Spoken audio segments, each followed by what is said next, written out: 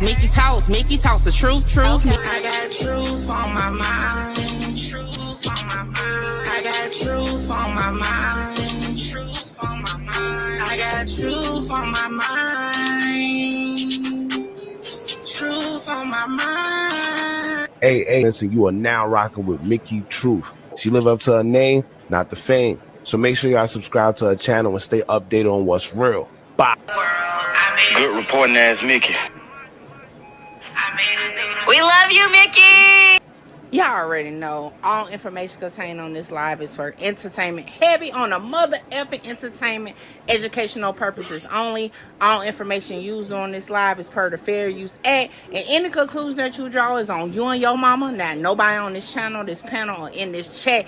And another disclaimer for those who have not read the description to my channel, I am not a lawyer. Nothing I say should be used as legal advice because it's not legal advice, okay? If you do need legal advice, however, you can go talk to an actual licensed lawyer or attorney of your choosing, all right? And like the disclaimer says in the video, that you can actually see the consequences of anything that you try to run with from the channel is definitely on you, all right? So with that being said, hey, just sit back, enjoy my opinion based off my free thoughts of what I'm listening to, and y'all let me know what y'all think in the chat. Let's get started. You can't handle the truth.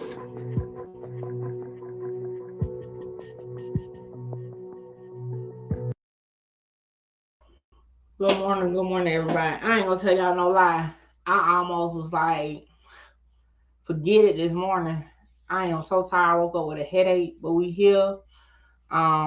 They had a sidebar currently. According to the news, Blue, aka Ksoo Daddy, is supposed to testify today. So we'll see what pop out. It's about to start back.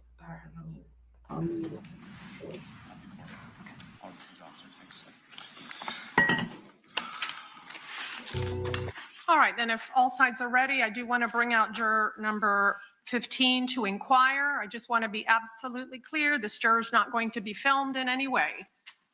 So thank you. Let's bring her out and have her stand right there, please. Juror number 15.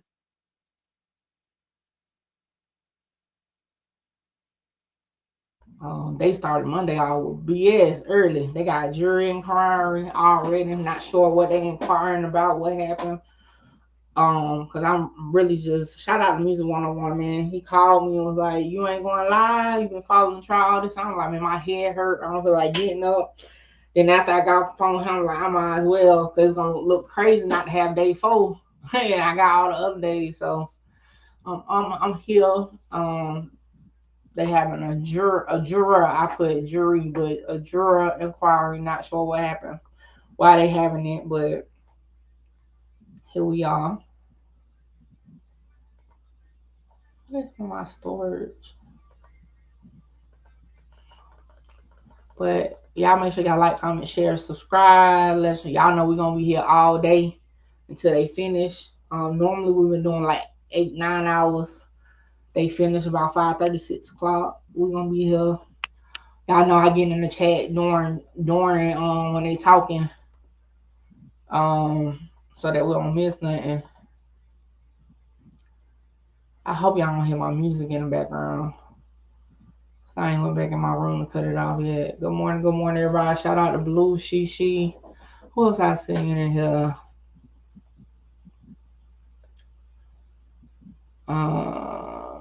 Jamel, Pray, then Hustle, Big D. And everybody else. Keenan, my bad. Is there a new witness today, or is it the same one from last week? Now we finished with Butter. Butter ain't got to testify no more.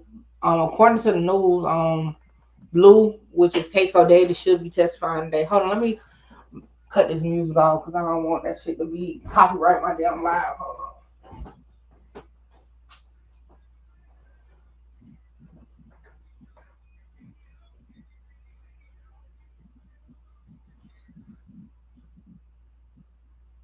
Oh, Lord.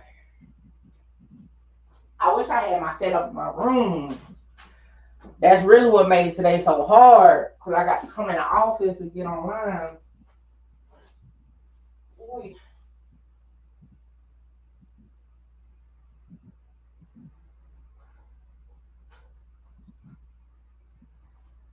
Damn, I gotta take my trash to the road too. I don't even feel like doing that, y'all. I don't feel like doing that squat. But I definitely gotta take my trash to the road. Hold on, y'all.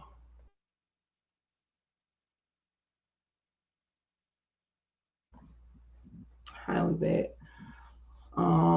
I have a question. Recently, G. Harbaugh said to academics that streamers should donate to Chicago. I say that's a responsibility on the streamer that's not from the hood, like Charlo, Wives, Gladys, etc. I don't agree with the statement because at the end of the day, it go both ways when people highlight your community or whatever. A lot of these people not even going out to the community. I can see if they actually going out there. They literally taking stuff that was put online by these people. So I don't think they owe nothing to the community. That's just me. And hell, so many neighborhoods get highlighted, not just Chicago. Hold on, we on mute. No, we ain't on mute. They on mute. What's up, Texas? 713. Shout out to everybody that Said, donated any us matters to also. address before we bring out both panels? For the next witness, he's going to, especially as you correlate, he's to look at the graphs, Okay, and have you shown those to the defense? Previously, I've shown one notebook that they're going to now, but the rest of these are phone records that we saw in those consent files.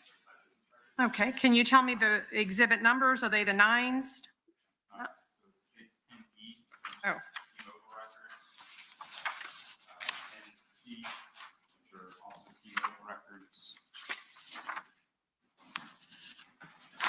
and B, which are AT&T records, and A, which are T-Mobile records, and B, which are Sprint records, 9Z, which are T-Mobile records, 9Y, T-Mobile records, 9X, AT&T records, and 9W, which are T-Mobile records, as well as 9T, which is Apple account information for Apple ID S08198442, House of Pain 904 gmail.com, and Aki, AHAI, ICloud.com, which is 9T. Okay, and this is as to both Defendant Whitaker and Defendant Robinson? Okay, any objection from Defendant Whitaker? Records. They did file all of the certification months ago. My objection in regards to the composite exhibit, I have no problems with its use as a demonstrative aid to aid the jury in explaining his testimony, but otherwise I would suggest, number one, it elevates his opinion to an exhibit. He is giving his expert opinion. It's not merely records. It's a demonstrative exhibit that essentially contains arguments. Which exhibit is that specifically? That is the next thing we can address. That's states 10M, which is the math analysis. Okay. And the difficulty, Your Honor, is that they seek not only to introduce the actual maps that he's plotted, they also seek to introduce his whole report, which contains explanations of what some of the terminology means. I think it gives extra credence in exhibit form, which is essentially bolstering your expert's opinion. Certainly testify to it, the jury can absorb it. If they want to see it once they're deliberating, it should be presented again, just like prior testimony. All right, thank you. And as for Defendant Robinson? Your Honor, we add in that objection, have a few more. With respect to that objection, it allows the state to have an advocate, so to speak, in the jury room. For that reason, it should be a demonstrative. The other objections that we have is contained within the materials, and the state can correct me if I'm wrong, there's some text messages. Those text messages are from the year prior, that there's volleys back and forth. Tell me if this is not this witness. Okay, so I'll table that objection. Then the only other one is, my understanding is for any of the iCloud data, they're entering it for the record, but not into evidence to go back with the jury with everything that's in the iClouds. For the exhibit that I'm seeking to introduce now, which is the iCloud records, that's just the subscriber sheets, information. There are additional records that come from the iClouds that we're seeking to introduce through a different witness, and it would not be the entirety of these selected items that are shown. Okay, so it's not, that's not this witness. All right. This is Special Agent Corley, he would only testify to the phone records and the map of the courthouse. Okay. All right, so do you want to table that until the next witness or the appropriate witness, Mr. DeCoste?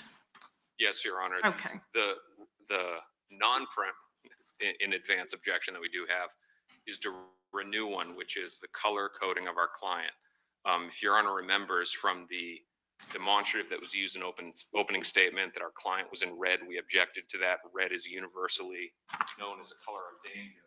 Here, the phone number where the shooter is in red, and I think that there may also be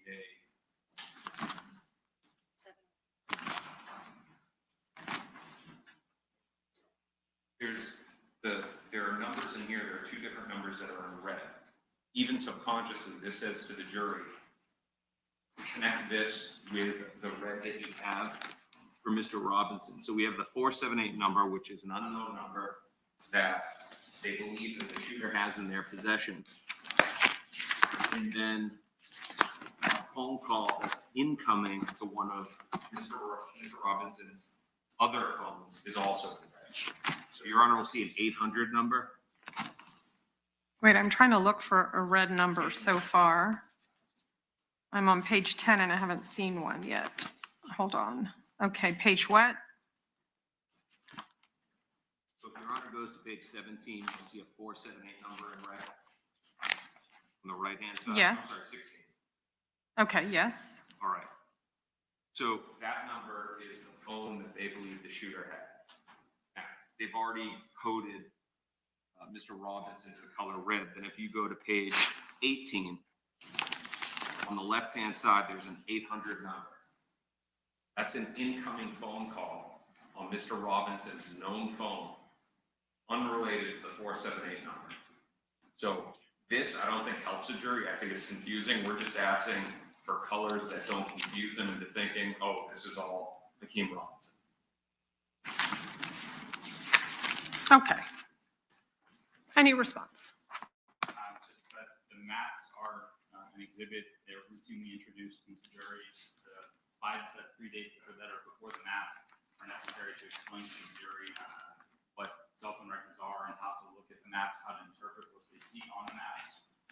And the color coding is based upon state's belief and evidence that we are going to present through other witnesses that will come in that will tie the difference. Your Honor, what I'm hearing is that they haven't laid the foundation to link the 478 number to Mr. Robinson, so we'd add that objection. And then we don't object to the maps, we don't object to the data, we object to the color coding. These expert witnesses are supposed to help a jury understand it. This confuses it.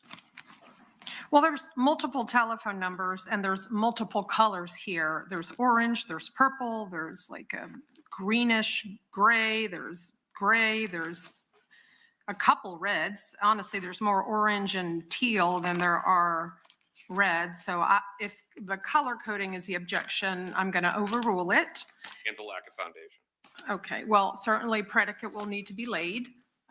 Well, we have the business certification. And this witness is not going to testify to who any of those numbers belong to. He's Okay. going to say that he received the information for the numbers and that he mapped the 478. All right, so as to both Mr. Whitaker and Mr. Robinson, I'll overrule the objection as to 10M. I think that was it. As to the other exhibits, though, that were mentioned, there was no objection from Mr. Whitaker. Any objection from Mr. Robinson? I'm sorry, Your Honor. Which other ones? The other ones the state outlined, I think they are 9W, X, Y, Z, 10A, B, C, D, and E. No new objection. The same objections should apply here for the data that would be relevant.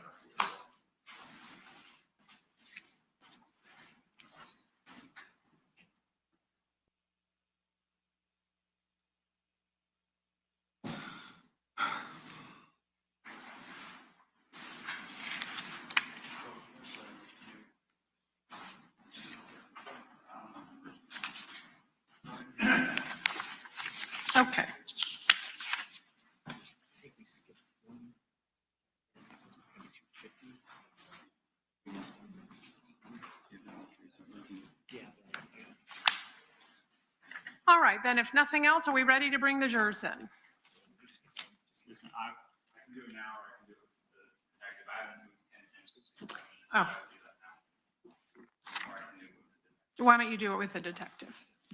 Okay, here it is, so we'll return it.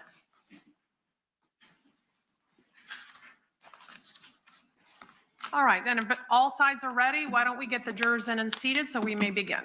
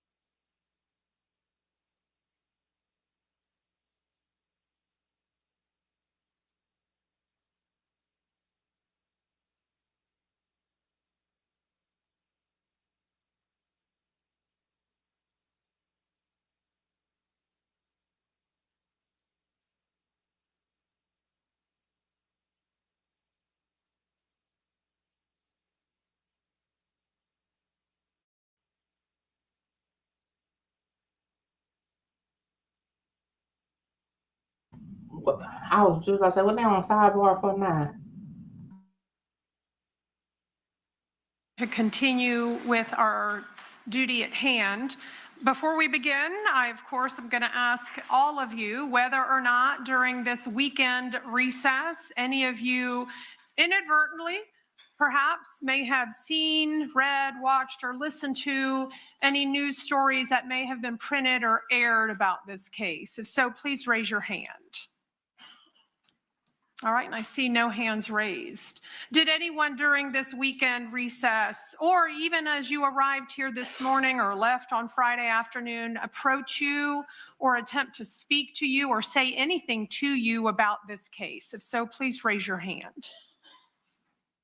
All right, and for the record, I see no hands raised. Has anyone, friends, family, or otherwise, tried to share information with you about anything to do with this case, the issues in this case, or the people and places involved in this case? So please raise your hand.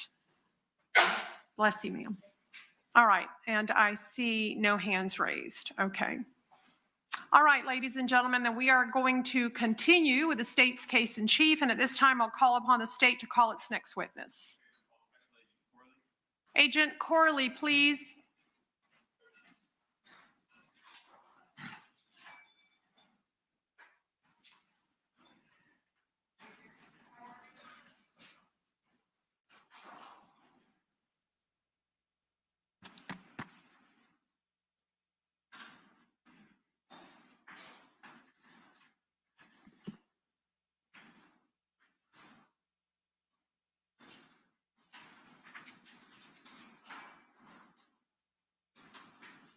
All right, sir, if you'll come forward and be sworn.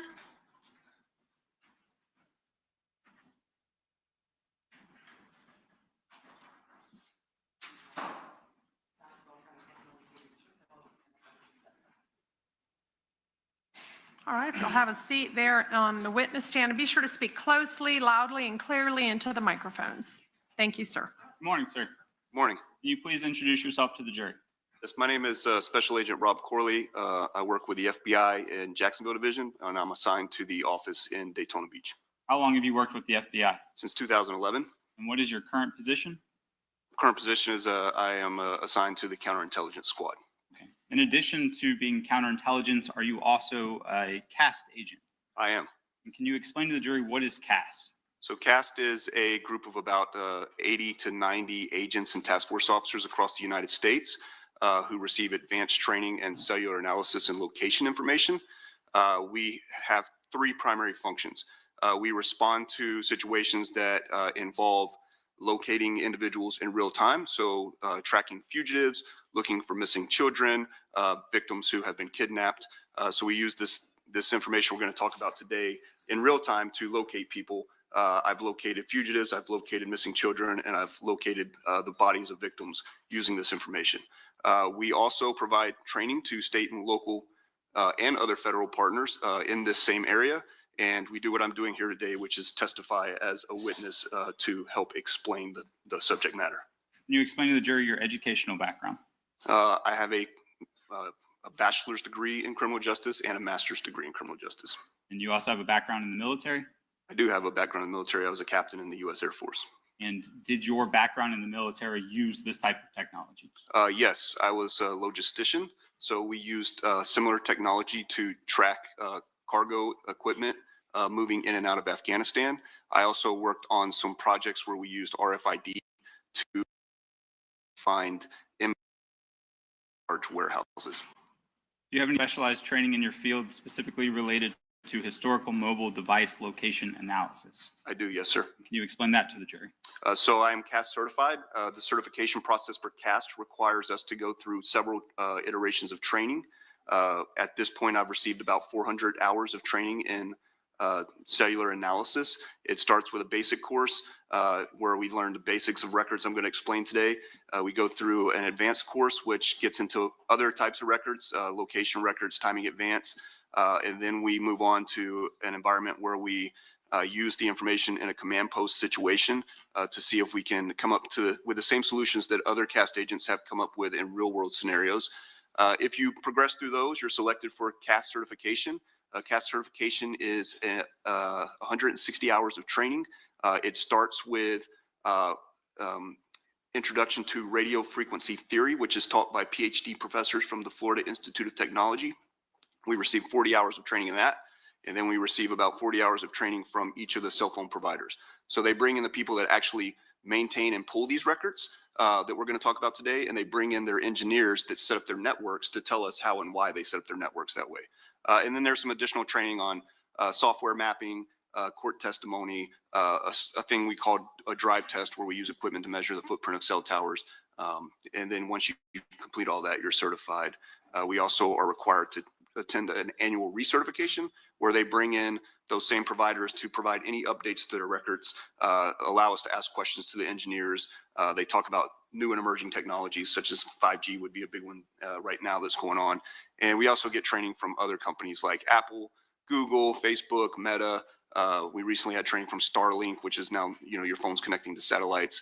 So they bring in all kinds of people to give us information on emerging topics in location analysis. Approximately how many times in the past have you had the opportunity to analyze historical call detail records with location information? More than 100 cases. Okay. And approximately how many times have you testified in court related to this work? 21 times. Where all have you testified? I've testified in this district in Jacksonville and Clay County. I've testified in Volusia County. I've testified in federal court in Fort Myers and Tampa, also Pensacola. I've testified in Knoxville, Tennessee, and Savannah, Georgia. And have you been accepted as an expert interpreting this type of data? Yes. Is your analysis peer reviewed? It is. Your Honor, at this time, the state would tender Special Agent Corley for voir dire. Okay, any additional questioning from Defendant Whitaker? No. And from Defendant Robinson? No, Your Honor. All right, you may proceed. In this case, did you create a report with visuals to help the jury understand your analysis? I did. May I approach, Your Honor? Yes. Agent Corley, I'm showing you what's been marked with states NM. Can you take a moment to review that?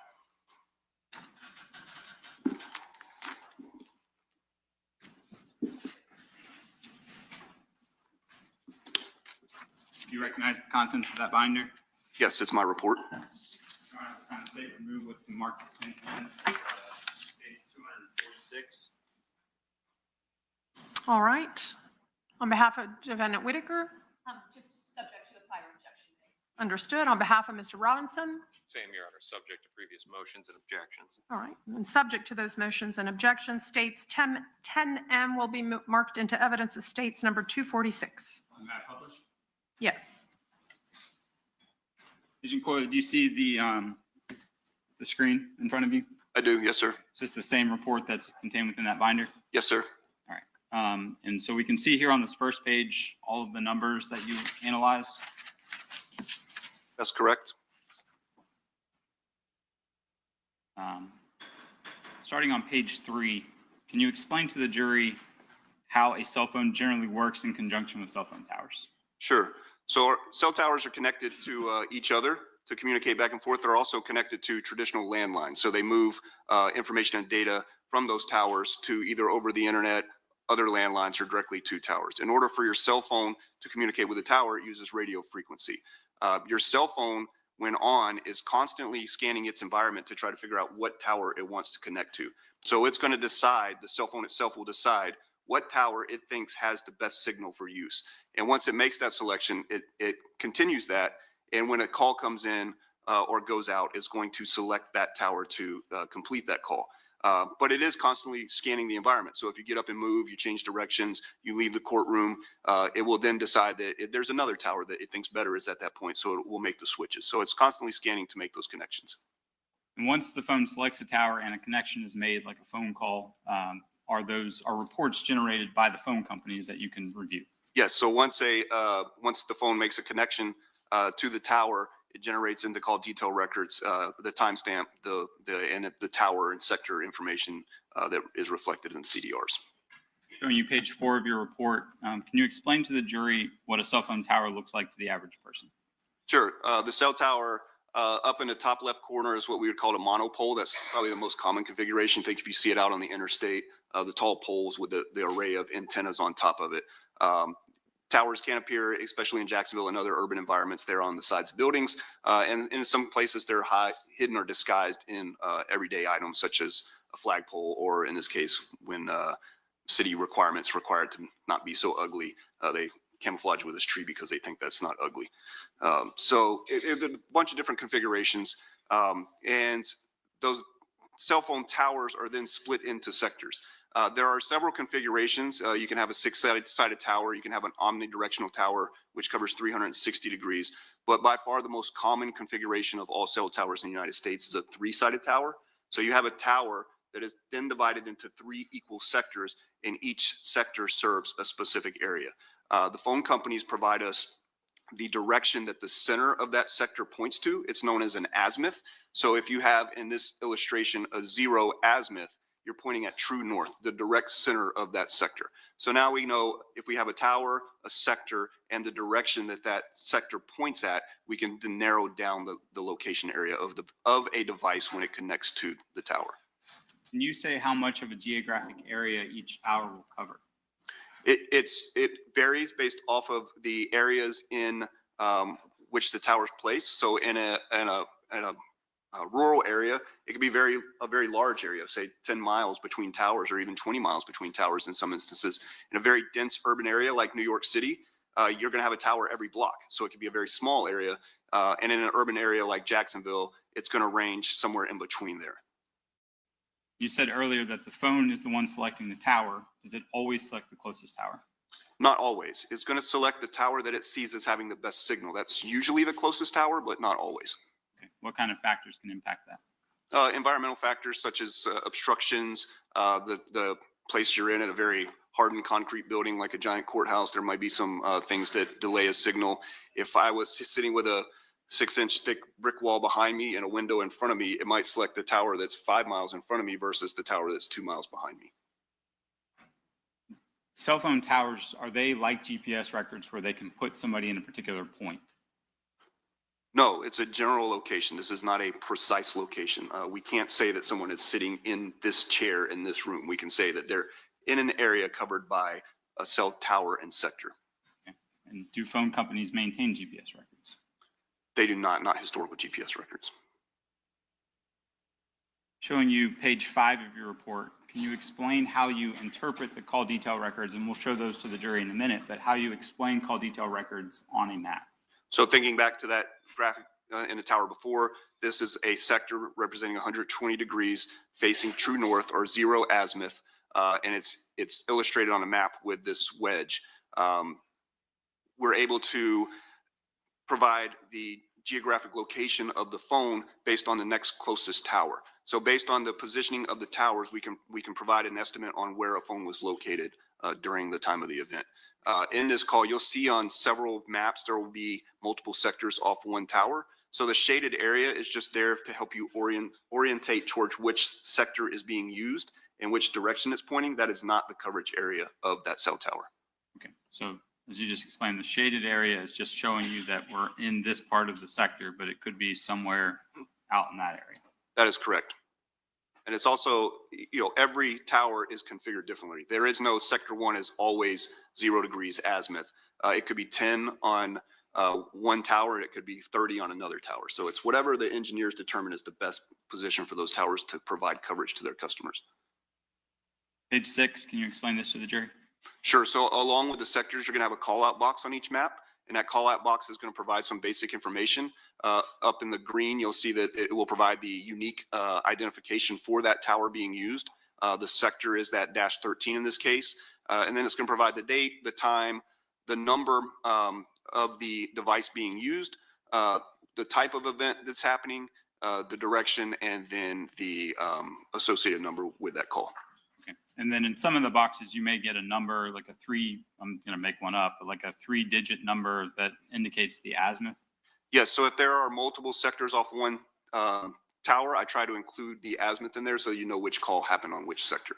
So if you see a number in there, we'll see on the map, I'll point them out, but I also included the azimuth so you know which sector is being used.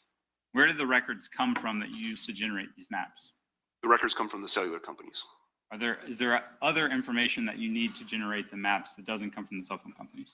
Yeah, so along with the call detail records, which include the tower and sector used, I need a tower records, which include where is that tower geographically located with the GPS coordinates. So where is the tower located? And then what is the azimuth of that sector? So those are provided in tower records. And then I also need to know what times and what locations are relevant to the analysis. Okay. So just to touch on that second point first, you're an FBI analyst interpreting cell phone records. Correct. Are you involved in the actual investigation of the cases in which you're assisting? No, when I testify as a CAST agent, I'm not. So I'm an agent that investigates my own crimes, but I don't, not my crimes that have been committed. No, in this case, I am only here to advise on the cellular records. Okay. So the dates, the times, the phone numbers that are given to you, you don't know the significance of any of those? In most cases, no. And then on to the first thing, the tower list. So are cell phone companies required by law to report to the federal government where their towers are located? Yes. And when you're creating a map, so in this case, this homicide happened in 2020, we're in 2025. Are you using the tower records from 2020 to perform your map? Yes, I use the tower records that are most closely related to the event that happened.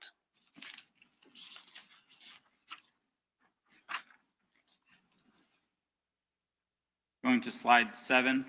Can you explain to the jury what timing advance is? Sure. Timing advance is an engineering term which refers to the distance or the time that it takes for a signal to travel from the cell phone to the, from the tower to the device and then back to the tower. Based on the time measurement of that event, the network then calculates an estimated distance of where that is. Timing. Oh. Sorry, kind of like how echolocation works for a bat? Similar.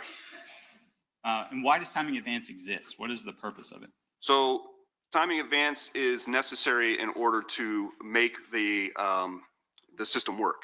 So I like to point out, it's like if we all got up and ran out that door right now in an emergency situation, we would all crash into each other and fall and fail, right? But if we all got up in an orderly manner, proceeded through the door when we were supposed to, we would get out much more efficiently. So timing advanced is for that same reason. So all these phones and devices are trying to communicate with the same tower. The tower has to know how to order those phones and those devices. So it needs to know an approximate location of where those phones are located so that it can then order the activity that's happening with those phones. So it doesn't care exactly where you're located. It just needs to know an area. So timing advanced is really a measure of a timing advanced band. So the network saying your phone is located 1 band, 2 bands, 3 bands, 8 bands away from the tower. And then it knows that it needs to back up the things that it needs to do in order for the information to get to your device when it's necessary. And this is separate than somebody making a phone call where there's an indication in the record. Correct. Timing advance is a network initiated event. So these measurements are happening whether you're using your device or not. So as long as your device is on, the network can take timing advance measurements from your device. So it takes it at frequencies. It's set up differently for different market areas and according to what your phone's doing. So if it's taken 10 measurements of your phone in the exact same location, the network's going to say, quit measuring that. It's a waste of time. That phone hasn't moved. And it'll pick back up measurements again when it detects that your phone's in a different location. We've used the word band. Is that what reflective here of this kind of red shape here? Correct. That band represents the known distance of timing advance bands, which is 76 meters for 4G technology. Okay, so the distance between the sides of the band are 76 meters? Correct. Well, I'm sorry, 78 meters. Will a phone always be inside of the band? The majority of the time, the phone will fall within the band. There are instances where that signal can be bounced, which causes even a millisecond of a delay will then increase or add some distance. So the band will look like it's further away because instead of going straight from the phone to that tower, it took a slight variation. It bounced off a window, bounced off some sort of obstruction. So I had to go around. That little fraction of a second could add distance in the calculation. So sometimes the phone will be located within a band or two of the actual distance put in the records. So in the instance where there's that kind of interference you just described, somebody would be slightly inside by a band. It could, yes. And so the difference would be like standing on the front steps of the courthouse versus being inside of a courtroom. There could be some interference by the radio frequency. Correct. So, I mean, the difference in talking through it mathematically, it would be 78 meters closer or 156 meters closer. 6, yeah. I want to reference 2020 when you received these records. In 2020, were all of the phone companies providing timing advance records? No, back then only Verizon and Sprint provided timing advance records. Again, these are records that all carriers take. They're not mandated by law to be provided. So the carriers provide them if they maintain records of them. Okay, so T-Mobile and AT&T did not? Not at that time, no.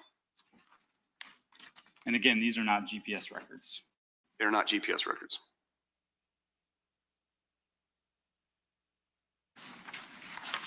Switch gears for a moment and show you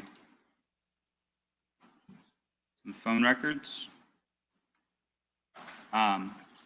One of the phone numbers that was provided to you, 904-485-7529, there was no mappable data for that phone for this time period? Correct.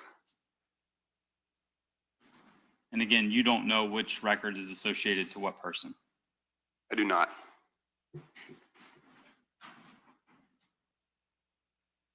Referencing 904-704-1595 as an example, and that states 232.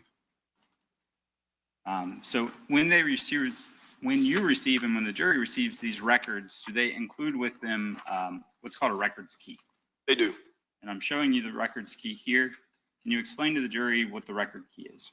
So it's just an explanation of what each column in the record does. So if you're not familiar with it, you can use this key to kind of go, it gives you a little explanation of what each column is providing. And I don't think the jury has heard this term yet, so I want to highlight, it says UTC. Can you explain to the jury what UTC is? Yes, so UTC stands for Universal Time Coordinated, but what it references is a set time that all other time zones are then adjusted to. So Universal Time Coordinated would be 0, and then other time zones would then adjust forward or back from that. So in our time zone on the East Coast, it would be -4 hours during daylight savings time, -5 hours during non-daylight savings time or standard time. So it would be UTC -5. So for January of 2020, it would be -5. It would be -5 standard time. Eastern Standard Time is -5. Just as an example, if the record said 5 p.m. UTC, what would the Eastern Standard Time be? 12 p.m. Noon? 12 noon, yep. And then continue like that. So if it's 4 p.m., what would the record? 11 a.m. And say it was 4 a.m. It would be 11 p.m. the day before. So if the record was the 27th of July at 4 a.m., the actual event would have happened the 26th of July at 11 p.m. Most of the records that you received are in universal time code or coordinated? T-Mobile, AT&T, yes. Verizon and Sprint, they're all different varying things. But nowadays, most are all going towards UTC, but T-Mobile and AT&T were. And Sprint at that time was using local time. Sprint at that time was using local time for some call records and central time for other call records. And the records key would reflect which one that is. Yeah, in this case, it was local time. I want to give the jury an example of what you're looking at. I'm referencing what's called report AU or the 704-1595 number. Okay. So can you explain just briefly what the columns are that you're looking at? And first of all, what is this page reflective of? This page is the voice records, or the records for voice calls over AT&T's network. And explain to the jury just briefly what are the different columns and what's important to you for mapping purposes. Yeah, so item 1 is just a number in the row in the record. So here there's 12 records, so 1 through 12. You have the connection date, which is important, and the connection time in UTC. You have the estimated time of the call, which is 16 seconds on the first one, the number that started the call and the number that it was calling. And then in this instance, AT&T and T-Mobile, they also provide some information specific to the device being used, and then the type of call it was. So an MT is mobile terminating, MO is mobile outgoing. So that kind of gives you some information on that. You know that it was an incoming call. If it's mobile terminating, it terminated to that line. If it's outgoing, it outgoing from that line. And then the cell location provides the tower, and then the geographic location or the GPS location for that tower, and then the azimuth. But again, we don't use the records. We don't use the tower information in the records organically. We pull the tower list and then match up the records with that tower list. For an example where it's item 4 and where it says 20:03:06, that's in military time, but it's also uniform or UTC. So that would be 15:03:06. So what's that, 3 p.m.? 3 p.m., yes. You said that these are the phone call records. Do you get records as it relates to FaceTime or Instagram or FaceTime or Facebook calls? No. So any kind of mobile or streaming service or streaming calls like that would occur as a data session. So it would be reflected in the records as a data session.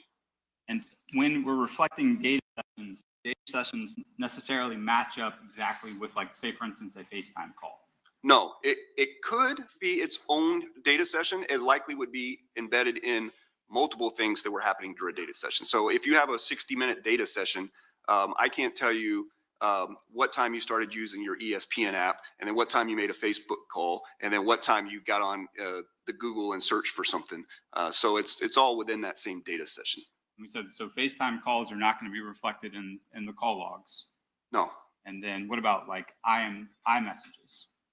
iMessages, iPhone to iPhone, which makes it an actual iMessage, it would be a data session also. So it'd be reflected in data sessions. If you went iPhone to Google, it would not actually be an iMessage, even though it's coming from an iPhone. It has to be, both people have to be have iMessage enabled for it to be an actual message. So if both are enabled and it's going back and forth over Apple phones, it's going to be a data session. If it's mixing Apple and Google, then it would likely show up in the records as an SMS. And just to highlight further, so if a data session exists, it could be that I sent one iMessage, it could be that I sent 500 iMessages, you just can't tell by these records. That's correct. I don't know what's happening during the data sessions. So let's look at the data sessions. So I'm showing you the next page of this. Is this what the data sessions look like for the 904-704-1595 number? Yes. And this set of records we can see comes from AT&T. Were there, in 2020, were there some companies that you could or could not map data sessions? There were companies that we chose not to map data sessions for. We could map the data sessions and most 95 to 98% of the time they were accurate, but there were some known inconsistencies with AT&T. Again, it's not mandated by law that they have to provide these records, so they do with them what they want. They had some inconsistencies that we weren't comfortable with, so as CAST, we chose not to map AT&T records. Okay. So even though AT&T records were 95 to 98% reliable, CAST said that's not good enough for you all. Right. There were certain anomalies that we knew existed, and we did not want to take the chance that we were looking at one of those anomalies and not knowing. They have since fixed that, so we know what kind of records we're looking at and which ones may contain those anomalies. So we do now, but we didn't then. What about T-Mobile? Could you map data sessions for T-Mobile in 2020? T-Mobile, yes. Under certain circumstances, we look at it as the totality of events. So you look at the actual records themselves, and if it meets criteria, then yes, we will map it. Just to give an example of some of the columns. So say, for instance, column or line 25 here. So we have 10:08, but that's UTC, so that's 5:08 a.m., right? And then we have the phone number, and then it tells us there's data going up and that there's data going down. So uploading, downloading things. Correct.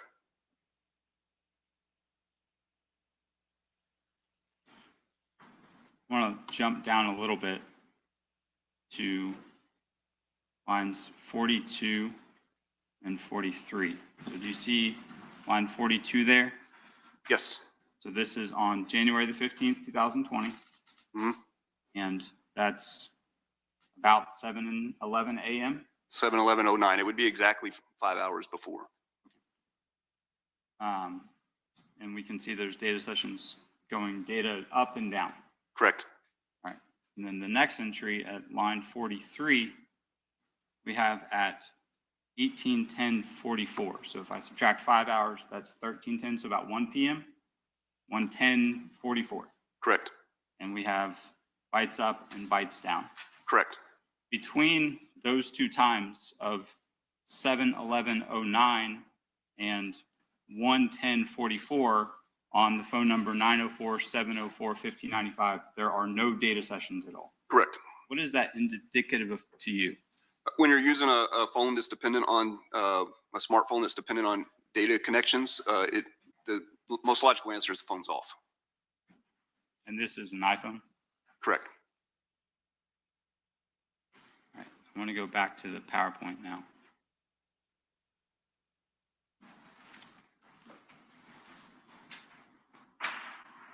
I'm showing you page 8. Can you explain to the jury what page 8 is?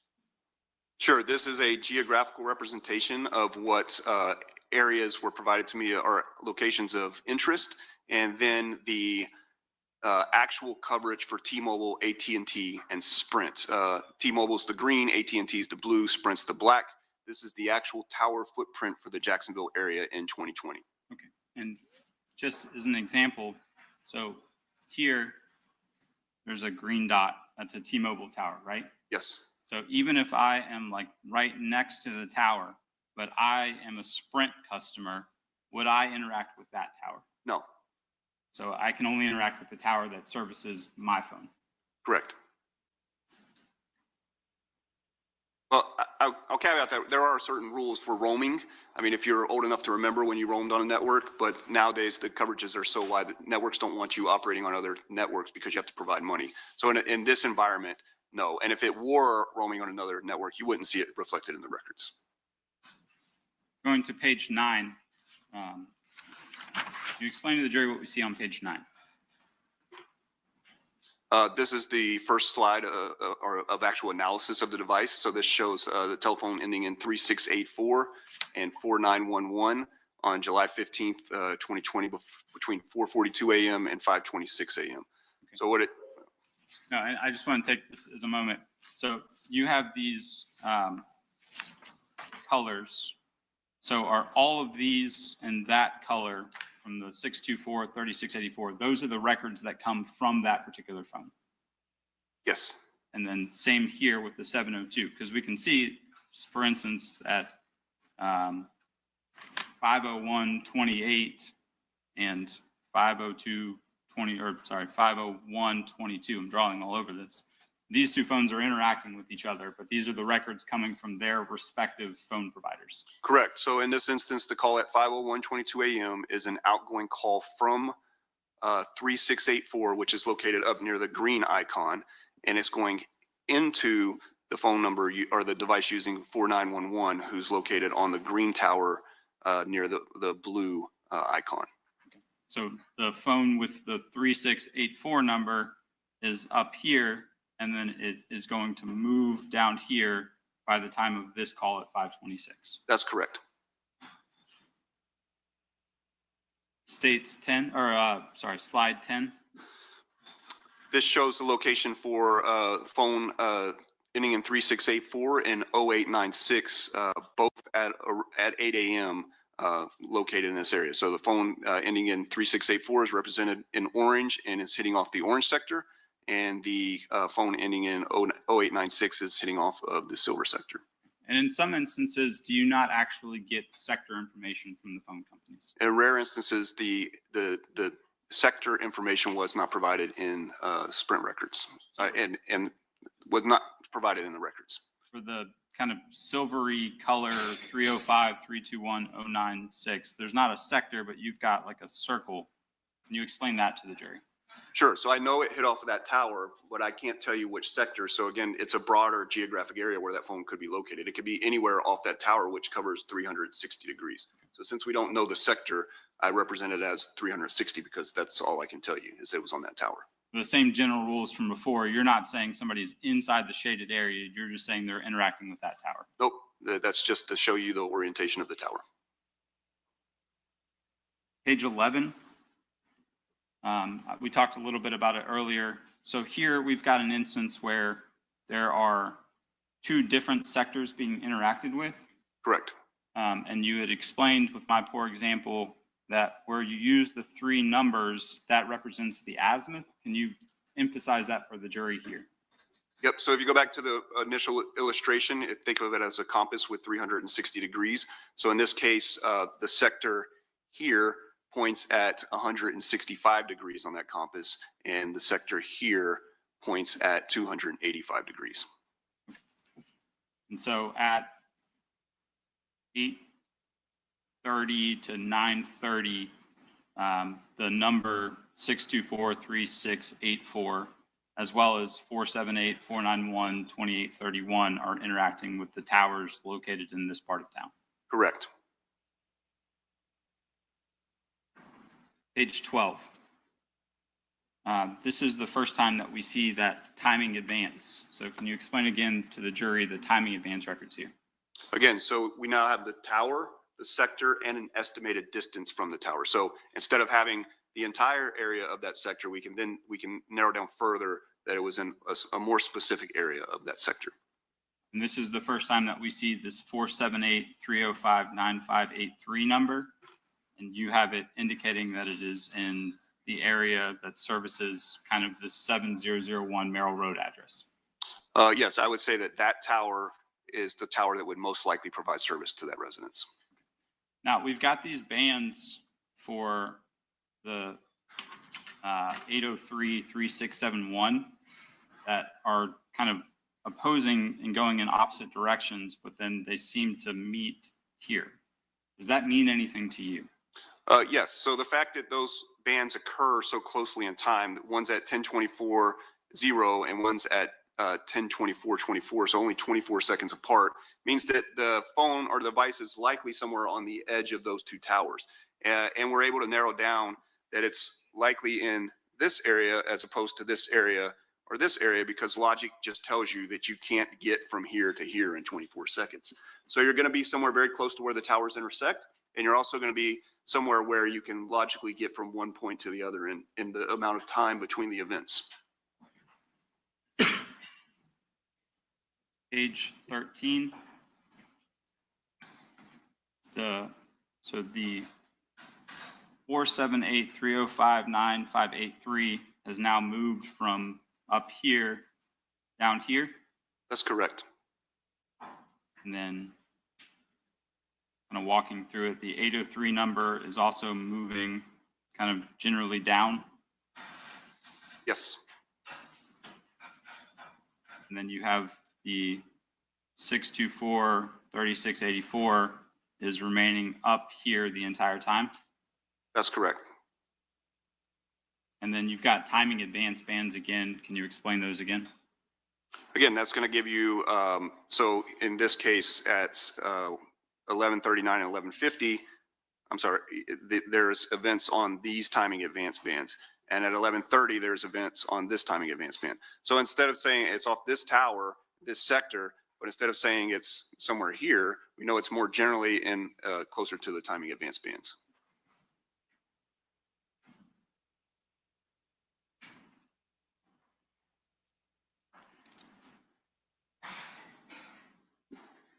And you've got in these call out boxes where these devices are and who the phone calls are between. So this is at 11:39 a.m. 803-3671 as an incoming call from 624-3684. So that 3684 number is kind of up here. The 3681 is down here receiving a call. Is that what the map shows? That's correct. Page 14, we now have the 866-2370 number introduced. What is the general pattern of that phone? So it shows you that at 11:40, the device was located over near this area using this tower and started moving in this general direction, ending up on this tower at 11:50.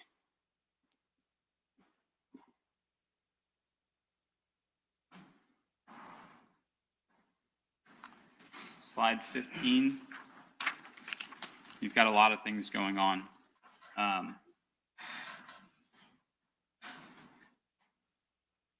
We've got the 624-3684 is calling the 478-2831. So that number is now down here, the 478-2831 number. That's correct.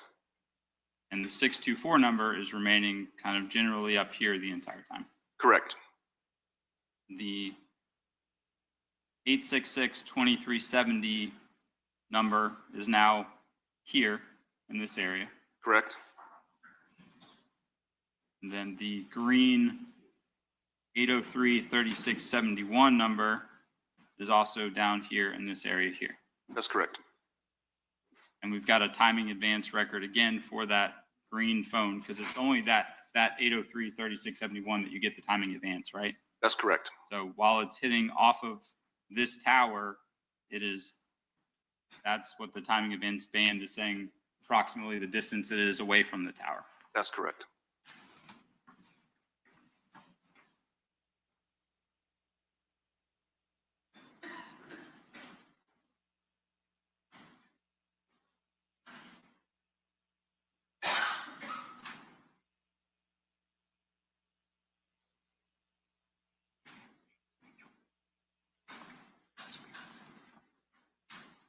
Moving to slide 16.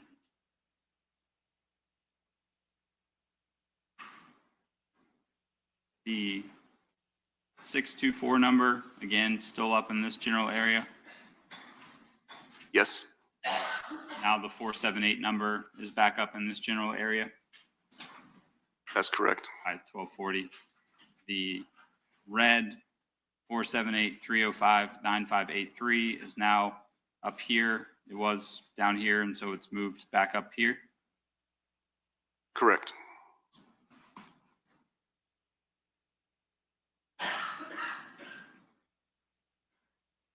Now we're at 2:15 in the afternoon. The 866-2370 number has now moved up to the north side. At 2:16, yes. Slide 18. Now we've got a bunch of things going on again. So we've got our 624-3684, our 803-3671, all up here on the north side. Correct. We've got our 702-918-4911, and our red 704-1595 number is now back on, and it's also on the north side. Yes. And then we've got our 624-3684 also up here on the north side. That's correct. All right. Finally, you were asked to map this 904-240-5517 number. Yes, At any point during the relevant time periods between 8 a.m. and 5 p.m., was it ever in the area of the homicide? it did not connect to any towers in that area. If I can have a moment, Your Honor. Yes.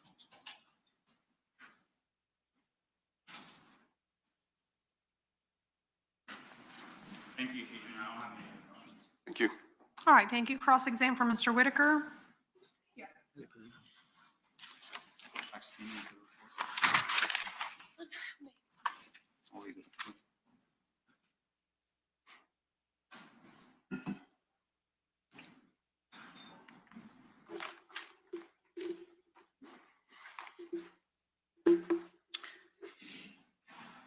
May it please the court. Yes. Good morning, Agent Corley. How are you doing? Good morning, ma'am. Good. You use the word approximate location because you can only tell that the device is in the serviceable area of a cell That is tower, correct. correct? Yes, ma'am. And as we see by, I guess we'll start with page 19 of your report, sir. Or actually, yeah, let's go back to page 18. The way you have illustrated this particular map makes it appear that all of these phone calls were together, that the physical devices were close to one another. They were using the same towers. And that's what you're trying to reflect, correct, sir? Well, that's what the records say. I'm not trying to reflect. It's tower. It is the tower, yes, ma'am. Now, And a sector. on this illustration, because all of your color coordination stops at that tower, you might look at that and say, oh, well, these phones must have all been together. But the records can't tell you that, can they? They cannot. In fact, they could be up to 2 miles from one another, correct? I would say that's fair. It could be, yes. Especially because in this particular part of Jacksonville, and this is kind of on the north side of Jacksonville, sir, Yes. this is a little bit more of a rural area, correct? Towers do appear to be further apart, so the coverage area would be wider. And so I just don't want our jurors to have this mistaken belief that this is an illustration showing all of these phones must be together. This is an illustration showing that all these phones were using the towers that they connected to. They connected to the same towers. But I cannot tell you exactly where they were within the tower coverage area. I can just tell you that they were in that area of the tower. And again, in Jacksonville, and it's an estimate, but in Jacksonville, it's roughly 1.5-2 mile radius, correct? I would say that's a fair average.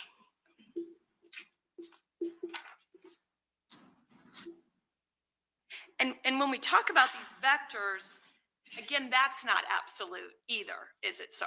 The sectors? Yes. Absolute in which way? Well, You mean you know, the degrees? At the end of the day, all of these records and all of these towers, they are actually physically erected and monitored by the cell phone companies, correct? I don't know about monitored. They're recorded Okay. and logged, yes. The records are maintained. Yes, ma'am. And these are for-profit companies, correct? They are. Yes, ma'am. Their priority is full coverage, correct? That is correct. They don't want dropped calls, correct? They do not. And so, as you've explained, cell phones are designed and their technology allows the phone to decide, hey, how can I connect the fastest and best, correct? The phone identifies the clearest signal. The phone decides the clearest signal from the tower.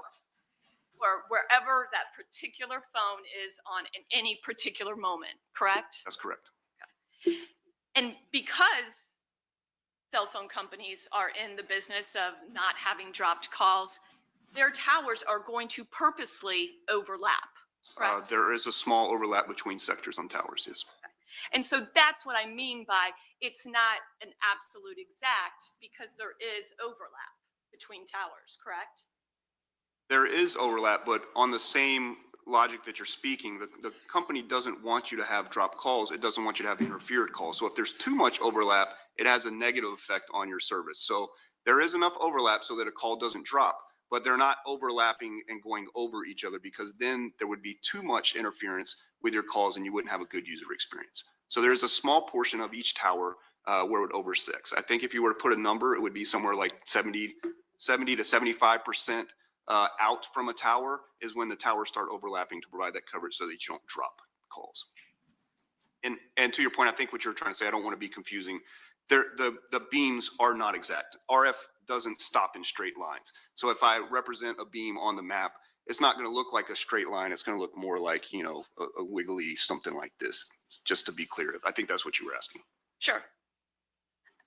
And so you can't say whether a particular phone is 100 feet from the tower or 1 mile from the tower, with the exception of the time in advance. That is correct. And there was only one, did you tell us there was one or two of the phone records provided that did provide that time in advance information? Well, at the time, 2 carriers provided it, Sprint and Verizon. There were no Verizon phones. So that there was only one phone in this analysis that had timing advance. And which phone was that? The phone ending in 3671. Okay. And the full phone number for that is 904-803-3671? Yes, ma'am. And was that through Sprint? That was through Sprint. Yes, ma'am. And during this time period of 2019, 2020, wasn't Sprint being bought out by T-Mobile? So the merger talks were ongoing, but Sprint and T-Mobile were still separate companies. And wasn't Sprint suffering kind of from some defect in terms of the information they were providing? I wouldn't say a defect. There was some records. In this case, we saw one with the sector missing, where a certain piece of information wouldn't be populated. So the information that was populated wasn't wrong, but sometimes data was missing. And this was, in general, as an opinion from CAST, it seemed like Sprint was waiting for this merger to happen, and they weren't focused on 4G. They were hoping they would get bought out before the 4G conversion. They did not, so they kind of scrambled to catch up with 4G, and sometimes their records reflected that. So if it's shown, it's not inaccurate or defective, but there were instances where some data fields weren't populated. And obviously, your analysis is dependent on the accuracy of these records, correct? Yes. And you have to depend on the accuracy of when they're keeping the actual call records, correct? Yes. Okay. In addition to, you also spoke about separate, what you referred to as tower records. Correct. Tower list, Yes. correct? That's also compiled by the network companies, correct? They are. Okay. And they publish those periodically because they do change. Yes, networks change. So if you want to increase your coverage or you are having trouble, then they will add towers. They will take down towers. They'll add different technologies to cover different things, data sessions. So when those change, the tower records have to be updated to reflect those changes. And I think you mentioned that's one of the reasons you go out of your way not to use the tower records that are provided with the call detail records. You go get the tower records separate to ensure for the dates you're concerned about, you're using the correct tower list, right? Yeah, so there are instances when the tower list is organically in the records. In rare cases, generally when the crime occurred a while ago, so if I call in 2022 and ask for records from 2020, if they don't pull them correctly, which we've seen, they might pull the 2022 records for the towers along with the 2020 records for the call details. So we just make sure that we have the right tower list.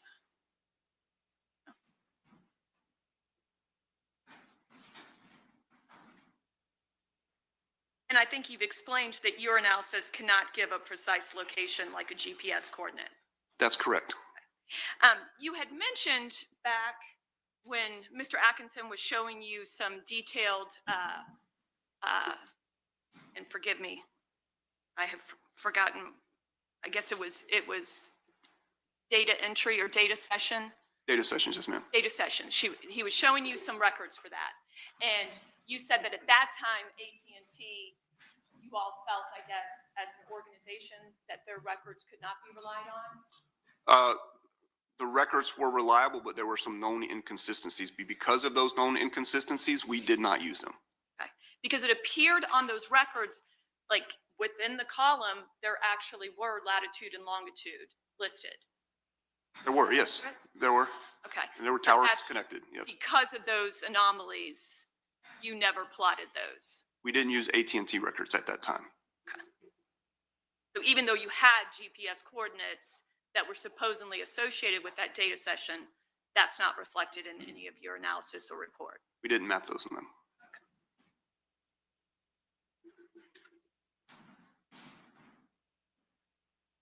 And again, the timing advance records, and these are separate than the call detail records and the tower list records we've spoken about, that you are also dependent on the accuracy from the particular cellular company, correct?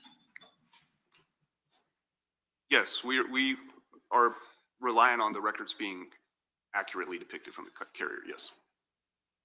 And the whole purpose, the reason timing advance exists from an engineering standpoint from these carriers is, again, for their promoting their business of not dropped calls and coverage and such, correct? That's correct. It certainly wasn't created for any kind of police or law enforcement or forensic work, correct? No, but it is, timing advanced is a core function of a cellular network. So it has to work. If timing advanced doesn't work, the network doesn't work. No phones connect to towers. So it is a critical piece of that infrastructure. It's for their engineering purposes. Sure. We're able to rely on it, but it's not created for us in tracking phones. And you can sometimes get information through iClouds, correct? I don't get information through iClouds. Okay, you never use iCloud information In this presentation, in any presentation. I have not, I don't recall a time where I've mapped iCloud information. Would you agree with me that that is possible, though? Yes, there's probably location information that comes from iCloud. Were you provided in this particular case any kind of iCloud material? I was not.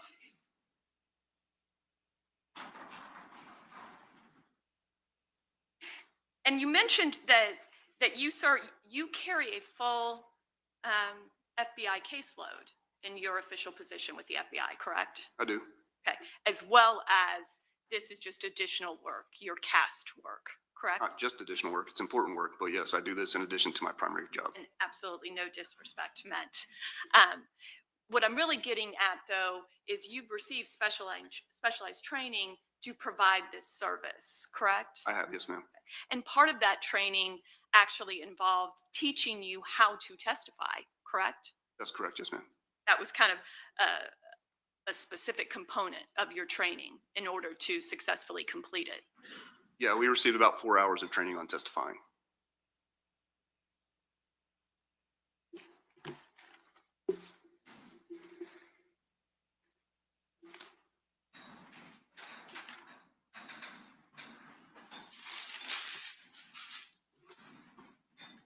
And you mentioned, sir, that in most cases, you do not know the details of the particular investigation when you're doing your cast type work, correct? That's correct. Some information is provided. Sometimes in the request, they'll say this is the crime scene. But from our standpoint, I have a lot of cases going on. I can't keep up with what is important. The detectives tell me what time and what locations are important, and then I provide them the analysis of what's relevant, what call events happen. In this particular case, were you provided more details? I may have been. I'm not sure. I know at some point I did have some files that had names on them. So I assume at some point there must have been something associating phone numbers. But again, I don't rely on any of that information in my analysis. Thank you. I have nothing further, sir. Okay. All right, thank you. Cross-exam for Mr. Robinson. Yes, Your Honor. Okay.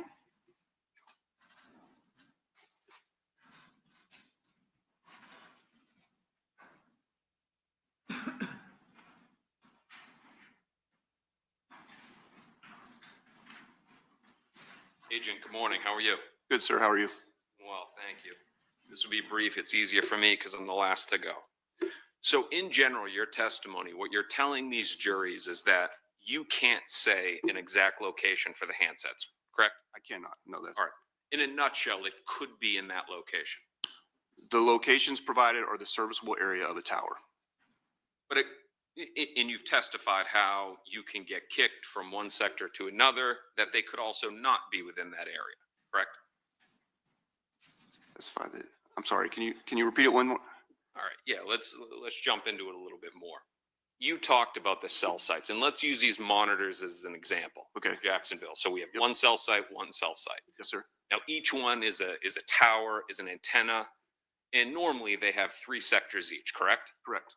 Broken up like a peace symbol. Correct. All right. Now, there may be some redundancy where the connectivity, it overlaps, right? That is accurate, yes, sir. And that makes sure that we can always have cell phone connection, right? Yes. All right. Now, if that tower's down, like Mr. Cooper, he's here with his phone, he's going to be on the southeast sector or in that area. But that antenna, that cell site, it's down. It's getting maintenance. It's broken. It's overloaded. Those are all reasons why I could kick to another one, right? No. If you mentioned like 4 different reasons, so some are accurate, some are not. But if a tower is down and a phone is within the coverage area of that tower, the phone's not going to know that the tower's down or that it's not down. The phone doesn't know if a tower is overloaded or not overloaded. So if a tower's down, the phone's not going to see it. It can't connect to it. If a tower is overloaded and the phone decides that that's still the best signal, the phone doesn't know the tower's overloaded. So it's still going to attempt to connect to that tower. It doesn't have the logic to say, that tower's busy, I'm going to go to this tower over here. So it either connects or it doesn't connect. Are you telling us our smartphones aren't smart? I'm telling you that they don't have that capability. The networks themselves handle overload, and the examples of something being overloaded, again, these are multi-billion-dollar companies. They're not losing customers because they don't want to put up a $200,000 antenna. So I don't want to lose these juries right now on the point that we were trying to hammer home, which is just, and perhaps we can agree on this, that the records, that doesn't definitively show that the handset was in that area. They could be in another area just connecting to that tower, to that sector, correct? no, the handset has to be in a tower in the sector that it connects to. It can't be in another sector and connect to the usable area of another tower. All right. So let's go to the next topic with respect to the handset. We can agree to disagree with respect to the sectors, but you can't say from what you have who has the handset, right? No, sir. My phone's on council table. If Ms. Kawas, co-counsel, makes a phone call right now, that's not me doing it. We can agree on that. Yes, sir. Absolutely. And you, as the FBI agent, as the expert, you have no information on who had each handset on that day, right? I do not. Now, you were provided records for a phone number ending in 1595, correct? Yes, sir. That phone number, and I'll refer to it as Mr. Robinson's phone. Okay. You can't place that anywhere in the vicinity of Merrill Road around 11 o'clock in the morning on January 15th, correct? I mean, we would have to go back through the slides to go through a specific thing. Are you asking me on January, let me make sure I'm clear on it. January 15th at 11 o'clock, I don't know where that phone was. Yes. I only know where the phone was on the times that I depicted on the maps. So if we want to go back through it, I can answer that question. But if it wasn't on the map and you're aware of that, then I'm not saying that I could tell you. If it wasn't on the map, I don't know. I'm going to come back to that question, and I'm going to have you do that, but I want to clear up one issue first. Okay. You were asked by the government on your direct examination why there was no events for the 1595 number, and you said that it's consistent with the phone being off. Oh, that's correct. If that was in that time period, then yes, the phone would be off. I couldn't tell you where it was at. You don't know the reasons why it would be off, right? I don't know, sir. Could have died? Any number of reasons that a phone goes off, yes, I don't know. Could have lost connection? Yes, sir. Could have been out of range? It could have been off the network, so it would have to be in a very rural area, but yes, possible. Now, you talked about the anomalies, the errors with AT&T records, correct? The anomalies, yes. And the 1595 number, Mr. Robinson's phone was an AT&T serviced phone, correct? It was. All right. Now, I'm going to have you go back through it. For the data events that you have for 1595, can you take a look, and once you're refreshed? Oh, I'm sorry. No, 1595 is not an AT&T phone, is it? Do you want to look at the records? I do. Or if I could have one moment. All right.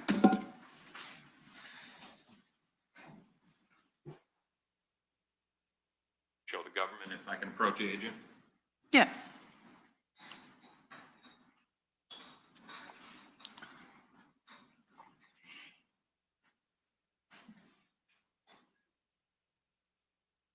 See the CDRs or the subscriber info. Nope, that's fine. Yep.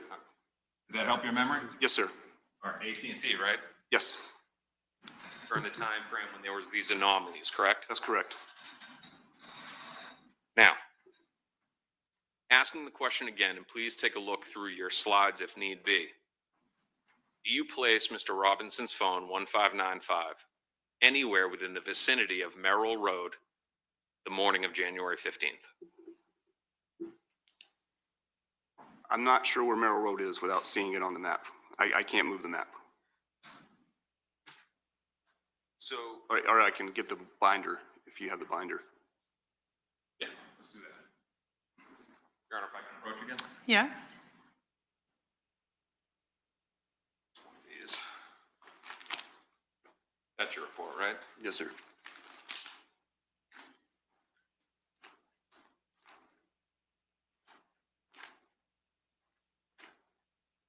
You have the ability to I can't move it.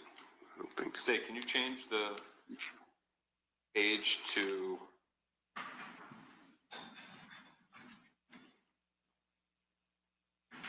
page 8? Oh, that one's good. Actually, let's do page 8. Page 8, Please. this one? All right. So you plotted it in red. Yes, sir. All right. Could you do me a favor? Draw a circle around the red, what we're talking about, the Merrill Road location?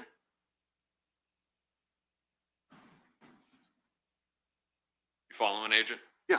Yes, sir. Sorry. You can actually draw on that screen. Oh, I'm sorry. You're asking me. I'm sorry. Yes. Draw a circle around it. All right. You were given call detail records from my client's phone, 1595. Correct. Do you place it in that area anytime during the morning of January 15th? I have to see the records. I have to see the maps. Your maps? My maps. Yes, sir. I don't have them memorized, especially for. No, totally understand. Please take a look at it. So you're asking, is the number ending in 1595 in the area of Merrill Avenue at what time, sir? Anytime during the morning of January 15th, 2020.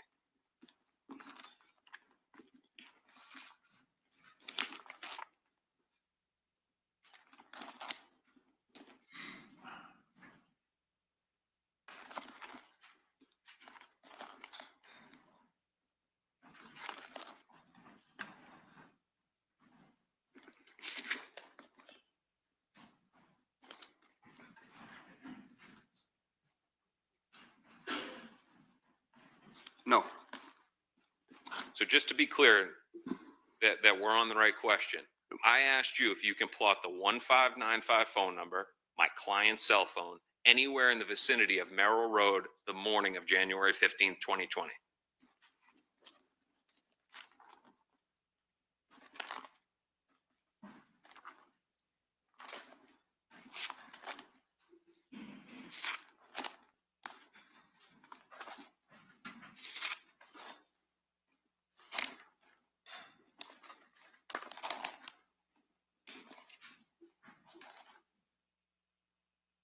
No, the only event that I see mapped for 1595 is a phone call at 3:03 p.m. It's not near Merrill Road. All right. Now we're going to come back to 1595. Okay. But what you're telling me is that at 3 o'clock, it's nowhere near Merrill Road. Sorry, is that not the number you asked me about, 1595? It is. Okay, yes. I just want to be clear. I'm sorry. Yes, that is the mappable event I have for 1595. It's at 3:03, and it does not appear to be, or it is not near Merrill Road. All right. Now, I want you to hold on to that because I'm going to come back to it. Okay. But right now, I just want to talk about not your experience, but you as a cell phone expert, as the FBI agent. Okay.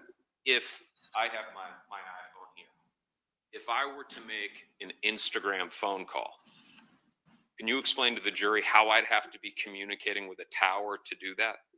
Through a data session. Correct.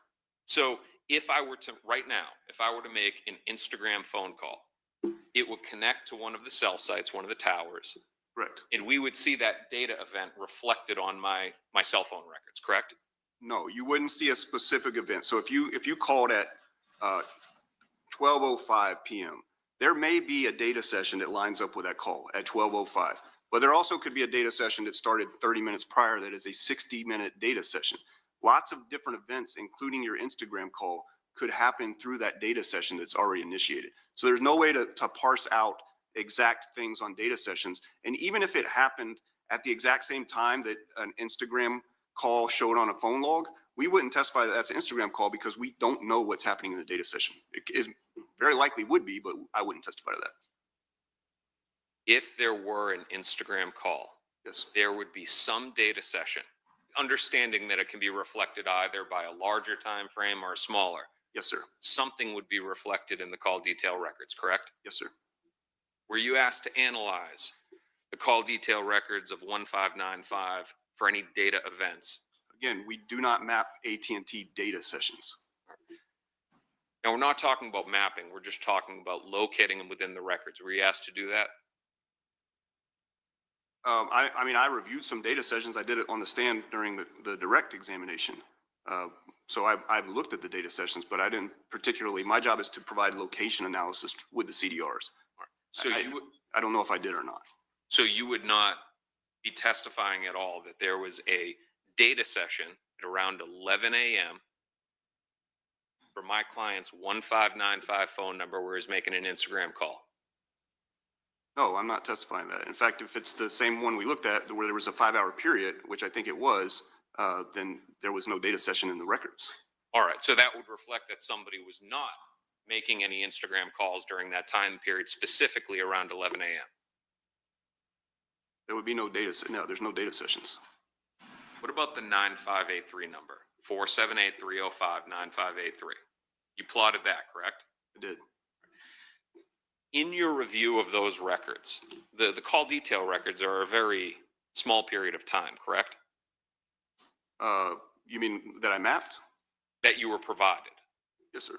Was there any indication in there, the records that you received, all the stuff that you received from the state, allowing you as the expert, the FBI expert, to say who that number belongs to? No, again, I don't try to place phones in people's hands. You have no testimony for this jury that that phone, the 478-305-9583, that phone in any way connects to my client, Mr. Robinson, correct? I don't know who the user of that phone was, no, sir.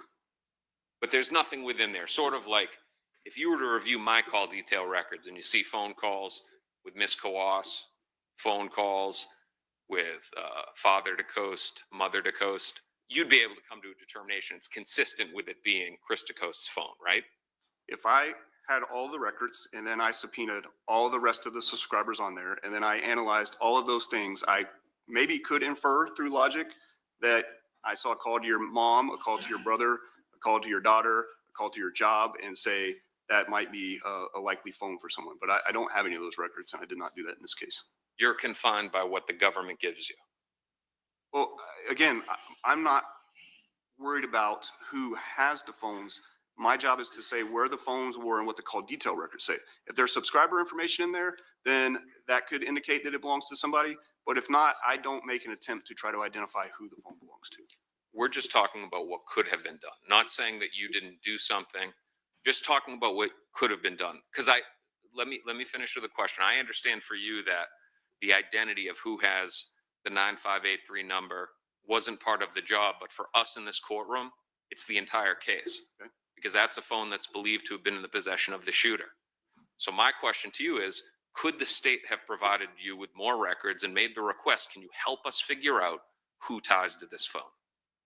I'm not sure what requests or records they had, but yes, if they would have asked me, I would have looked at anything that they asked me to look at that I would have an opinion on. The records that you reviewed for 9583, are you able to say that there was any data session around 11 a.m. the morning of January 15th consistent with an Instagram call? No. There's nothing in there, correct? There were no data sessions in that time period. Okay, so 1595 and 9583, neither of them have a data session right before 11 a.m. on January 15th. My testimony is to the 1595 number.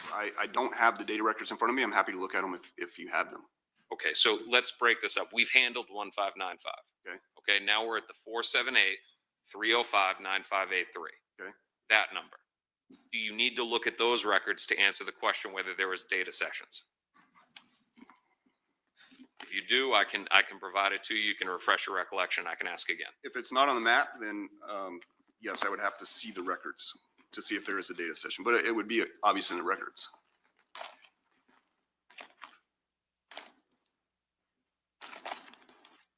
Second, Your Honor. I'll let Your Honor know I'm probably about 75% done. Okay.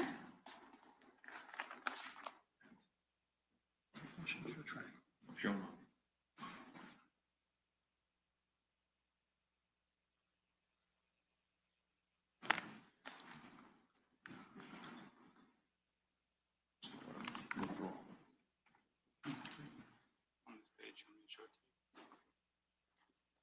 you. On data session.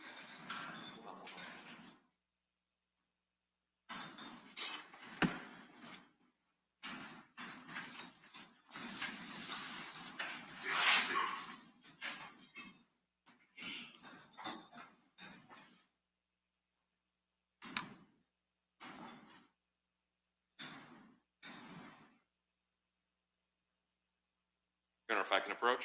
Yes. Agent. Take a look at that. Let me know if that refreshes your recollection. The time frame that we're looking at is before 11 a.m. Before 11 a.m. Okay, I'm sorry. Can you re-ask the question? Data sessions Okay. prior to 11 a.m. Yes. Guess what? Yes, there are. There are data sessions prior to 11 a.m., but we're talking about certain periods of time. Are you just testifying in general that there are communications, or are you testifying that there's certain times? You asked me data sessions before 11 a.m. Correct. Yes. What times? There appears to be data sessions from 8:49 all the way up until 10:58. That's UTC, so it's going to be 5. Okay. So I guess in local time between 5 and 6:32 a.m. Okay. If I can approach. Yes. Oh, is this scroll? Sorry.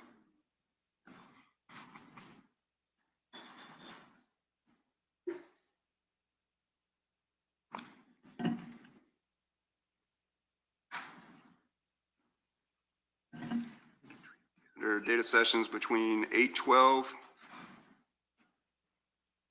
The jury, are you testifying to UTC, or are you testifying to the Eastern converted? time. I'm converting in my head, I'm sorry. It was 12:12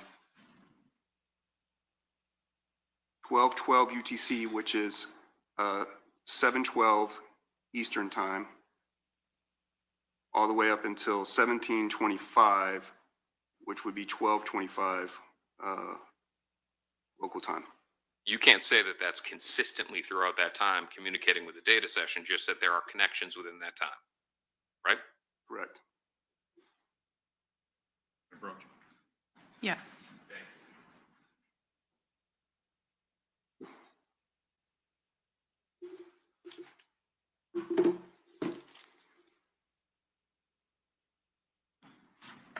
No, Agent, with respect to 1595 and 9583, and now we're talking about plotting. All right, let me know if you need to take a look at the records again. Okay. 9583 number, the records that you were just looking at, you can plot that in the general area of Merrill Road up until about 12:45 Eastern Standard Time. Sorry, the 9583 number is what we're talking about now? Yes. 9583, it is in the general area of Merrill Road at 10:17 a.m. Agent, we're just talking about 12:45. If you need to take a look at the records. 12:45.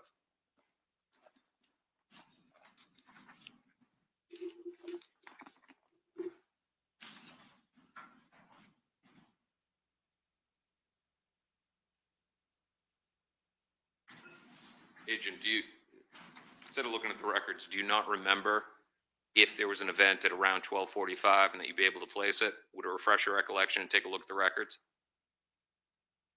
Sure.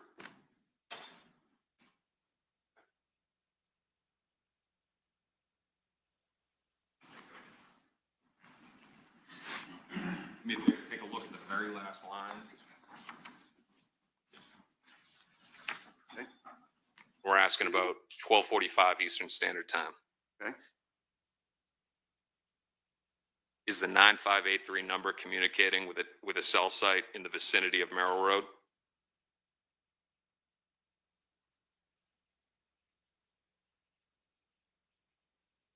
Well, okay, I want to clarify. Are you asking me about the point that I have drawn on here, which is 701 Merrill Road, or Merrill Road in general? I'm not asking you. Focus on the computer. Yes, it's I'm not asking in you the about vicinity of Merrill Road. Okay, so 12:45 Eastern Standard Time, 9583, the shooter's phone, is in the area of Merrill Road. 12:40 p.m. It is near Merrill Road, yes. A little bit later than 12:40 p.m. Can you give the exact time? 12:48. Okay. Now,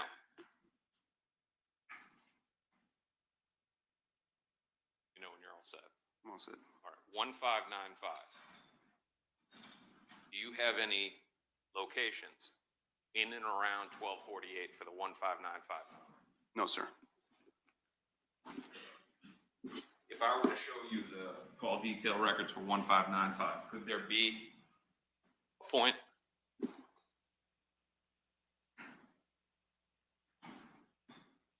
Are you asking me, is there something I didn't map? Well, yes. So to save the suspense, there's an event at right after 1 o'clock for 1595. Okay. Did you plot that?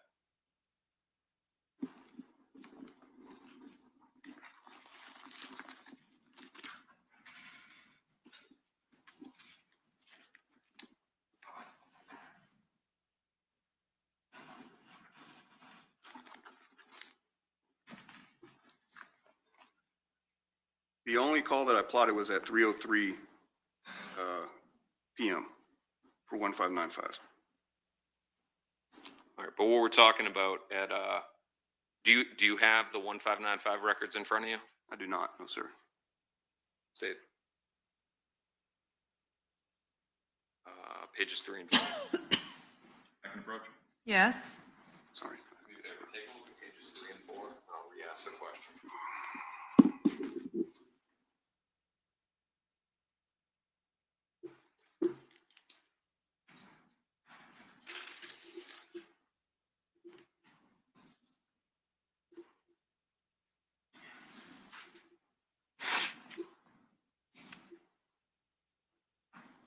Okay. There's an event right around 1 o'clock, right? These are data records. We don't map AT&T data records. There's no events mapped for AT&T data records anywhere in my report. So there is an event that happens at 1:10. And those records contain a latitude and longitude, correct? They do, yes, sir. Right. So that would give us a location, something. Yes. Can you tell where that location is from the latitude and longitude? I cannot. If I were to tell you that it was way north near Old Soul Donuts, that seem correct? I have no idea where it's at. I don't know where Old Soul Donuts is or where the latitude is. We can map it on, we can pull up on Google and map it. So you could pull up on Google and map that latitude and longitude. I can map this latitude and longitude. I would not put any weight behind what AT&T was providing in 2020. So we did not map records in 2020. Understand? It's all we have. Yes. To be able to map it. So why don't you, and feel free to use my computer. It should be connected. If your honor is okay with that, you can map those live right here. Is there any objection? I don't have an objection. Okay.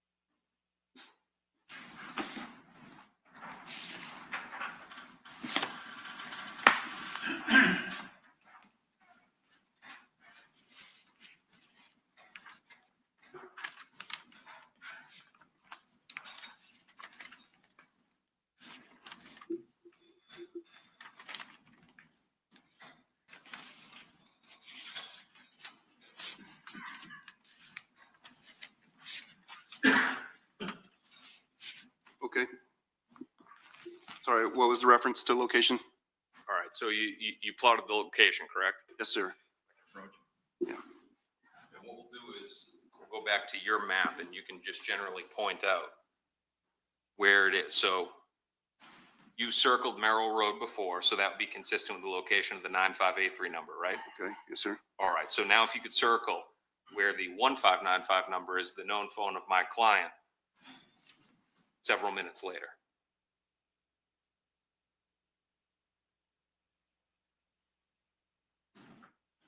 So, I'm sorry, I don't.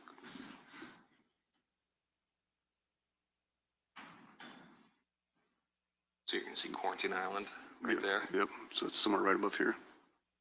Is that fair? Maybe a little bit higher, but we'll say in that general vicinity. Okay. That's where you, in understanding the concern that you have about the reliability of AT&T records, we have what we have. You plot that where he's 1595 number is north. Yes, sir. And your knowledge of Jacksonville, that's miles north. Yes. Now, let's stay on the 1595 number, my client's number. Within the call detail records, right before the murder, right after the murder, do you have any communications between that phone and the other phones that you were asked to plot? Sir, I can't make assertions on what it is without seeing the records. I cannot memorize these records. It's not possible. I understand. I'm not asking you to. Okay. And we have it here, and that's why I have the computer up if I need to show it to you. But if there was a communication between two of the phones, you would have put that on some of your maps? If there was mappable location data for the device, I would have put it on my map and I would have included the calls that it was talking to. Now, do me a favor, look to page 1 of your report. You were asked by the government, and again, for fairness to the jury, when I'm asking questions about plotting it, I know that you don't know the facts of the case and you're just plotting the data that you're given by the government. So I don't mean that to come off like an accusation that you didn't plot something. Right, and I'm not, I'm just trying to let you know I can't memorize everything. Okay, page 1. Yeah, so you were asked to plot 904-485-72. What's that number?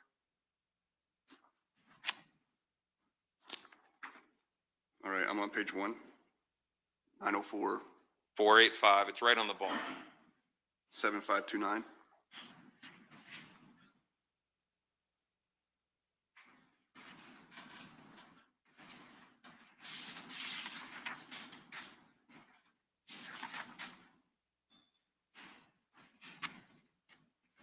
You receive records for that phone number? I did. They don't ask you questions like the subscriber information and stuff like that, right? So the subscriber information was likely provided with the records. I don't generally pull it up and look at it unless I'm specifically asked that for trial purposes. All right. Now, the number that you were given to plot was 7529, correct? Correct. And the records that we have for Natalie Gant are 7259, not 7529. Okay. I mean, that could be a typo in my report. But it could also be an error by the government. Yes, I guess either way. At the end of the day, you don't plot any locations for the number 7529, correct? I did not. But you don't know sitting here whether there are plottable records for Natalie Gant's known phone of 904-485-7259. The records that were provided to me, there weren't any information to map in the time period and the locations. Now, conclusion, you're confined on your plotting to what the government gives you, correct? I would say that I map whatever records are given, I ingest those and I do it, but my analysis my analysis focuses on the time period and the locations the government gives me. You're not sending out subpoenas yourself to collect records. No, sir. Did they provide you records for Chris Brown? Don't know names associated with phone numbers, sir. But all the records that they provided to you are contained within your report. Correct. One moment, Your Honor. Yes.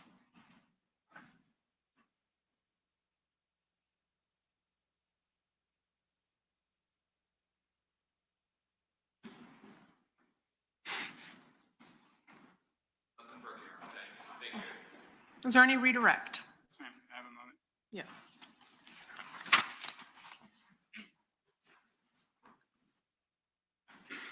I just want to talk about a couple of points. Actually, Judge, I apologize. Can I have 5 minutes before redirect? Just need to check on something.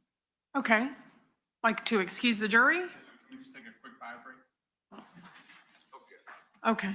All right, then, ladies and gentlemen, I'm going to ask you to leave your notepads on your seats and have us step into your jury room for just a brief recess. We'll call you.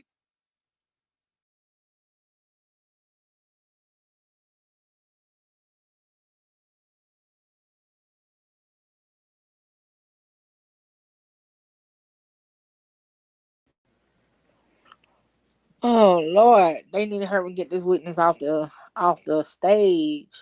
Y'all, I'm laying down. My head hurt. Like I said, almost wasn't no live today. Shout out to Music 101 for calling me and telling me to get up and get this done. So listen, I'm here. Shout out to Monique. Shout out to everybody that's going on. That's checking in.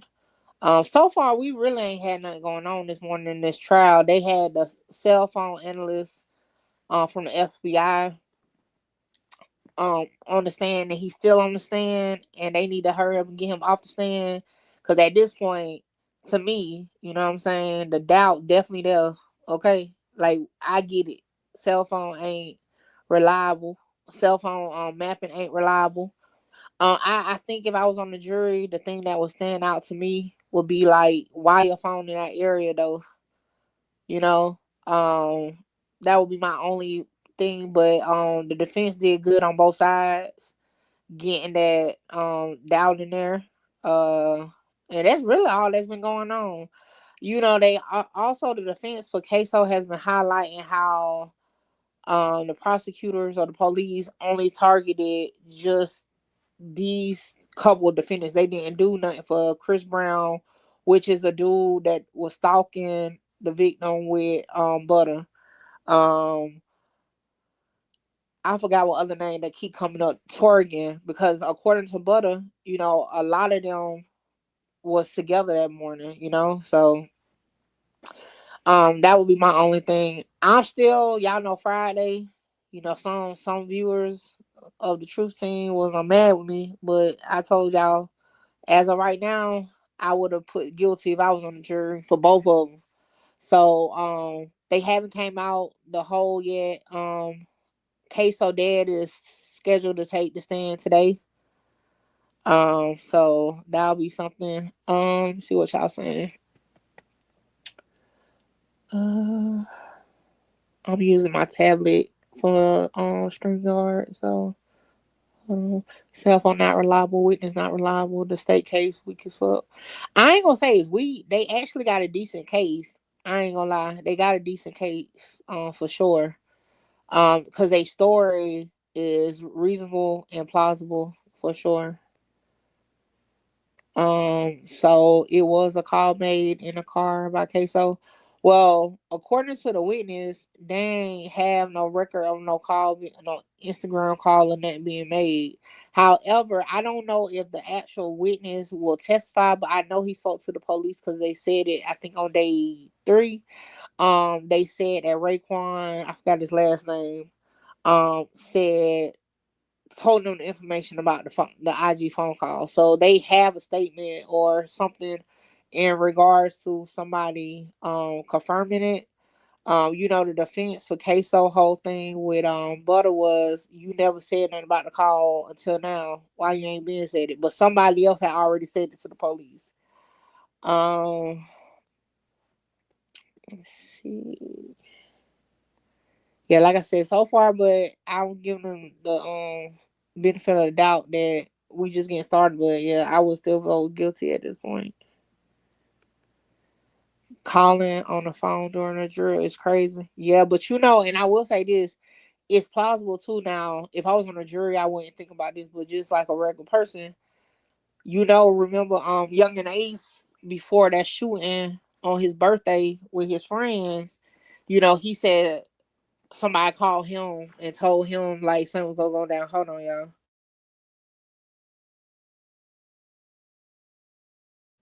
So I guess that's the thing to do, maybe in Jacksonville. But yeah, he has said the same thing that somebody did at him. So they only supposed to be on a 5-minute break. I think they trying to find something. Cause that's what it sounded like. They was trying to go as things was going on. I ain't gonna lie, y'all. Every other day we've been doing this trial, I've been at my desk all day, 8-9 hours. But to be in this bed, it feels just great.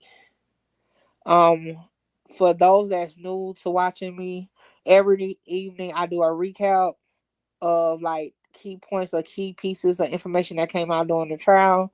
So if you want to catch up on things, because it's been a lot, make sure you go watch the video. I got a playlist on my page titled Ksoo and ATK Scotty case. I have older videos where I broke down like the paperwork in this case. We watched the interrogations and all, so y'all can definitely catch up. This this case has been going on for years. So we've been on this thing for years, okay? Florida and Chicago, not Chicago, is Chicago, Florida, Chicago. Their cases take a pretty long time to get done. So yeah, we done been some of these medley cases I've been doing since I started YouTube in 2022. So what you say? I don't approve of it, but why does Ksoo call via Instagram? If you might have a similar intelligence in you call with an anonymous burner phone. They don't be thinking like that. Just like with Chicago, drill rappers, they get on live, like actual live, not just videos, but actual live, and go back and forth with each other. So I guess that's just the culture there.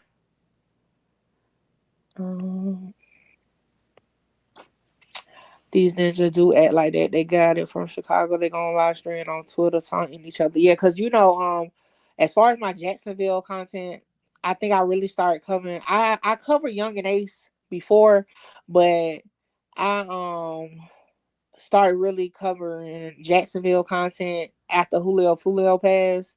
So I have been noticing like some of the similarities in the cases for sure. Yeah, I got a balloon still in my driveway from the party, and that shit keep making my damn video camera go off, but I don't feel like getting up to go move it. You think Melly coming home? It's too soon to say. I'll be honest. Y'all know when we do trials, I like to just, cause I been read all the documents, it get confusing because some of the stuff they say in the documents don't make it to trial. So ask me when the trial start. Y'all know I just go with the flow with the trial. So I don't know. I think it's a chance because a lot of the evidence, that's why the state, you know what I'm saying, is asking to like go over the judge's head because a lot of evidence that we saw in the first trial got taken out by Judge Murphy. Hold on, where am I at? If there's enough and reasonable evidence, he should happily serve his sentence. Yeah, I will say it's definitely a lot of the evidence is circumstantial. However, you got witnesses that's corroborating the evidence. That's what make it a stronger state case than defense. You think Dirk gonna be there? Beware, Dirk in jail. Oh, you think Dirk gonna be free? I don't know. I need to actually look at Dirk case again. It's been a minute since I actually like looked at the documents and stuff on his case. I am planning to attend the trial. I'm hoping to attend the trial. I'm not 100% sure yet. But as of right now, I don't know because the feds claim to have this and that, but federal cases, they keep a lot of stuff under seal. So I really don't know how damning the information they had. I can only hold on real quick, y'all. The only other federal case I've covered for content is the O Block case, and I will say this: a lot of corroborators popped out at the end that wasn't officially out. So until trial started, when you start knowing who is cooperating with the feds, it's gonna be hard to say what's gonna happen with Dirt as of right now.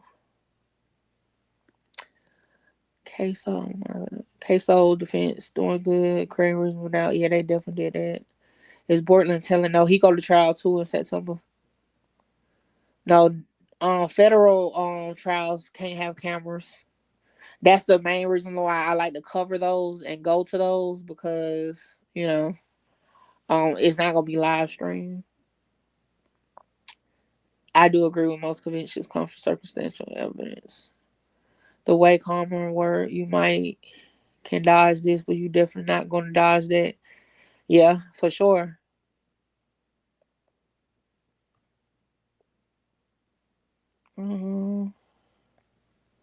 Mickey, that crew killed Doug. Have they been sentenced? No, they start sentencing next month. Like I said, it's been a minute that I really look, but I believe the sentencing starts next month. Cause it got pushed back a lot because they was filing motions. I know like Moonwalk was filing motions to dismiss and all that. But I haven't looked at that case in a long time either to know like, well, obviously it must ain't get approved because I know that would have hit the internet by now. Yeah. So yeah, I think they about to start back. I hope they finish up with this witness though, cause I'm trying to stay up. If y'all was here for Melly case, y'all know I used to take naps mid court when they start getting all these technical witnesses on the stand, cause people think I be like deep in tune. I be deep into certain stuff, but the technical witnesses, it would just be too much. Cause they add so much word into it. Hold on, let me unmute this real quick to see if they talking. Okay.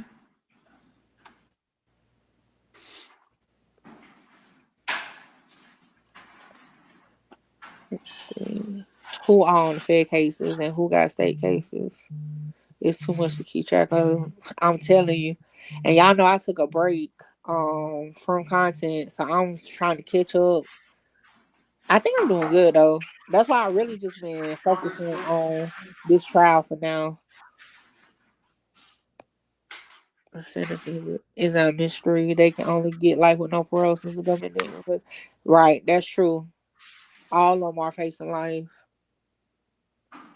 And the only way out of that, you will have to tell like a lot. Case of Fallen Neville was at the murder scene. He allegedly picked up Scotty and Butter.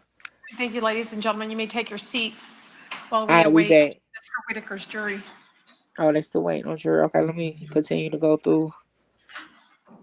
What's up, Queen 803? You better be here for these 4 9 hours. We're gonna be on live talking about you here for Blue. You're not in the courtroom. For sure. She's a good lawyer for sure. Thank you.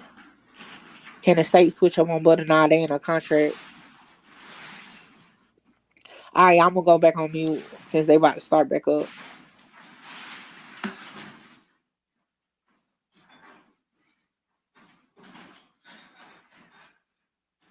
Thank you, ladies and gentlemen. You may take your seats.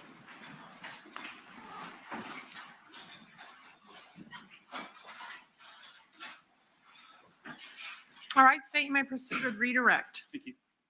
Agent Corley, you were asked on cross-examination about receiving information from an iCloud. In some instances, can you receive what are called native location information points from an iCloud account? Yes, you can receive location. I'm not sure of the exact title without having the records in front of me, but you can receive various different types of location information from iCloud. Importantly, when it comes to an iCloud account, what you can receive is contingent upon what a person chooses to back up. Correct. Okay, so if somebody doesn't back up their location data, you don't have location data.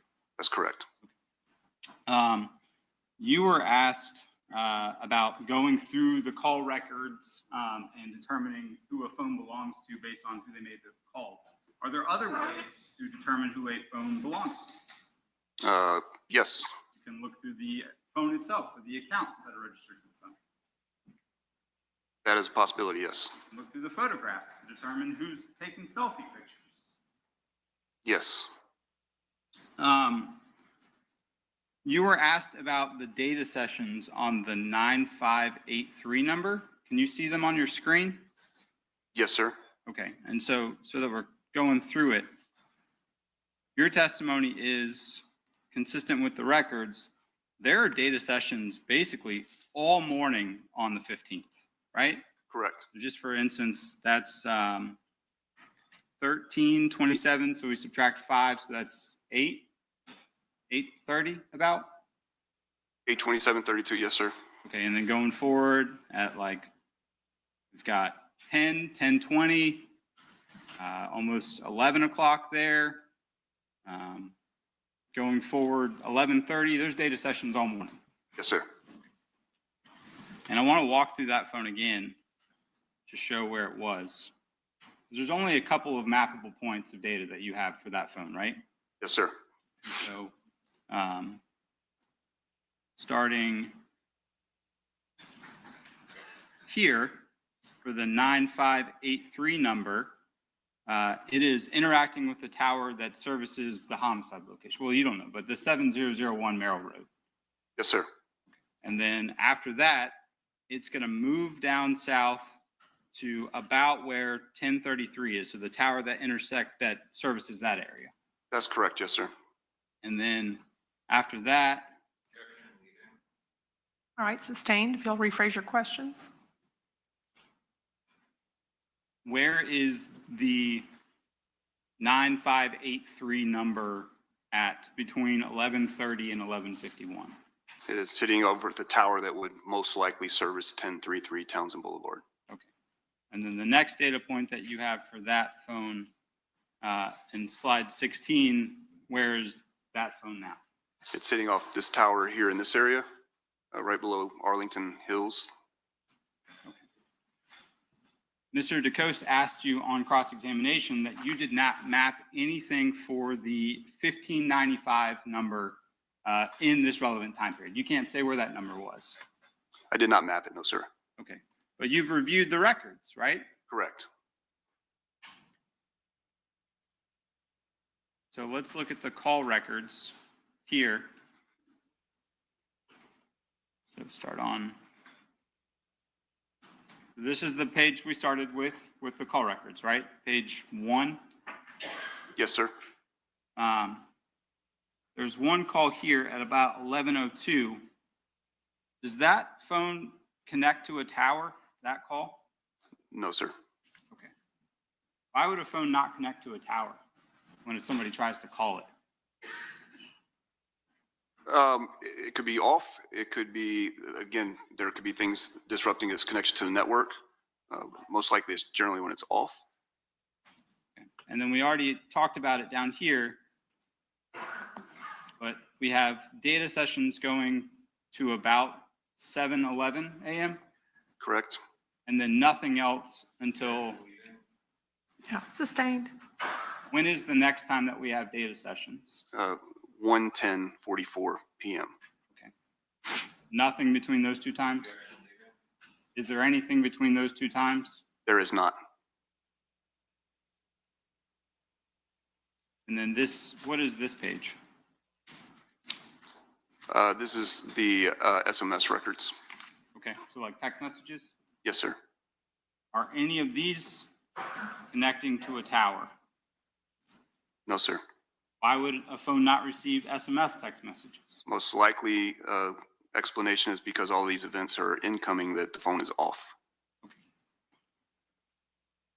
Okay. Mr. DeCoste asked you to map a point at 1:10 in the afternoon on the north side from the AT&T records. Remember that? Yes, sir. And your testimony earlier was that you don't feel comfortable because the AT&T records are only 95 to 98% accurate. Again, there were known anomalies within the AT&T records at that time, which caused us to choose not to map those records. But for Mr. DeCoste, you just took this latitude and longitude and plugged it into Google Maps. That's correct. Yes, sir. All right. So let's do it a couple more times. Let's start at line 27. So that's 1:15:20, and that's at 5:18 in the morning? That's correct. And again, these are for the 1595 records, right? Yes, sir. Okay. So this is our latitude and longitude here? Of the tower used, yes, sir. All right. So that's 30.34257 and minus 81541978, right? Yes, sir. Okay, so if I type that in, 30.4257, 4257. Objection, Your Honor. The grounds? The expert could plot these. Okay. Judge, I'm not doing anything differently than Mr. DeCoste did. I can ask the expert to come up here and map them himself if the court would like. All right. He can do that, or yes, then he will have to because he doesn't have a laptop to do it here. But be sure, agent, when you go to that device, you speak loudly into the microphone so that the court reporter and I can hear you and that the jury can hear you. All right. You are free to reposition yourself to the evidence cart. And both counsel are free to reposition themselves to also view what is occurring. Okay, so line 27, I got notepad, paper, line 27, if you can map that for us.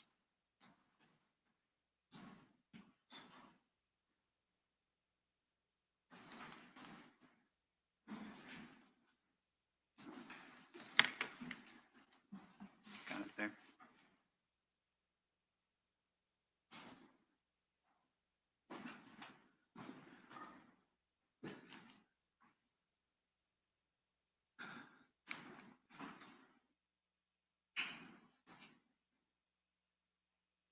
Okay, so we're about at 295 or so at that point in the morning?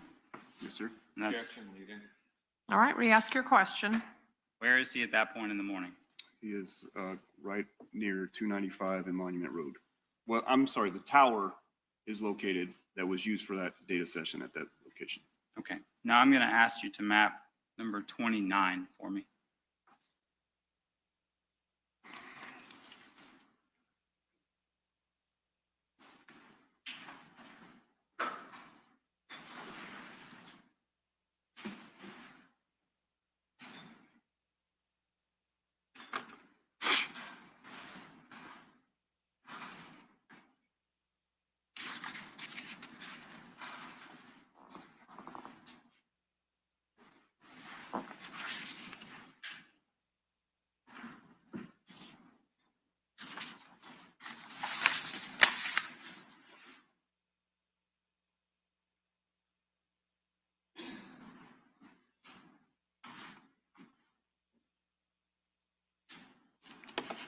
I'm sorry.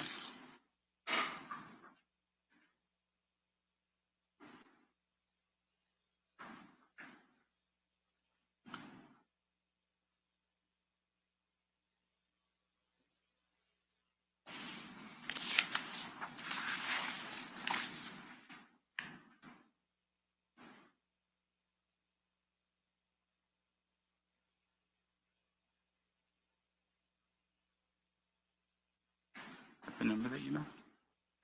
Objection, counsel and the witness. Is that the number that you know? Counsel and the witness. I'm sorry, what? I haven't heard anything. What are you saying? Hear it over here. We can approach sidebar. Just ask him if that's the number that he mapped. All right.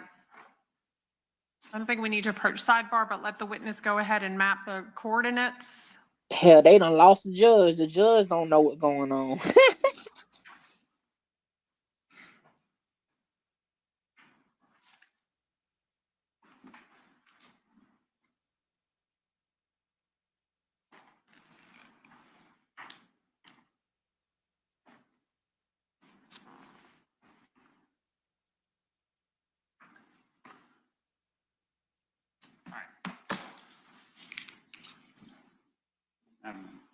So what you just mapped was number 29. Correct. That's at 5:33:19 Eastern Standard Time? Yes. And that is approximately where? Here. Yeah, near 212 and Ryer Road. I'm not familiar with Jacksonville enough to say what area that is. Okay. Can you see here on the screen where it says Hogan Road? Yes. Okay. And going back to your PowerPoint,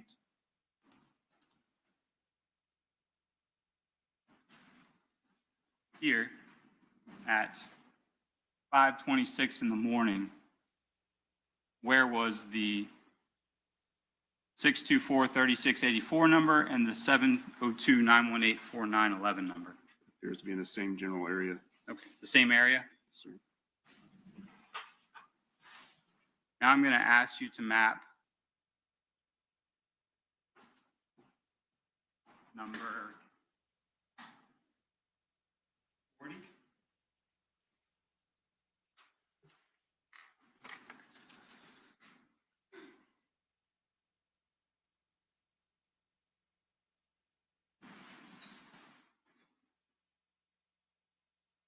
And that's at about 5:55 a.m.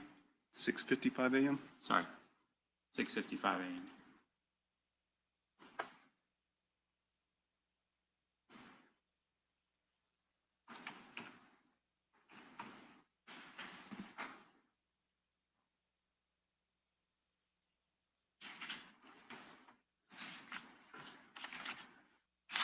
Okay.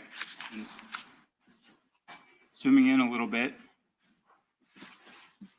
see where it says Palm Lake Drive here? I do, yes, sir. Kind of at the 295 interchange up on the north side? Yes, sir. Okay. I want to go back to the other records, and that was all for the 1595 number, right? Yes, sir. Okay. The 478-305-9583.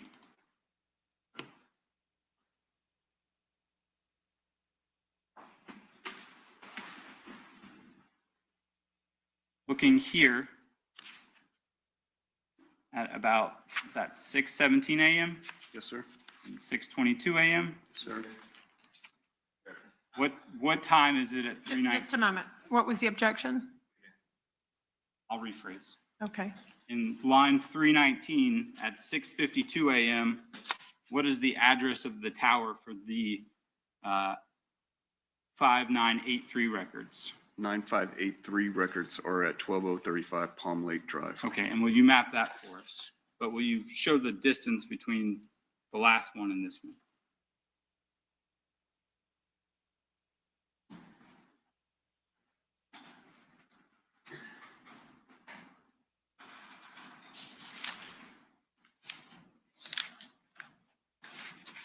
So based on the AT&T records, the 1595 number is about in the same area as the 478 number that you just mapped.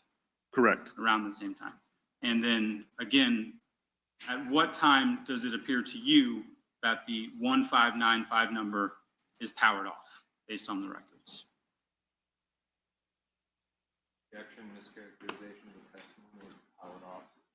That it no longer is recording any data files, or phone calls, or text messages.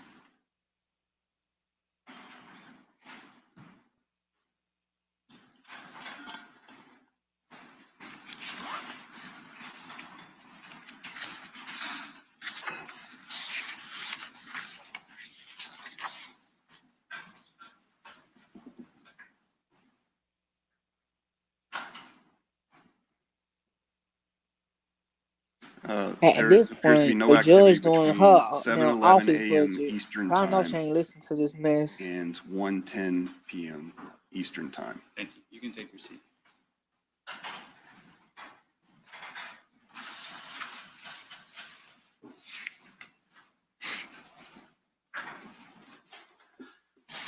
Special Agent, based on the mapping that you just did in front of the jury here, is it your opinion that the 1595 phone is in this area around the same time, about 5:30 in the morning? Yes, sir.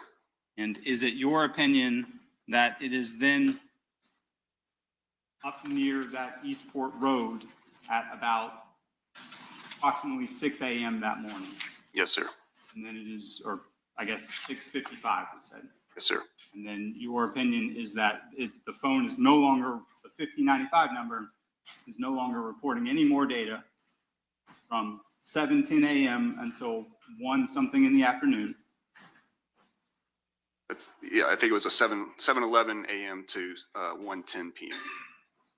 But that the 1595 phone is in the same Eastport area as the 478 number around that time zone. Yes. Thank you. I don't have any other questions. Okay, may this witness be excused. All right, thank you, sir. You're excused and free to go.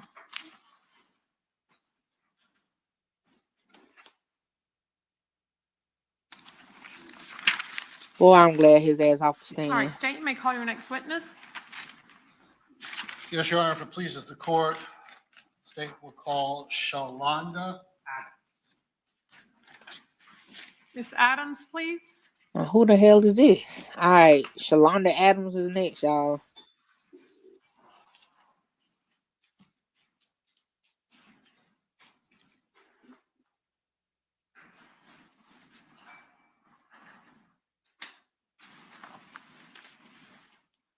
All right, ma'am, if you'll come forward and be sworn.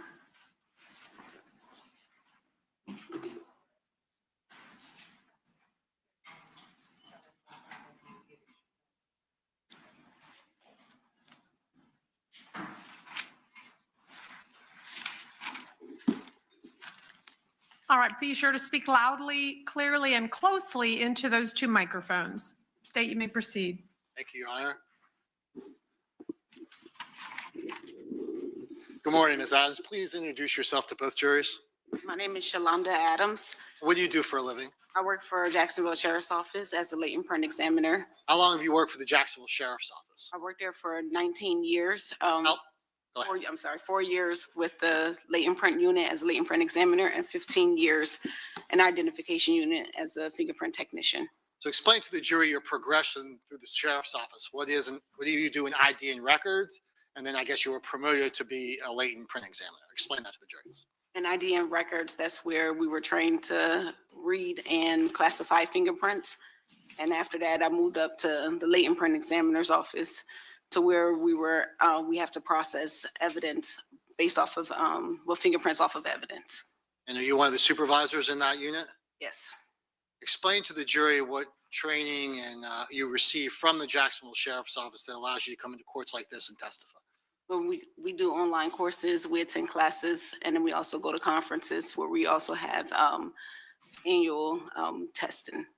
Is that referred to as proficiency examinations? Yes, it is. Explain to the jury how that's accomplished. It's just submitted to us every year through the state. So we'll explain a little bit more detail. Like, do they give you known and unknown samples and you have to either identify or not identify, things like that? There are unknown samples that we have to identify.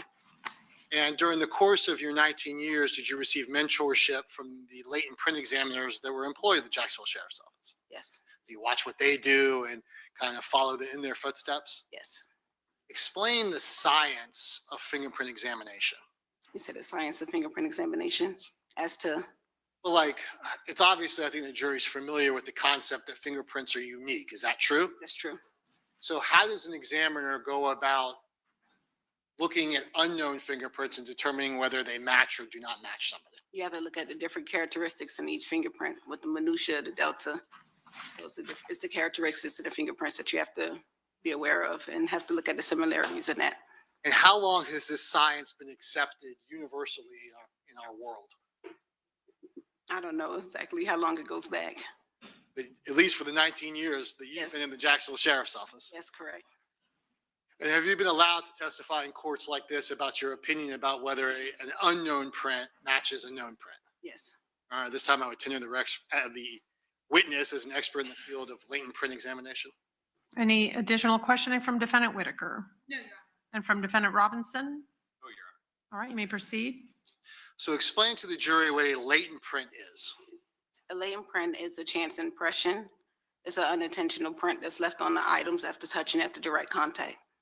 And how does a print get left behind? What's the mechanism? Just by touching the item.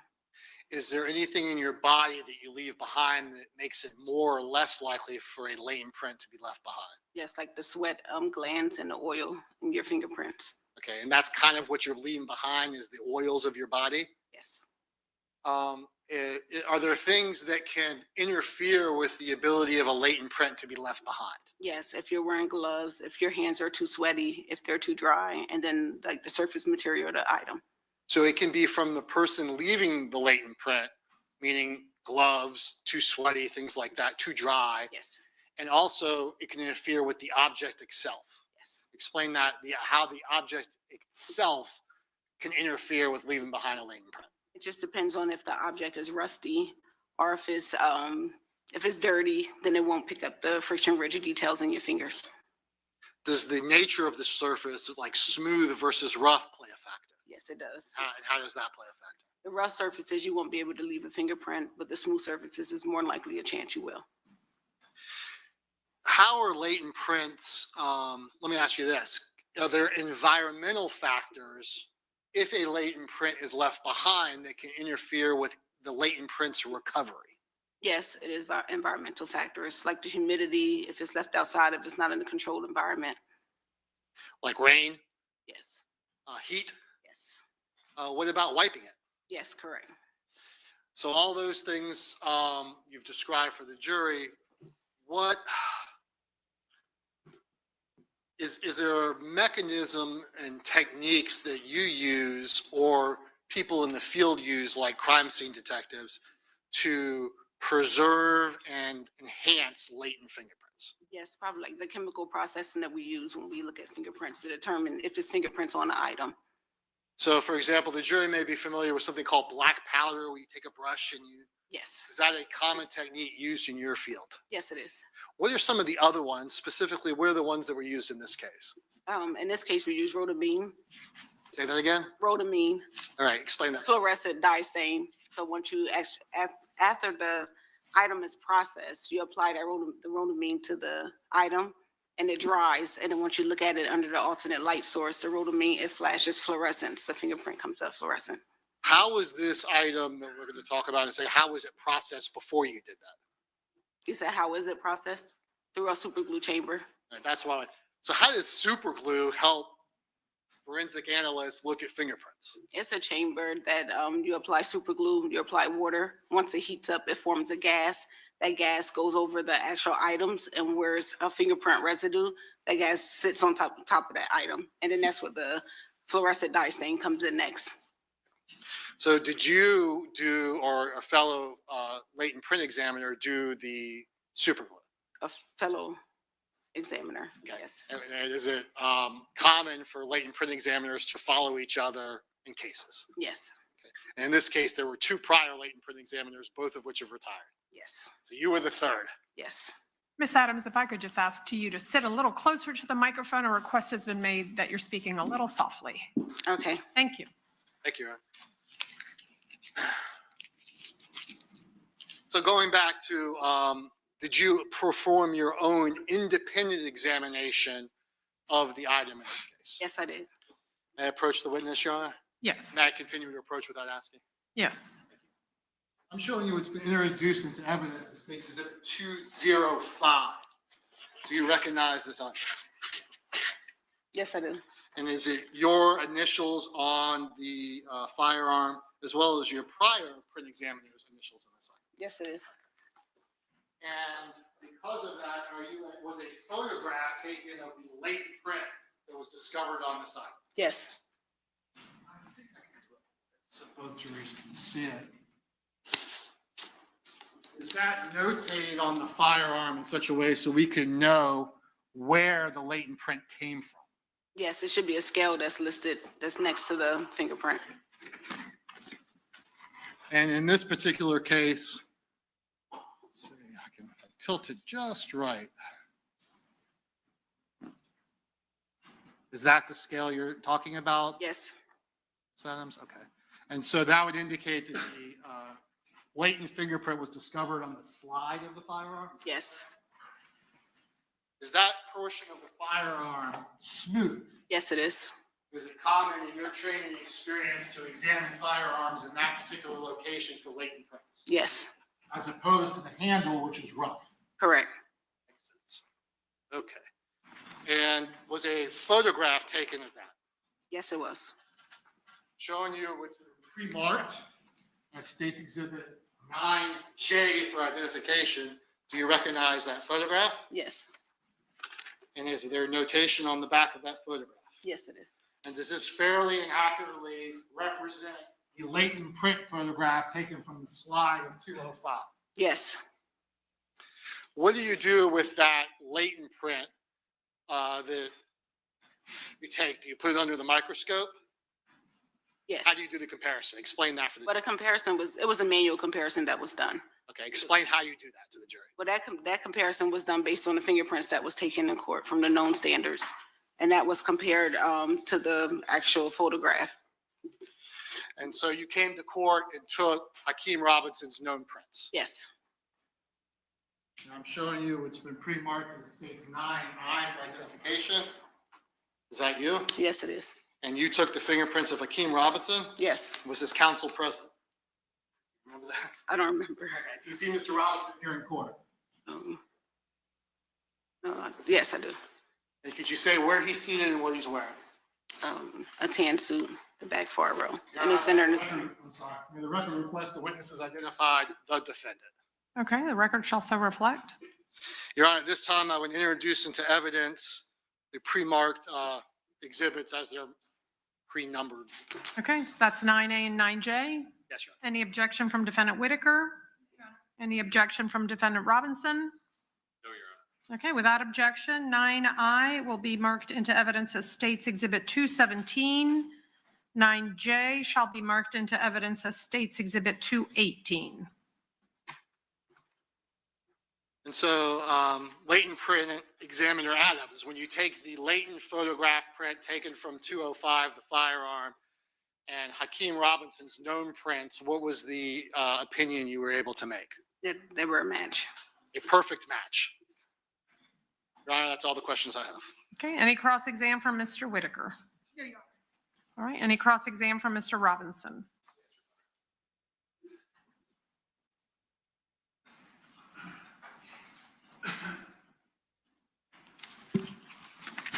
Key point with this witness, they focus I'm good. How are on you? Ksoo only for the fingerprints. 1 second to get organized here.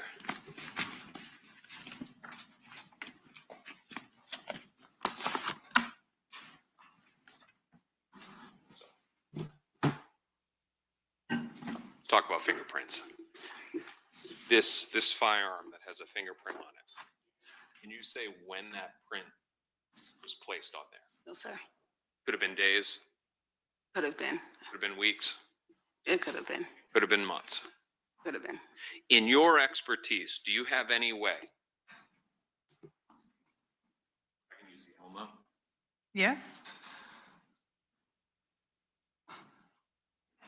Use this. Document camera. All.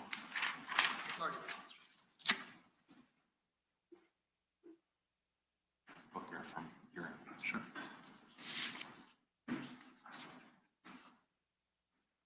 Now, ma'am, do you have any way of saying that my client, who this is one of his many music videos, whether he touched one of his friend's firearms in that music video? You said, do I have a way of saying? So let me re-ask that question. That was a poor question. Yeah, because You have that this question firearm wasn't put out found inside right. of a vehicle on January 15th, 2020. Do you have any evidence that disproves that my client's fingerprint was placed on the firearm in a music video weeks or months prior? No. Now, were you asked to reevaluate any prints taken from a vehicle? The only prints I was asked to reevaluate was from that item. All right. So, for example, if I happen to have been in a four-door vehicle, right? Mhm. I've been in it, maybe for an hour, sitting maybe in the front passenger seat or the rear passenger seat. I'm getting in and out of the vehicle, standard vehicle, you know, it's got handles that I got to open. If I'm rolling down the window, if I'm putting on a seatbelt, if I'm opening the door, closing the door, that has a potential of leaving fingerprints, correct? Correct. Like, for example, this podium. If you were asked to evaluate this podium after I do the cross-examination, there's a very good chance there could be prints on this because it's a surface that's good for leaving prints. Mm-hmm. Is that correct? Yes, correct, yes. Things like glass, metal, and plastic are also good for leaving prints, right? Yes, correct. You weren't asked to evaluate if my client's fingerprints were lifted off of a vehicle that was used in this case, were you? No, I wasn't. One brief moment, Your Honor. Okay.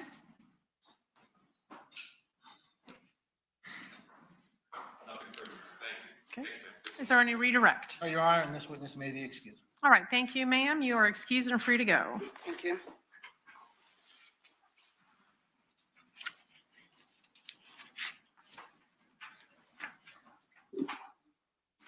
State, do you have another shortest witness that we might be able to do before lunch? No, we have the phone examiner, which will probably be like the cell phone examiner, probably equal time. Okay. So we don't have a short. Then we will go ahead and take our lunch recess now, ladies and gentlemen. It is 11:50 almost, and so I'm going to ask that you leave your notepads behind.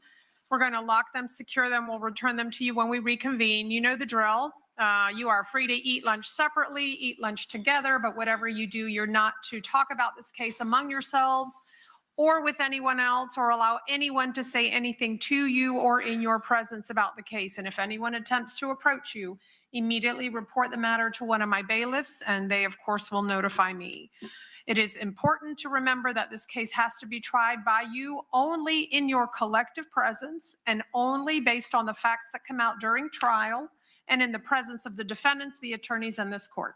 So please be very mindful of that. Additionally, we will return your electronic devices for your use during lunch, but again, do not read, watch, or listen to any news reports that you might come across on your telephones.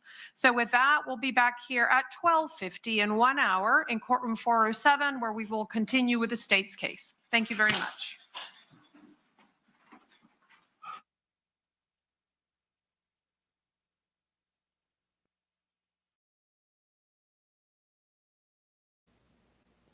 Dang, what time she said lunch was over?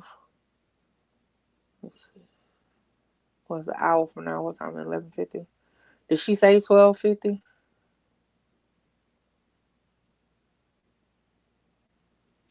I ain't gonna lie, I was about to doze off just now.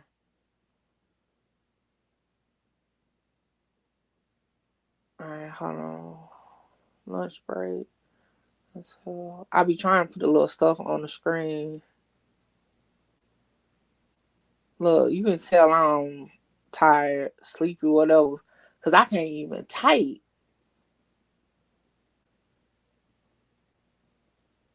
Pressing buttons ain't the right button. All right, let's see.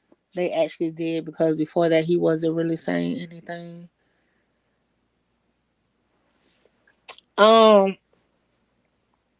It's been a minute since I really looked at this case. Did they put the wire in evidence? I know they said he was talking to somebody. I didn't hear the part about no wire.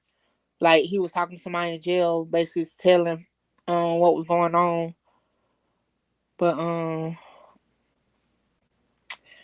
yeah, I didn't know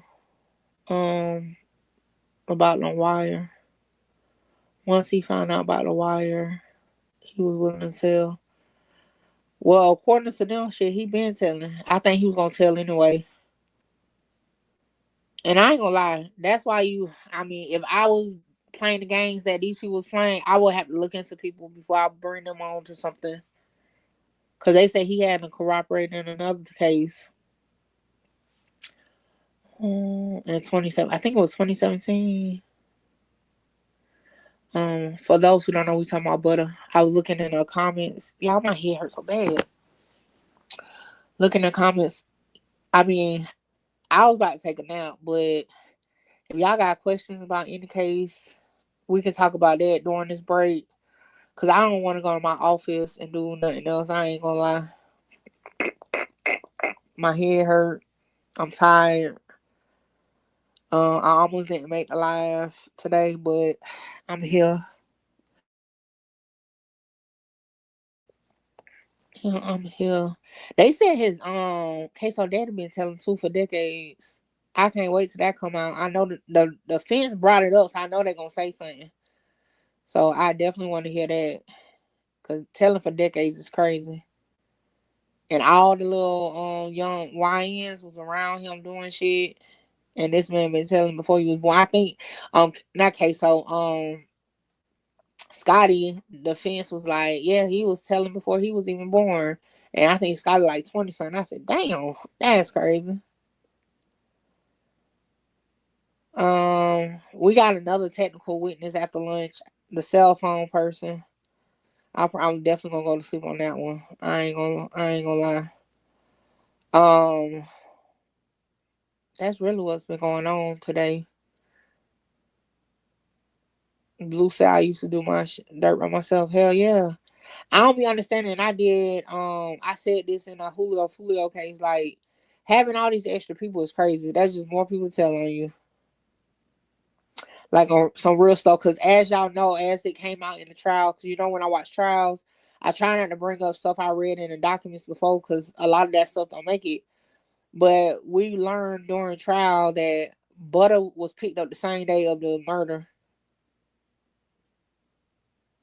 So I already said I felt like he was the weakest link anyway. So you think in 2020, they was at their peak. Young and Ace was at their peak. You know, they was at their peak. That man probably sitting there like, man, I'm not about to be in here by myself. Y'all niggas going down. Because as far as the murder, the only evidence they got now, I was saying this in the chat, the home invasion is a whole separate case. This trial is only for the murder. Ksoo was brought into it by Butter. That's the only evidence they have that not Ksoo, Scotty was even at the murder scene. Because Butter said Scotty was in the car, that's why he got charged with murder. Of course, in the home invasion, they got DNA and all that. But this is only for the murder case. That's why he's on here. Because Butter put him in it. They have no other evidence about him being there. I think they was trying to pinpoint his phone being there. At the crime scene or in the area of the crime scene. But other than that, that's all they had on him. Jizzle said, I believe he told on Blue saying Blue was going to pay him to kill the guy who killed Willie, which I believe is what made Blue turn on Ksoo.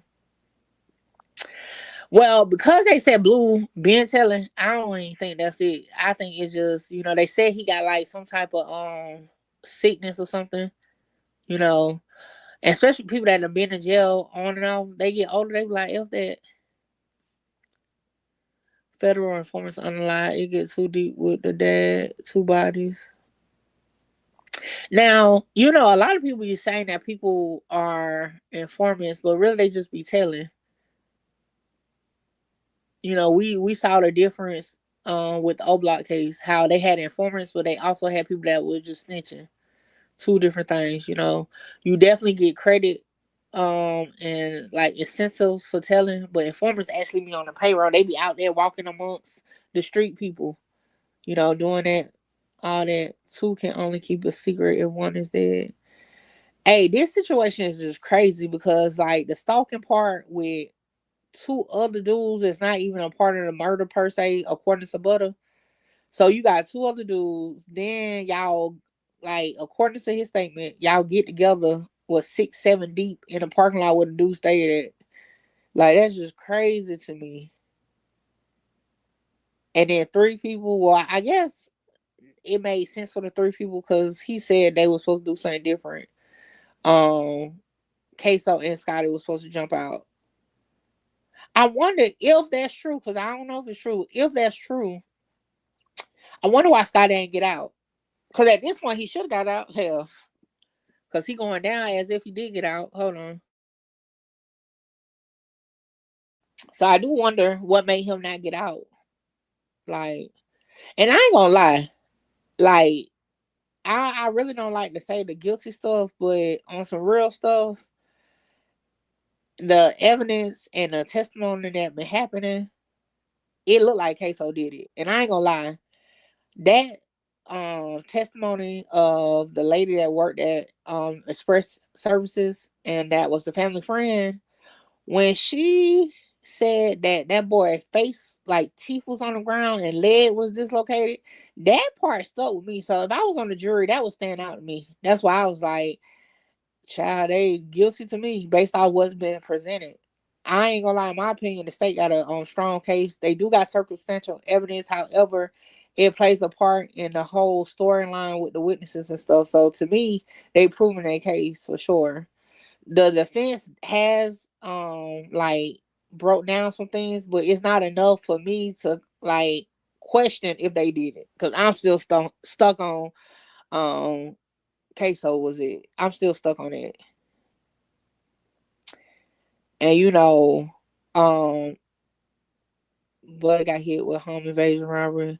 Yeah. And then he turned on case not Ksoo. I be mixing them up just like the damn lawyers on the thing. ATK Scotty. So it's definitely something to take notice of. Cause although, and again, this is just my view of it. Although the defense is doing good getting in there, they haven't cast enough doubt. One thing that stood out to me where the defense lost me was when Butter was on the stand, and although they was painting him as a liar, they couldn't pinpoint a lie in this case. So if I was on the jury, okay, you telling me he's a liar, then I need to see, you know what I'm saying, where did he lie in this case? Because they did not tackle any of the information he provided about the events of the murder. You know, so that stood out to me. Like, why didn't you attack anything? So to me, he's a liar, but y'all also proved he was credible in this case because y'all didn't pinpoint he was a liar. The only thing Ksoo defense pinpointed was that this was his first time bringing up the call on Instagram. And then his Ksoo lawyer also was the one that was like Raekwon, whatever that boy name, Raekwon, whatever his last name is, was the one that told it. So she put out that it was a witness that told it to the police that a call was made. So that stood out to me too. So that's why I'm like, I feel like the state is doing that case. And y'all know I'm normally pro defense, but I ain't gonna lie, this is one of the cases so far that we have followed that's been put together. It flowed perfectly. Like I told you in the beginning, it was like the witness was testifying, like, oh, ain't no evidence on nothing. Then as it went on, you can pinpoint, okay, that do match up with what this person say. That do match up with this person. So that's why I say it stands out to me. Now, again, it might be people on that jury that's like, it's not no solid evidence saying Ksoo is there. Like I said, I looked at everything, like the body mass of the person. Some people may weigh heavily on the height in the witness's testimony and stuff like that. So it's still up in the air what they're gonna do. I just know if I was on the jury at this point, because they might clean it up. At this point, I would go for the prosecution and vote guilty because it's just, I ain't gonna lie. Even though the what stood out to me was when that the guy that did the forensic breakdown on the video, when he said, although he could not say for sure 100% that Ksoo was the shooter, he was like, out of all three defendants that y'all sent me, Ksoo is the only one that could possibly be the shooter. And then, like I told y'all, that Young and Ace lyric popped up in my head. I can't remember what it was, like, Ksoo take a face off or whatever. Say that shit stuck out. Once Scotty DNA came back, he was charged with the home invasion as well. After Butter found out he got caught on the wiretap, he was ready to tell, but got hit with the second murder. That's crazy though, cause like the dude in the Chicago case that they was trying to tie dirt to, he got hit with a wiretap. And there's ways you can get around the wiretap. I wouldn't just start snitching just because the wiretap. Hold on, y'all. Oh, Ksoo make your face go, yeah. And like I said, that lyric stuck out to me after hearing that lady say that his teeth was out his mouth on the ground. Like, what the hell? Hold on real quick.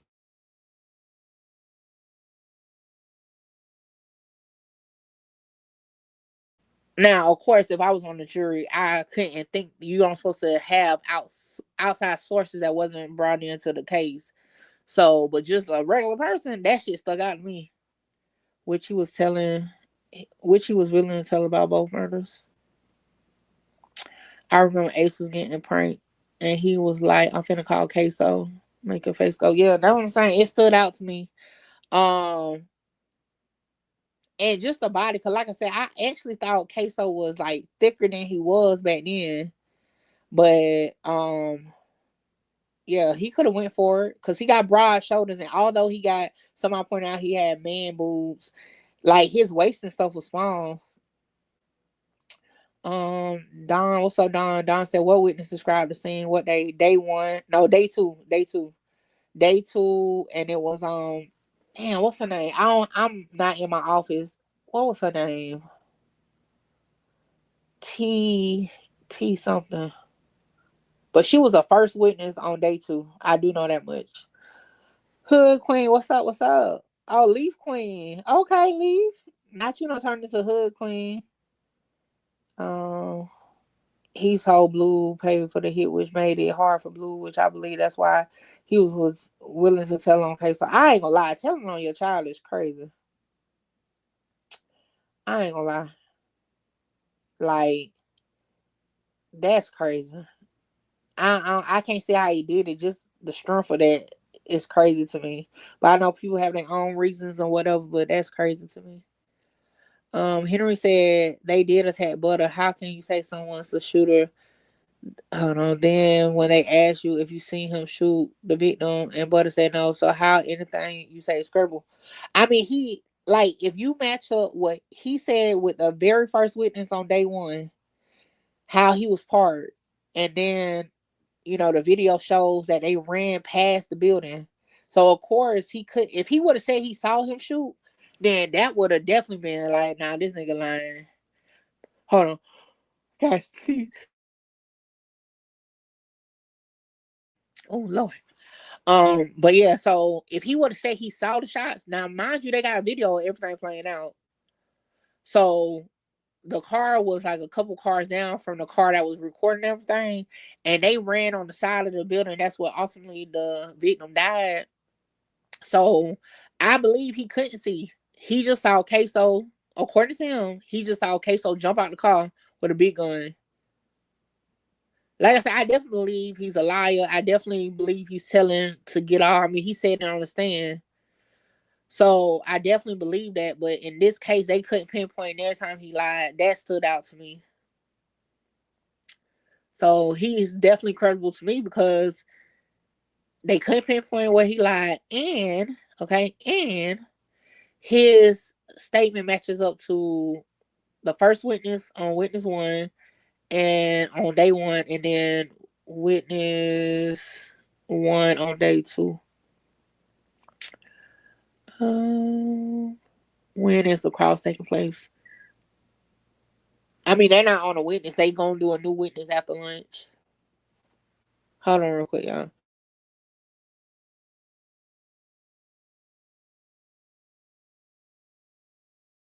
I think I might be coming down with a cold or something. I believe they all know it ain't Ksoo, but if you say this Ksoo, we will give you a lesson charge.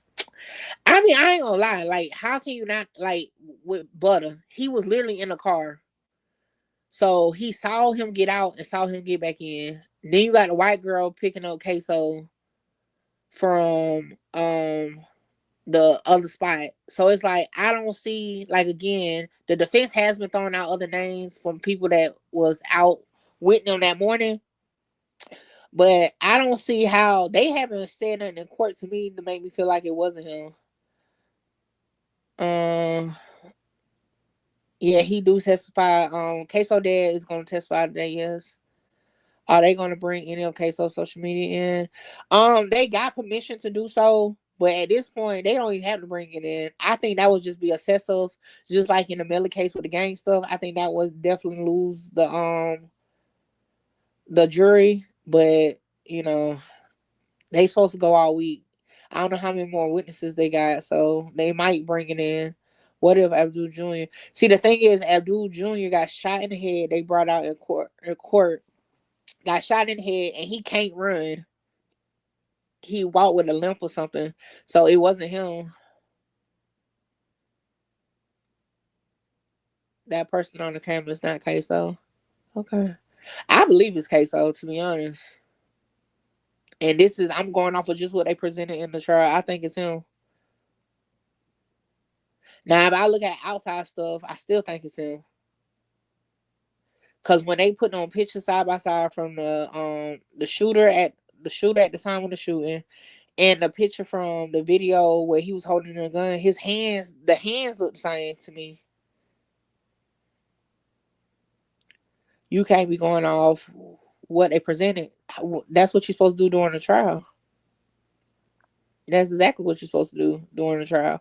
Y'all know when I react to trials, I'm going off of, if I was a jury on the trial, I'm going like that.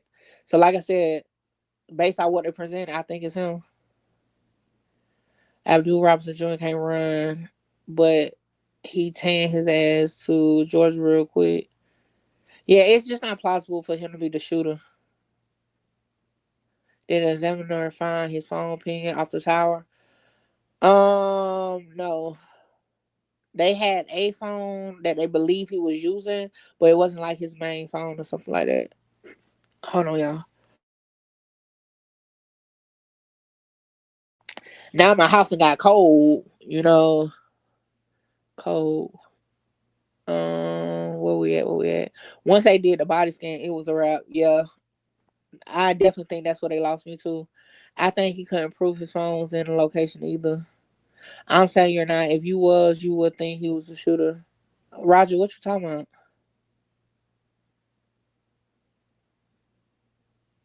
If you was, you wouldn't think. I still would. I just said I would think it. Like, how you gonna tell me what I wouldn't think, Roger? Like, I think he's the shooter. Watching it, like watching the trial play out. Of course, I'm not going off of no documents or no information they put in the case before. I'm going off the trial. I still would think he was the shooter. Now, of course, my opinion doesn't matter because I'm not on the case. But if I was on the case, I would think he's the shooter. And as a content creator / blogger reacting to it, I think his ass a shooter. The detective told Butter on their first meeting that they know Ksoo did it. If Butter has a history of lying on the why should he be credible? Plus, he even proven to use the state to get what he want. I mean, everybody that do corroborate. I mean, that's the whole point. Like, nobody does corroboration just because they're a good person. It's literally, put up like that. You get something, you did. You get something, you give something. So, like, he still, I mean, again, he's credible to me in this case now. Again, in this case, because Ksoo defense team could not pinpoint what he lied in this case, and his story aligns with everybody else. So either the state did a good job of getting their stories together, or that's just what happened. Oh, y'all going fast now. Hold on. Where was I? Roger said, guilty by the masses. Hey, that's what it is. Look, I said this many times over the years since being a YouTuber. Like, some things I be wanting to say on here and I don't. Some things, like, because at the same time, your perception of what people think of you goes a long way. So shit, if Young and A said Ksoo make your face go hell, and now I'm hearing a witness say that the man's teeth was on the ground and shit, hell, his homeboy put him under there. That's why I said, even if I wasn't, like, I'm saying, like, if I was on the jury, I would say he's guilty, and I for sure would say it as a blogger, just based off they whole persona they portray. Hell, if your homeboy, your best friend, almost say you're making somebody's face go, shit, I'm gonna believe it. Okay.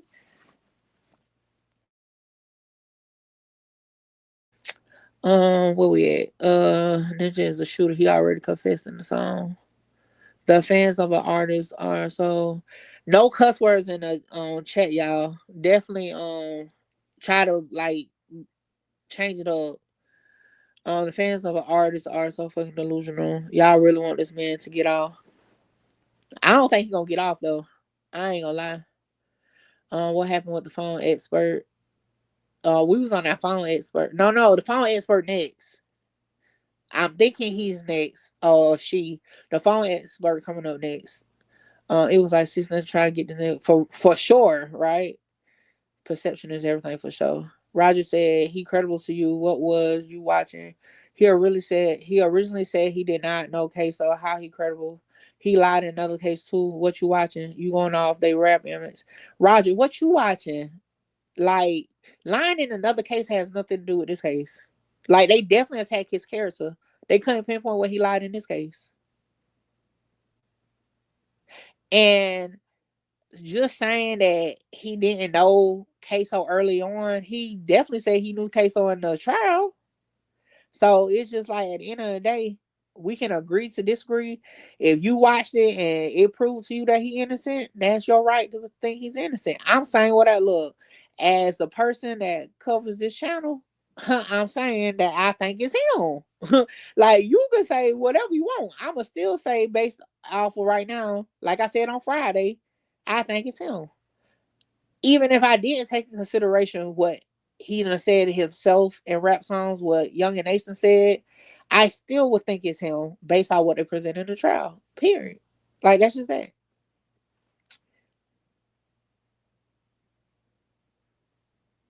I just got here. Did they use that song lyric? Not yet. What happened in the first half? I missed it. The cell phone mapping guy, the fingerprint examiner, analyst. That's it. It's gonna be hard to get off for sure. Oh yeah, I saw something that said expert said it don't show him at the location. No, the expert, the phone numbers they provided was able to pinpoint the phones in the area. It just can't tell you exactly where.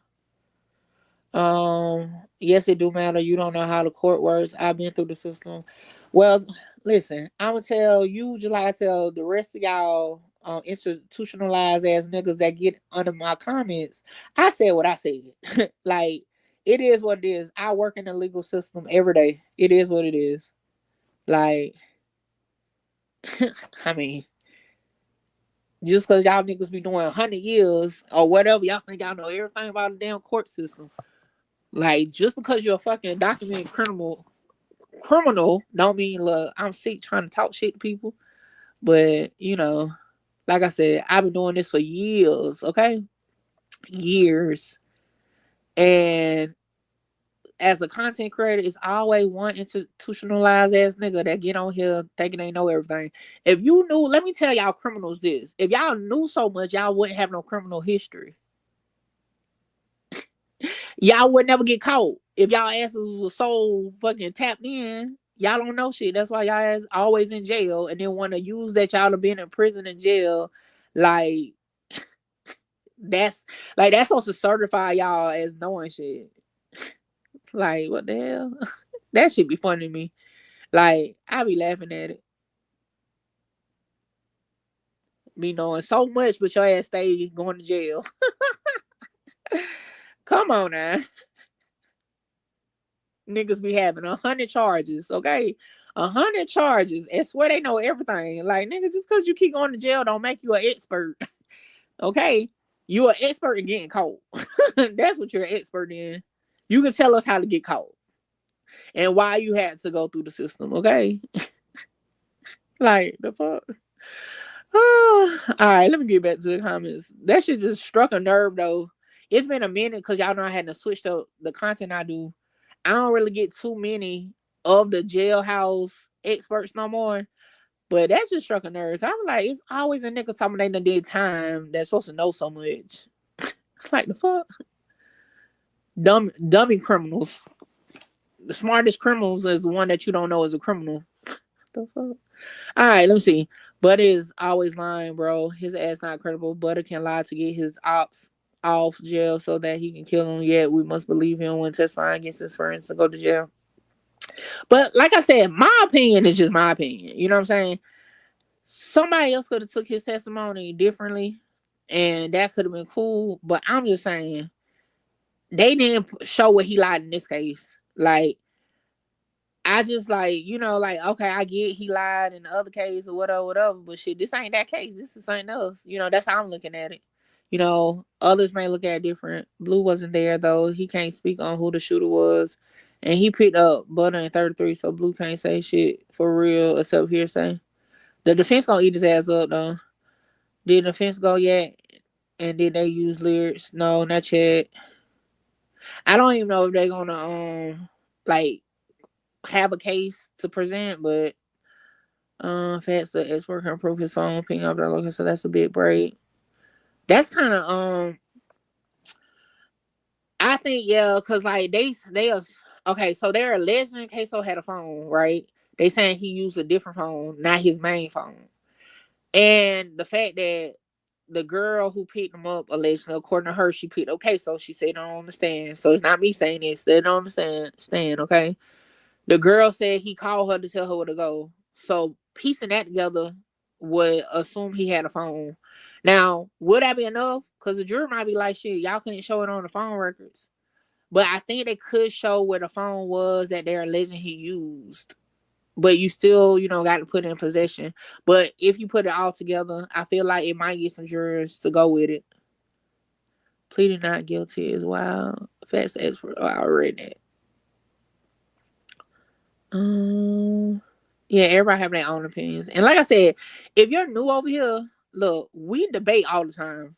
And like I said, as the creator of this channel, of course I'm going to say what I feel, but I'm not telling y'all to agree with me or whatever.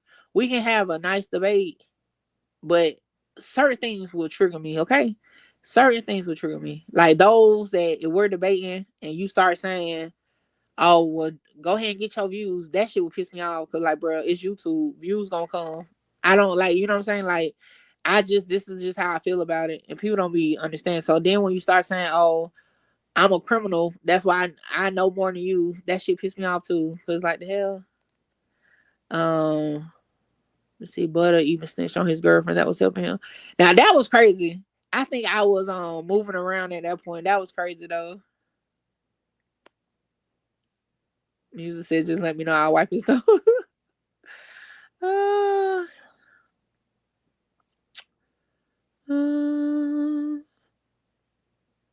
Them boys try to tell everything. Niggas get caught with one charge and think they know the system. Right.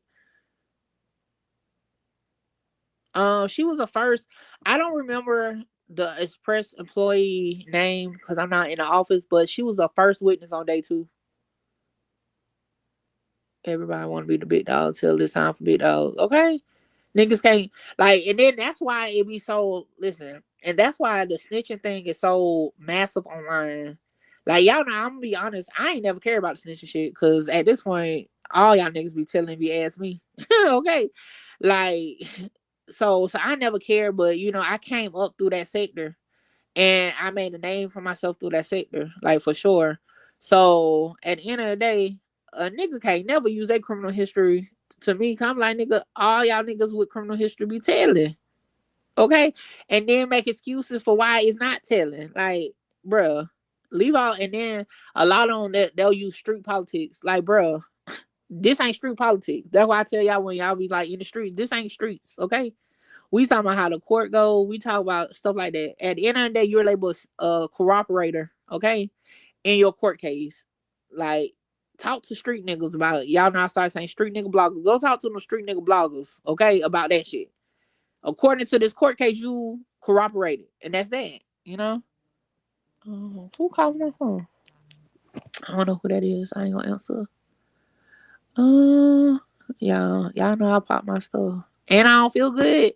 And I already wanted to be asleep today, but I got on here because we got to follow this case.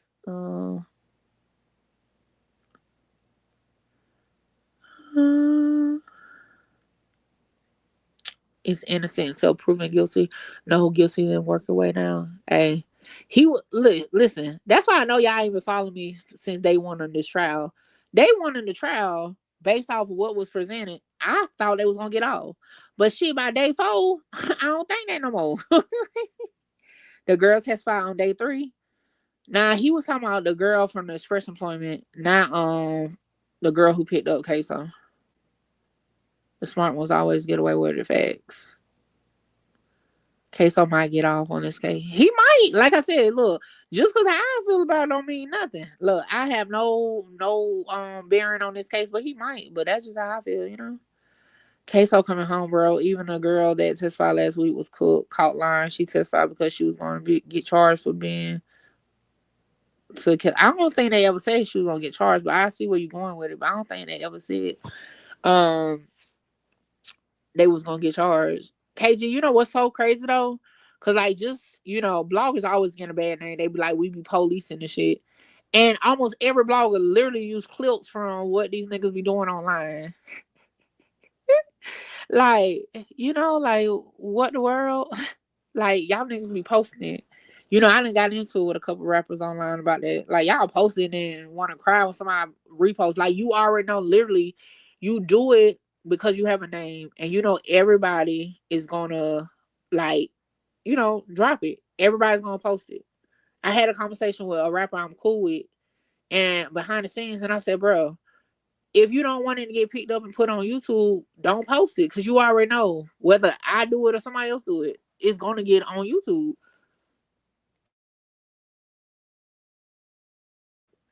That's why I be like, I don't have no sympathy, okay, or empathy for rappers at some point because you do it to yourself. Stop posting the shit. If Ksoo beat this, don't he have another one or not? Yeah, he got to go for the little Bibby case. No, he admitted to lying. He didn't admit to lying in this case. And see, that's another thing. Like as a witness, he owned the shit. So he told you he done lied in the past. He told you this and that. So it's like at the end of the day, like how can you really knock somebody credibility that done told you what they was on before? But again, the lawyers cannot pinpoint what he lied in this case. Like I said, this is just me. That left a big impression in my mind that they couldn't prove next time he lied in this case. They brought up every other case. If I'm on the jury, I don't know nothing about these other murders you talking about he lied in. I only know about this case. And you could not prove that he lied in this case. So that's where I'm coming from, you know, like it is what it is, you know. That ain't how they gonna look at it though. They gonna look at it like butter ain't credible. They might, they might. You never know. So I would say this. You never know how somebody is gonna think. These ain't street niggas that's on the jury. Even though some of them might ease up in there, these is regular citizens. Okay. You don't know how they gonna think. They may think he's not credible. They may think he is. So that's when like you just don't know with juries. You don't know. You know, some people may look at it and be like, hey, that's how dope people do. You know, people have that person. That's how dope people do. They go out, they do crimes and then tell on each other. Fuck it. Let them tell on each other. You know, like some people have that type of mind. Let them get rid of each other type shit. That's why I'm asking, what is Blue coming to say? Blue is coming. So it's okay. So I know he identified Ksoo as like the shooter based off his shoes or some shit. But y'all gotta remember, this is why the home invasion is important to this case, even though this ain't the case for the home invasion. It's important because the police chased the shooter in a car to a certain point. He saw people get out, okay, including a man with a rifle, right?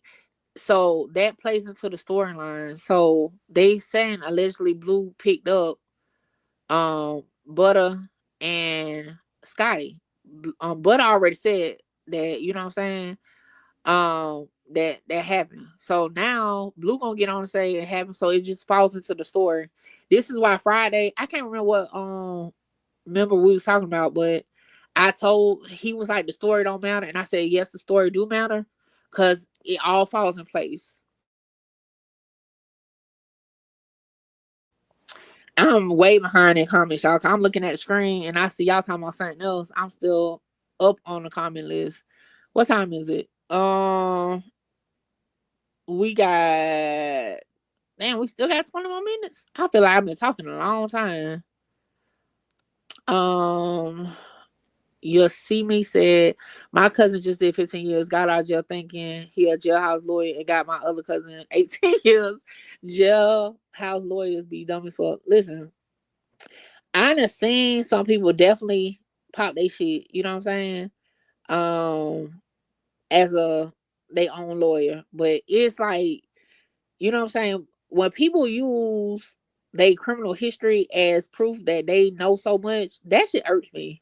Cause like, bruh, what do that prove other than you do crimes to get caught? You know what I'm saying? What it do, all dubs? Jizzle said everybody that's testifying against Ksoo has another case which they trying to get out of. They thought they could hit Ksoo with Bibi murder to make him tell as well, but he didn't fall. Let me tell y'all. So I said this Friday, but I'm gonna say it again. In opening statements for Ksoo attorney, the one that we love so much, right? That be chopping them down. Ksoo lawyer said it's witnesses in this case that don't get nothing out of it. Those are the ones we need to pay attention to. And I said this on Friday. So Ksoo lawyer told us to focus on the witnesses, like the home burglary witness, all those witnesses that's not trying to fight no case or nothing like that. Those witnesses. But a story aligns with those witnesses. So even if I did think he was a liar, I can't take away from the fact that the witnesses that the defense say pay attention to, his story match up to them.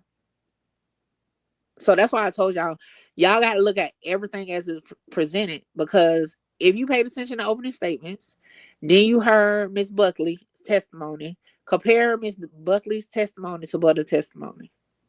Compare witness 1 from day 1 and witness 1 from day 2 to Butter's testimony. These are people that's not snitching. They are regular civilian people working and all that. So that's why I said if you pay attention to everything, listen, it's just like that. All right, where we at? Blue said, come on, man, let's not be stuck. Even Stevie Wonder and Ray Charles can see that. Let's Blue told on that murder, but they wouldn't have said it by now.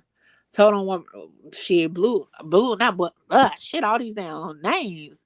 Butter Down Show done told it all. That's why I said shit, they ain't had to bring in his interrogation video. He told it from A to Z.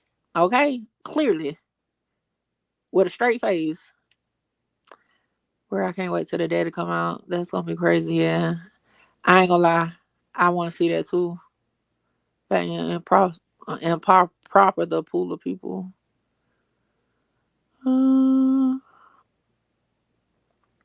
Where we at? Hold on, I'm gonna try to go down.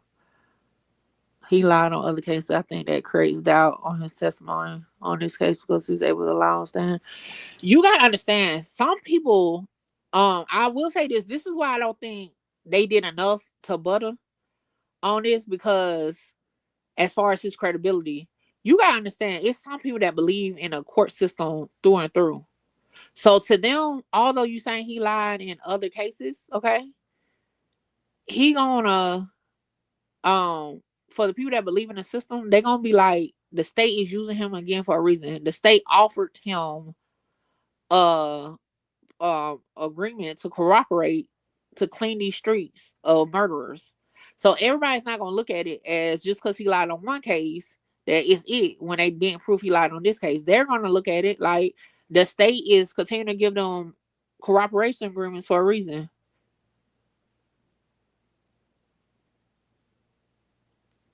That's improper. The pool of people is too small. Of course, he don't want out of 3 people.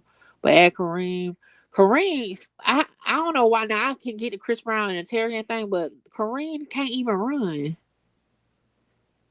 Like, so that take him out. That they chase the victim down. And that would be noticeable, especially if you walk with a limp. All right, let me go down some more. What's next after the break? Cross-examination. No. Another witness, probably a phone expert. Picture of Leangelo on drugs. Abdul Robinson snitched too. They got a crime circus video on him telling all types of shit. That was that. I mean, look, when people start telling, it don't damn shock me no more, because some of the biggest street niggas that probably shoot you and all done told, like, on some real shit, so it don't even shock me no more. They be more so trying to hype up regular, people for snitching, and they do a street nigga. They'll come up with some reason, oh, that's what he was supposed to do. That would do. That's why I don't be fooling none of these niggas, okay? And for one, if I chose to do something, I for sure wouldn't be around there. Nigga, I'll do it by my damn self, okay? Oh, Lord. Not y'all making profiles of dead people is crazy. Let's see where we at. You can't pop it online. Then when the feds come down, you ain't do shit. Okay? Listen, I ain't gonna lie. I see why y'all niggas be telling to the feds, okay? Cause child, they come run down on you. When they had got me at the Chicago federal building, I was like, oh hell no. They talking about you want to go in the room. I ain't even asked them what room. I said, hell no, I'm about to go. I ain't trying to go in no other room. I later on found out they was trying to put me in the overflow courtroom, but hell no, I ain't going in no room with y'all. I see why them niggas be shaking in their boots ready to tell on everybody and their mama. Cause shit, if you go, all I knew was don't go in no fucking room. Hell no, I was not going. Y'all knew better stop going in no rooms. Shit.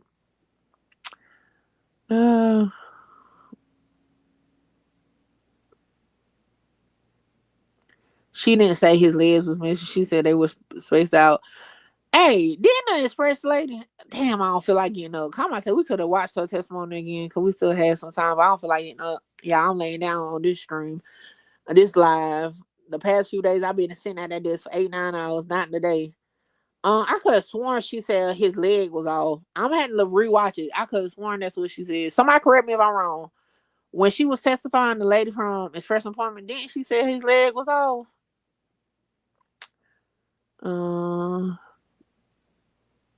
Buddy was extremely incredible to me. And y'all know the Chicago, but I don't even like, okay? And he was credible on the stand too. Okay, he was selling it all. So yeah. But like, are you going to recap on this case? Yeah, I do daily recaps. Every evening I give y'all a recap of what happened that day. Cause it be a lot going on, y'all. I ain't gonna lie. Be a lot going on. Not Ksoo dead in the chat. Y'all be funny. Yeah, especially if a profile come in here of a person that's deceased, please block them. Cause hell no, I need to sleep at night. Another thing that helped Ksoo was that he didn't do the home invasion with Scotty and Butter. Like I said, if you just look at it as they proved Ksoo with evidence, like physical evidence that he was at the shooting? No. However, when you piece together eyewitnesses' testimony with the corroborators that put him there, you know what I'm saying? So it's definitely not no like flat out boom, he did it. I say based on what they doing, what they showing, definitely leads me back to think he did it. Cause of course you can't sit here and be like, damn, what I was about to say. I done lost train of thought. Hold on. What was I about to say just now? And I'm gonna make it to everybody comment. Just give me a second. Damn. I'm getting old because I don't even know what I was about to say just now. Shit. Hopefully come back to me. I don't even remember now. Mickey, you can't debate with sympathizers. The case isn't based off his testimony alone. Argue with the evidence, not the stream. Facts. And you know what? And again, like, I ain't new to this. I've been doing cases. Y'all know Melly trial. I got a lot of flack for that because I was saying they wasn't proving he was guilty, and everybody was like, "You know he did it." Now I don't know shit. I just know based on what was in the trial, it didn't prove to me that he did it. So like, I'm normally on the defense, but I got to call out when the state is doing their job. Like at this point, they have poked holes in credibility. But to me as a person, I don't think it would be enough for me to change my mind at this point. to somebody else, it may be. Because they may, you know, I have yet to think that somebody else did it. You know what I'm saying? Like, I have yet to think somebody else did it. Like, that would make me be like, yeah, I can't vote guilty because somebody else could have did it. When the attorney was saying, Ksoo attorney said something, I think we talked about it, said something about Chris Brown. And at that moment, I did was like, yeah, that was a good one. Cause like, yeah, the story of Chris Brown pulling up in the middle of them waiting on dude to come out and then you just telling him to go home. Yeah, cause yeah, if he was with you on the other murder, he could have been with you there. So that caused reasonable doubt to me in that. Hold on.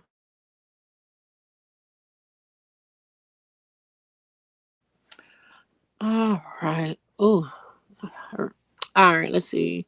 Plus, the girl saying she had to go pick him up. Yeah, the story ain't adding up. Right.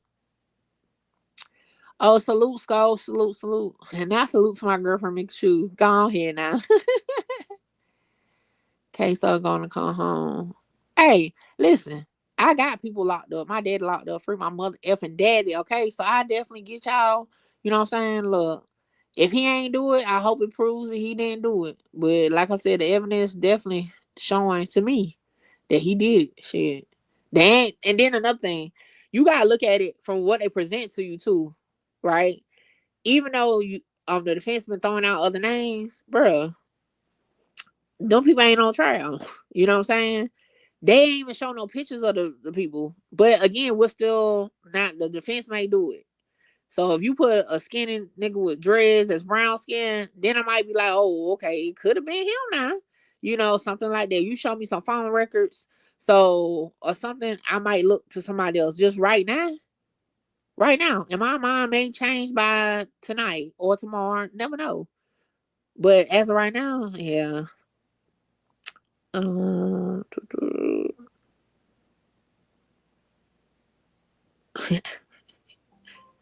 Y'all funny.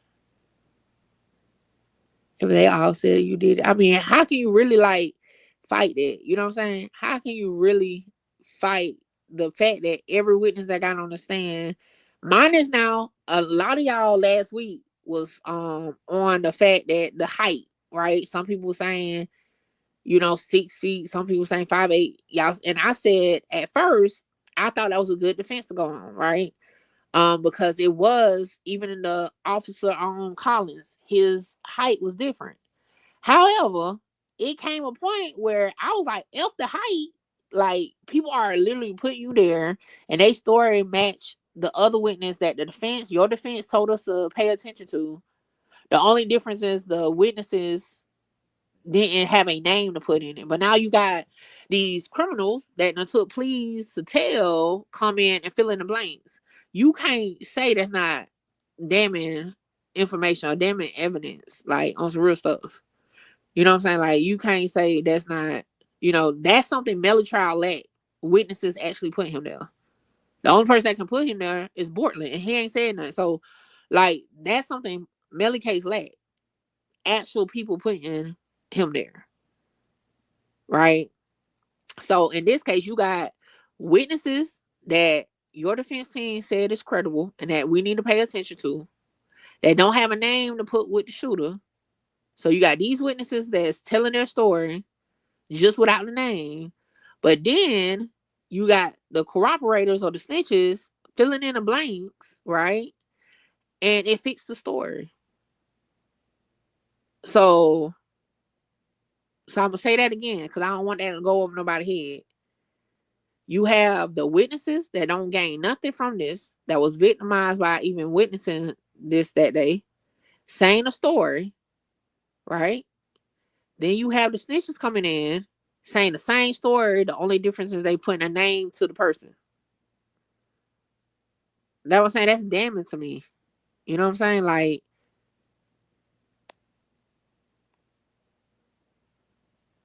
hold on. You said Scotty can't flip right now.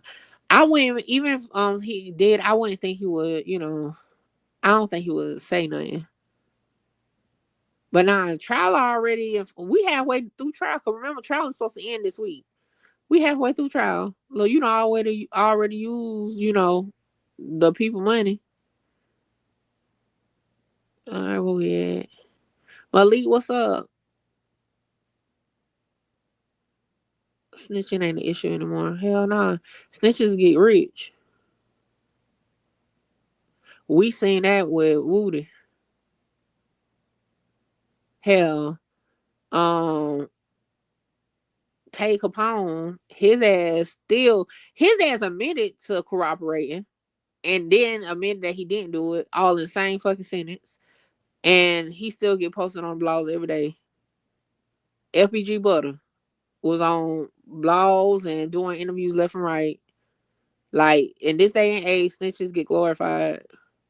And again, I don't care. Cause like I said, hey, y'all, these niggas ain't telling on me. So, you know, I ain't gonna go down that rabbit hole, but anyway. But they ain't telling on me. I ain't rolling with these people. I ain't around these people. So I don't care what they got going on. But, you know, they do get glorified. Now, to me, you know what I'm saying? I feel like your boy Tay definitely snitched. Y'all can go with that. He reneged on the snitching. It's still snitching. Like, at the end of the day, that nigga was posting guns and saying he was shooting people and then telling a statement at the same time. So I ain't gonna go down that rabbit hole with y'all because I done left Take Upon alone. That was 2 years ago. But the paperwork came directly from the state attorney office in Chicago. He definitely snitched, okay? Hey, he snitched and they left a phone. Like, at the end of the day, y'all can go watch the content. Don't watch the content. I said what I said when it comes to Take Capone. He definitely did that.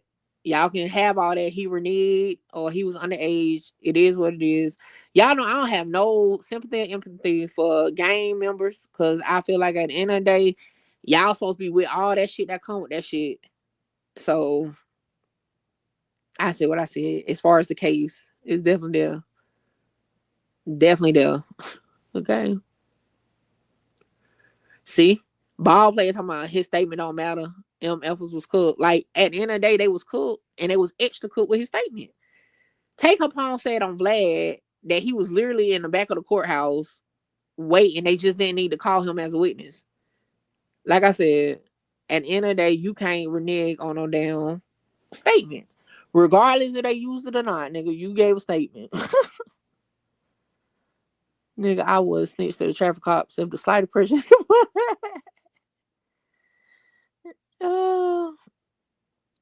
Like I said, look, when it comes to like all that, my thing at the end of the day, you gotta do what's best for you. But niggas be lying so bad and be trying to spin people and then try to bring up some like, you know, bullshit. Ball play said, in my book, it don't matter. Motherfuckers left the phone. Hey, it's cool, you know. Hey, shout out to you for that. Like, you can't, like, to me, you can't justify, especially again, Take Capone be saying all this, and not just him, a lot of like these drill rappers shit be saying all this gangster shit, right? But then try to justify telling.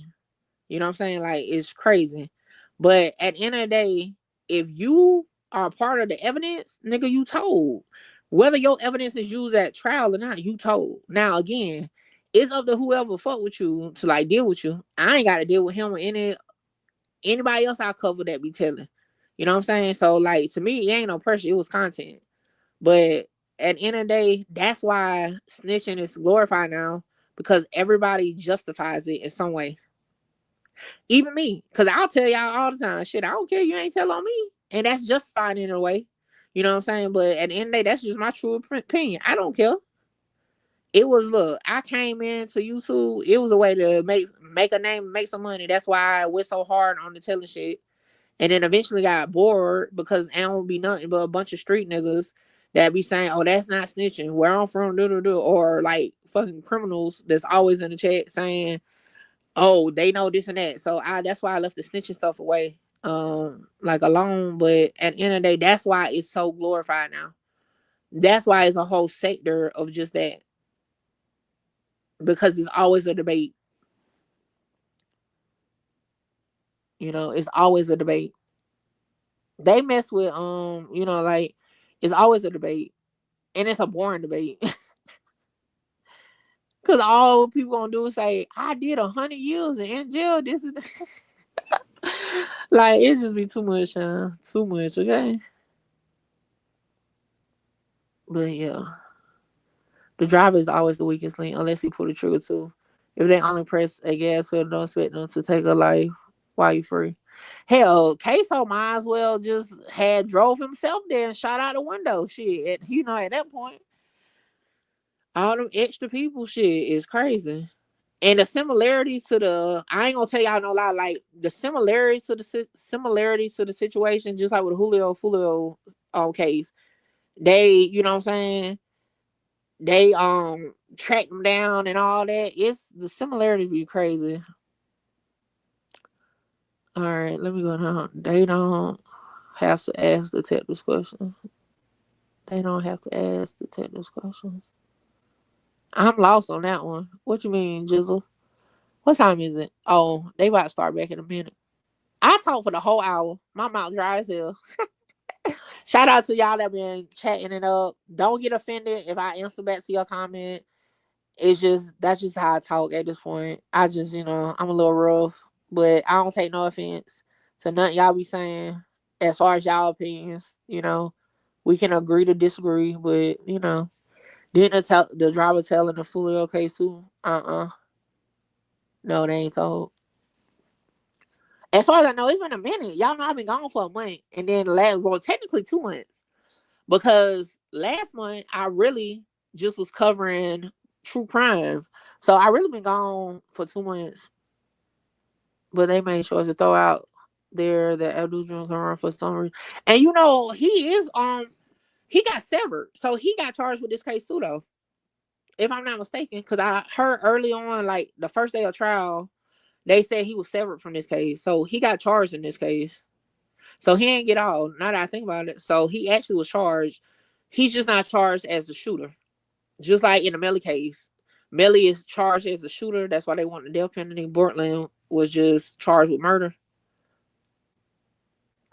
They ain't so dude in the truck called the whole murder. They ain't show us, but they show the whole murder. He said, shit, I ain't got no Tesla, but I'm gonna put a dog on camera in here and get everything when I ride around. It's the father testifying today. That's what they say. The news said it, that he's supposed to be testifying today. I know for sure they got a phone expert coming up. They haven't officially announced it in the trial, but the news said that he was testifying today. Yeah. Yeah, we did good. We just waiting for them to come back on now. They should be back on in a minute. How you feel about Grizzly? T Grizzly?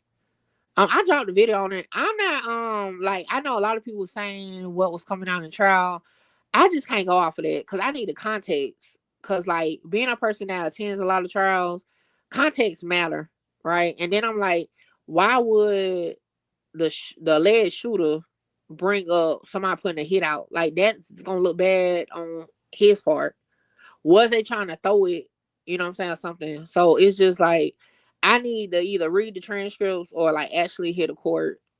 So right now, I don't think so, just based on what I know, but I don't know for sure till I actually see what's going on. Imagine snitching on your son. I'm telling you. I had a conversation with my dad about it. And he was like, hell no, I'll take the whole case for you. And I was just like, with my daughter, yeah, I'm gonna give her a chance. I'll take it. Like, I don't even understand. My thing is this, okay?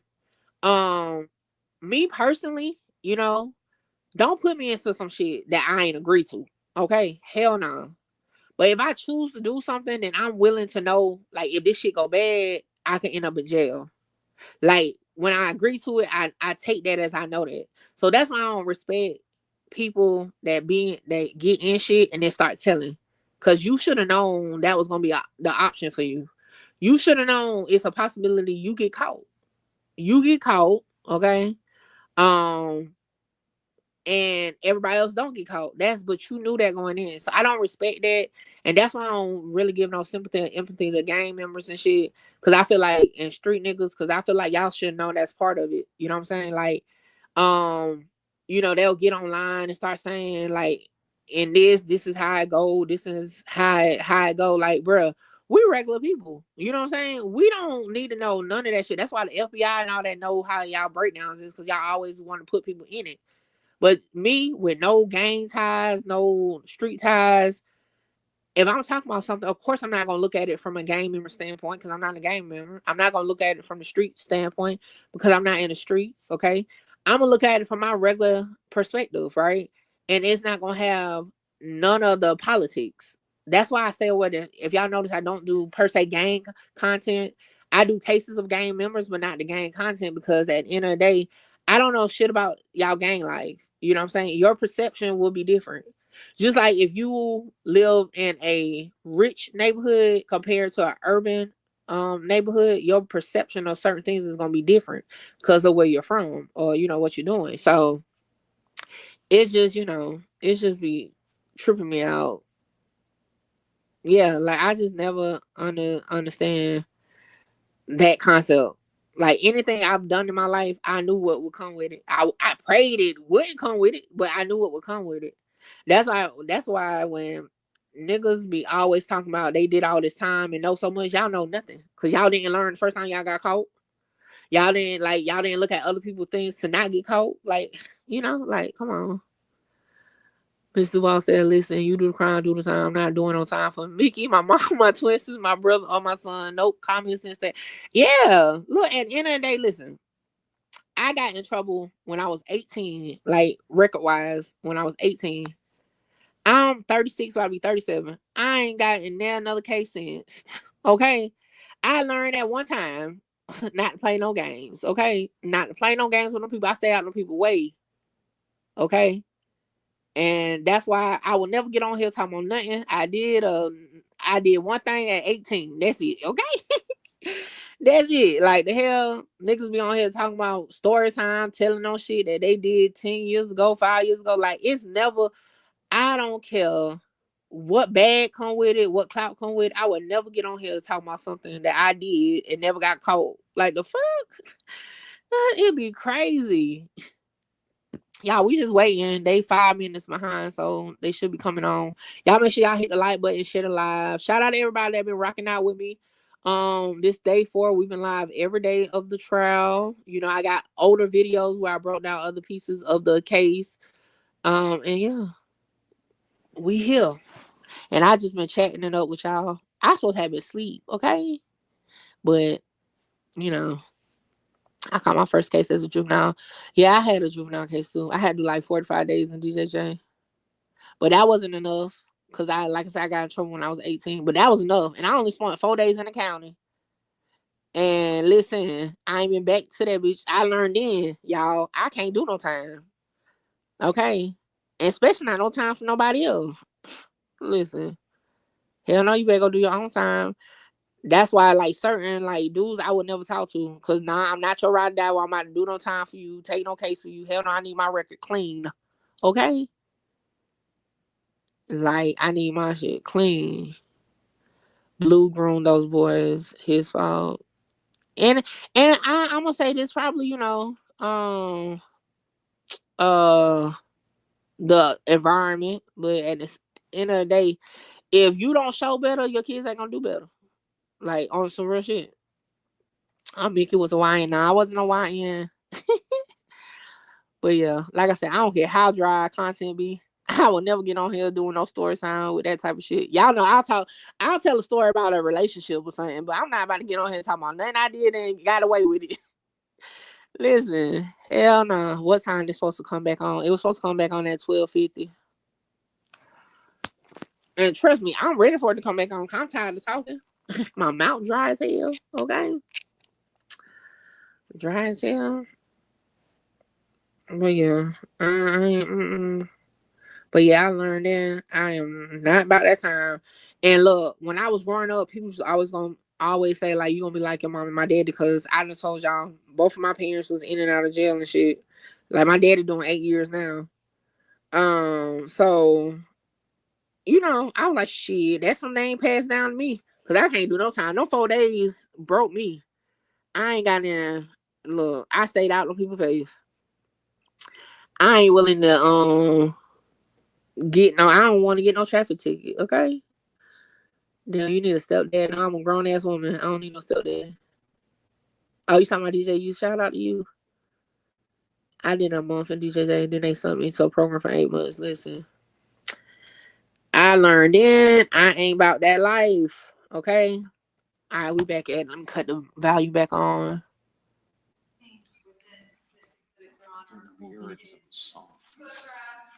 I'm sorry, can I ask y'all to stop talking while I hear from Ms. Schlax on the record? Thank you.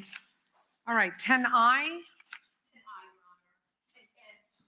It's a composite exhibit that shows photographs of the actual device and then has some itemized text messages. There are several that appear to be text messages my client allegedly wrote, or whoever possessed the phone at that moment. However, there's also text messages to him, which our position is that it is considered hearsay. If I'm correct in what the state attempts to allege, they attempt to allege multiple conversations between this particular phone number that they allege was being used by my client and Abdul Robinson Jr.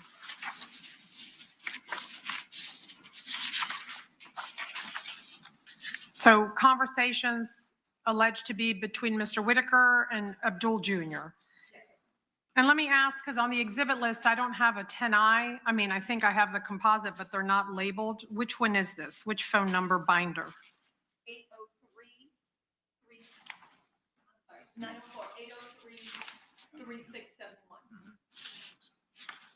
Or I'm sorry, it's the binder under Abdul Robinson Jr., 624-3684. All right, and that binder is labeled what? 10I? Yes, Your Honor. And I'm happy to provide this to the court. Yeah, I'll need to look at it. And so this is a composite exhibit of messages from 904-624-3684. Yes, as well as messages between also 904-866-2370.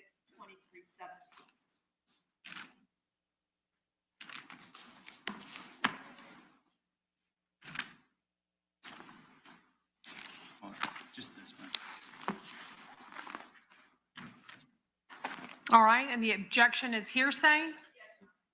All right, I'll hear the state's response. Yes, ma'am. So it's kind of broken up into parts. So the beginning of it, the beginning of the conversations that start, and just for reference, the blue boxes, state's position are Mr. Whitaker, and the green boxes are Mr. Abdul Robinson Jr. What boxes are you referring to? Starts on the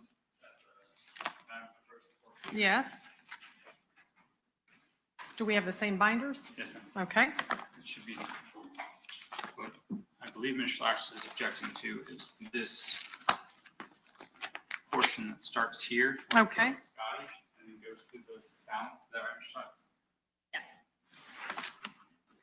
So it's a series of conversations between the state's positions between Leroy Whitaker, who is blue, and Abdul Robinson Jr., who is green.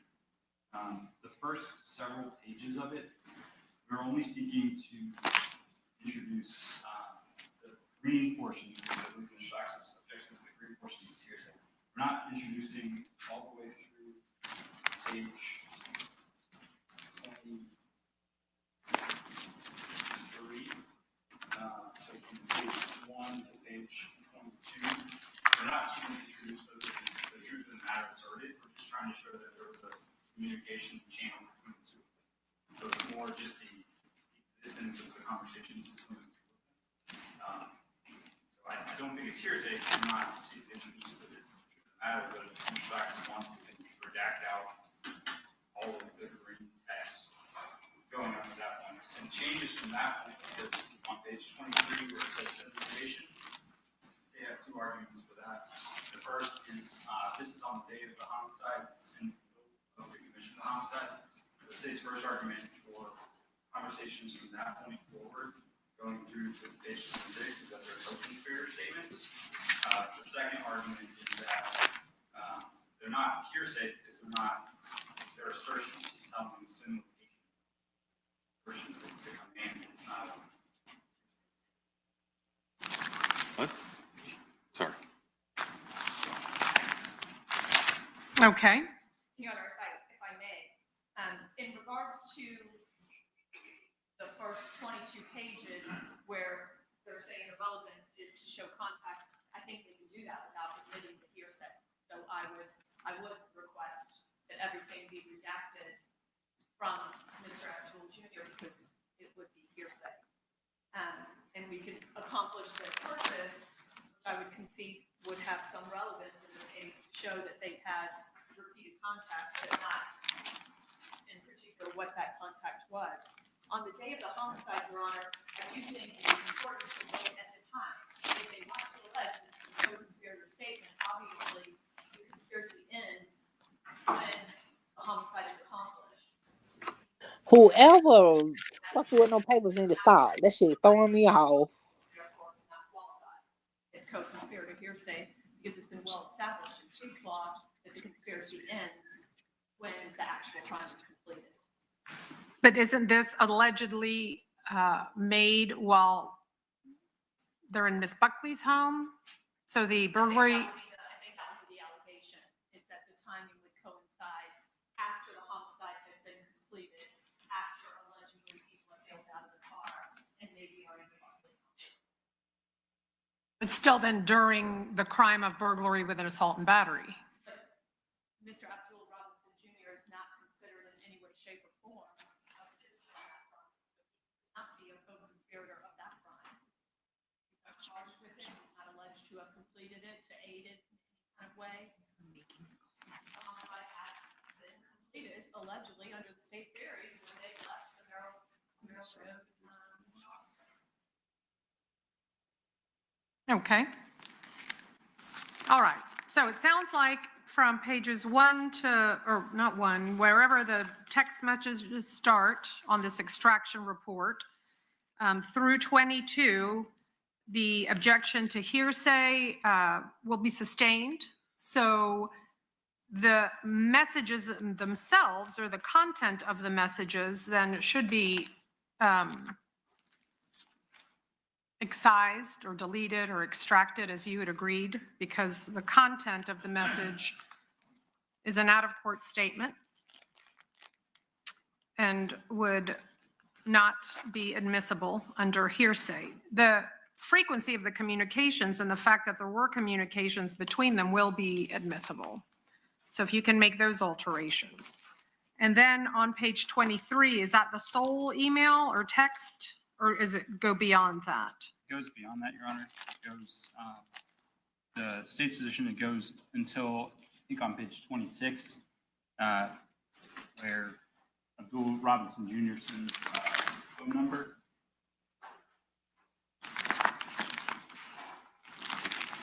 Which the state's position is the phone number of Abdul Robinson Sr., who then Mr. Whitaker starts calling.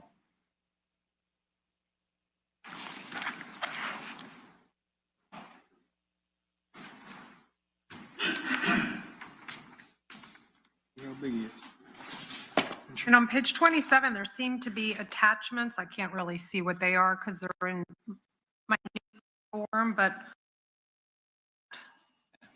I'm sorry? on page 27, there's a series of 2 text messages that seem to have a photographic attachment.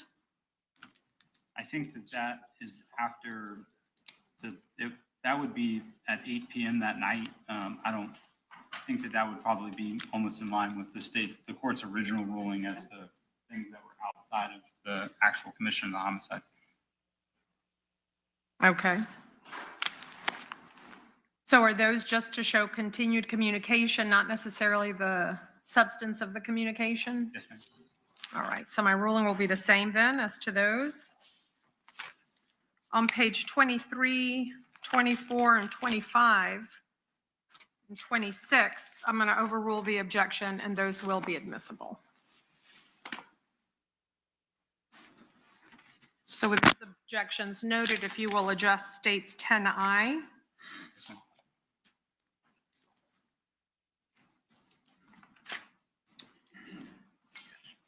And as to 10I, is there any objection from Defendant Robinson? Any objection to 10I? To 10I? And I, as in the entire. No, 10I is only the This is 9B. contents of Abdul Robinson Jr.'s 624-3684 phone. Your Honor, we'll echo the same hearsay objections as with. Okay, my ruling will be similar.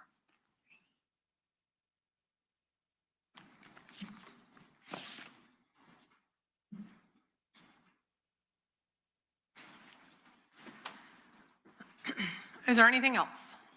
Yes, Your Honor. We're taking a look at a 217-page presentation. And there's What identification number does this have? 9, and it looks like A through at least V.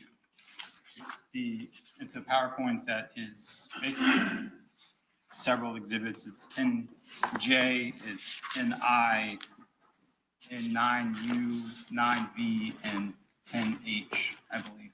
Your Honor, I don't know if it was intentional or unintentional, but the one that we looked at this morning was not this. Contained within this is a Celebrite report from my client's 1595 number, and the state is seeking to admit notes that were entered in on his iPhone. And in reading these, it clearly looks like lyrics, given the fact that they rhyme. Bang and gang, clip and flip. And I can show this to Your Honor on the monitor, but there's a series of notes. Now, importantly, none of this is descriptive of the case here.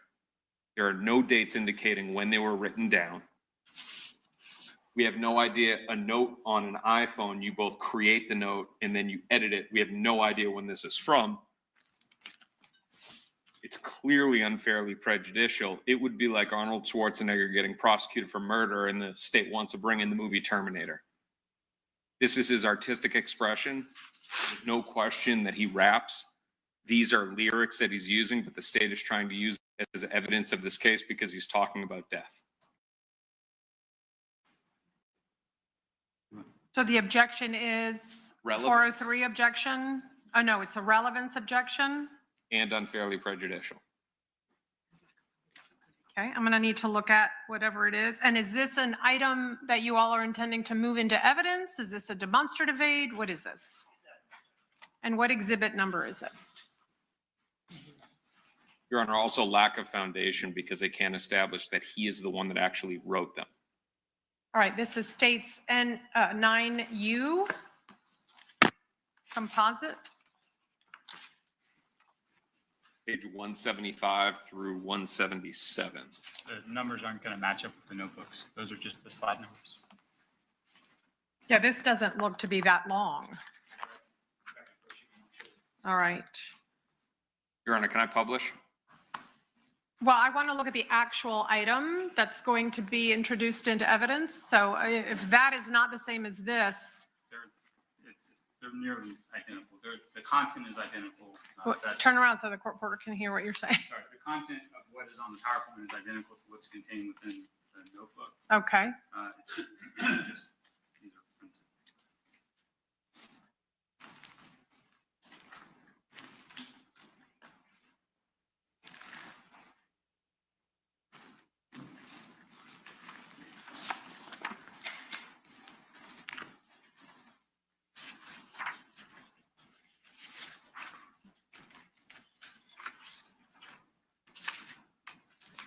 So do you have the notes in here?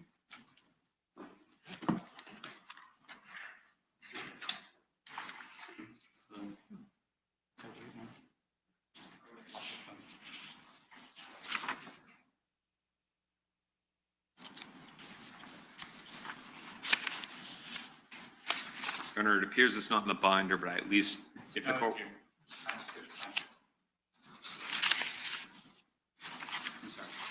I don't even know who talking. Is that the state talking or the defense talking? So I'm clear. This is a Celebrite report, which is an extraction report from an Apple iCloud backup Yes, Your Honor. associated with 1535, or which number? 1595, and Your Honor should see, what I'm looking at is up on the screen right now. It says notes 7. Okay. And it's those 7 notes. We have no dates, no indication who wrote it. Unfairly prejudicial. But it should, just to clarify, it should only be 7 notes. I see it. Let me read it.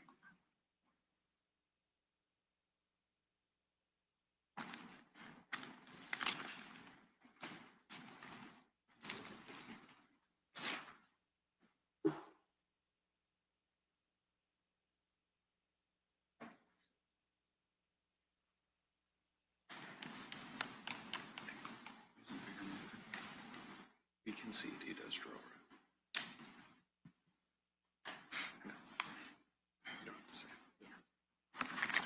I learned at an early age, don't write no damn notes. To yourself, to Jesus, nobody don't write no notes.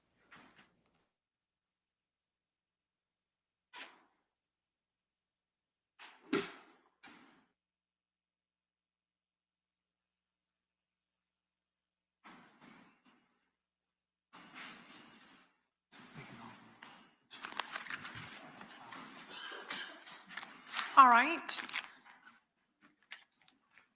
So as to relevance and prejudice, let me hear from the state. How is this relevant? What information do you have in terms of dates or creation or? Judge, we don't have information regarding the dates as to when these were created. The state's argument is that it doesn't matter. It either predated the murder and then he acted out what is articulated in these notes, or they were created after the murder, which reference what happened during the murder. And so the state's argument is that these are very, very descriptive and they seem to outline exactly the behavior that was captured on the dash cam in terms of the murder. We also have evidence and testimony regarding the fact that Mr. McCormick was targeted because he was affiliated with 6 Block when he made that song regarding Willie Addison. They are the ops to ATK. That is referenced in these notes about going after your ops. Judge, you better not rep that 6. You're going to get hit out here. The top note on number 5. Those in conjunction, when read together, are very descriptive and outline what we believe happened in this case and what the evidence the state has presented has seemed to corroborate this. Your Honor, the state has presented that my client is an artist. He's a rapper. Music videos that he's been involved in. They've also entered in Charles McCormick's song and talked about the fact that he was rapping about something that he was not involved in. That is the culture of drill rap, that people are rapping about things that they may or may not have been involved in.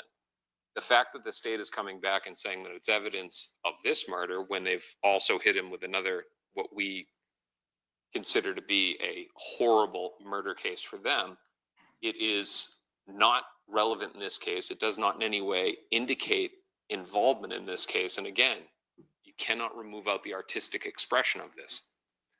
So the lack of any dates and the specificity, Your Honor, we maintain this is not relevant. All right, thank you. As for relevance, I am going to overrule. As for 403 balancing prejudice to the probative value, I will also overrule. So they will be able to come in to trial. What exhibit number again is that? Is that 9U you all said? Yes, Judge. All right, I don't have 9U listed on my exhibit list, so tell me which one that is. Okay. All right, thank you. Your Honor, I apologize, and this is not going further on your ruling or contesting it. The government before this trial withdrew the gang enhancement, and this is indicative of gangs. Okay. They've tried to hedge it with groups, but this bringing in gang, I would say that it is not relevant given the fact that they voluntarily removed the gang enhancement. All right, thank you. The record is made. Anything else we need to address before we bring the juries out? We need a moment to redact that. Oh, okay. Let me know when the redactions are done and we'll continue. So just to be clear, the other one was 10E? No.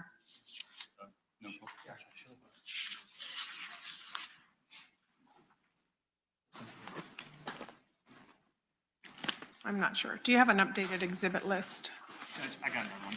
Yeah, just because the exhibits at the end of this list don't have letters. Thank you.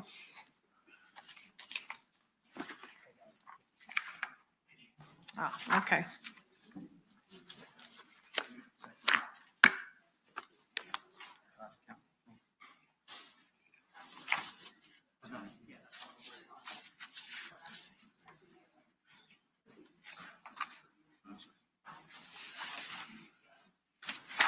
No, Don, she don't have to give a reason, a legal reason, I've returned them. not for the basis of what they was asking for. Some of the motions she do, but not for that one. Well, for objection, she don't have to per se. However, for the motion, she would have to.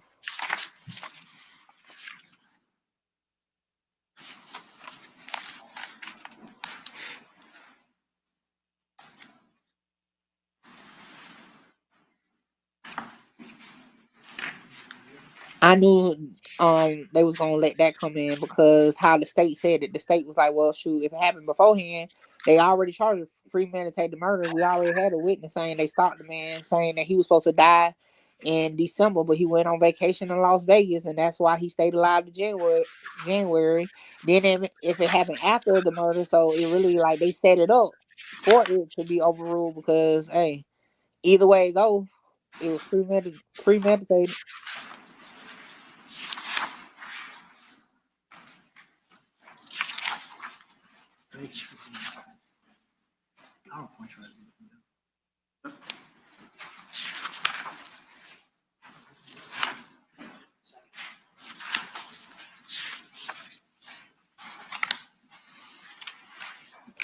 The lyrics is important. What the lyrics they just was talking about is important because they detail the crime. For those who've been watching me for a while, I tell y'all all the time, I don't believe in lyrics being used, but if you go line for line about something that's actual factual that can be proven, that's your dumb ass. So I don't know what song or lyrics they talking about, but if you detail a crime that's on video where people can see that could be possibly talking about this crime, is crazy, right? And you don't have no date on the note, so it can be up to the conclusion of the person that's hearing it. Like YNW Melly case, right? Murder on My Mind was written years before it happened, so that was a stretch. But what if Murder on My Mind never had a date on it? It would have been up for each juror to compare it to the case, and that's what's about to happen here. It's gonna be up to each person to interpret it their own way. The state already ran the play just now to get the motion overruled. I mean the objection overruled by saying, okay, we can't prove the date, but if it happened before or if it happened after, it still matches up to the video. Can we make a quick or tennis motion? Sure. The phone, the phone that they're saying that these extractions are from, I can't remember if it's already in, but we want an ability to be able to inspect the actual phone. Do y'all have that phone? I don't know. Which one, sorry? The one for the download of these notes, we want to look at the actual phone. We question whether they're in the phone. The notes are from the iCloud. If you are a person of interest and you don't have no clear, like when Julio died, Young and H was always in Texas. It made sense. Like nobody took that song for real. But if you're literally in Jacksonville, the murder happened in Jacksonville, and it's all. Why the hell would you write a lyric even for a song? That's crazy. We'd like to inspect the I can see if you had no connection at all, like where they couldn't. Come on, Ksoo knew he was gonna get looked at for it, even if he didn't do it. Okay. Well, during a recess, then, if we have the phone here, you are certainly free to inspect it. I don't know if it's powered up, on, or working. I don't know what condition it's in, but you can inspect it. We're not sure if the phone is in our office or in the property room, but we'll check at the break. Okay.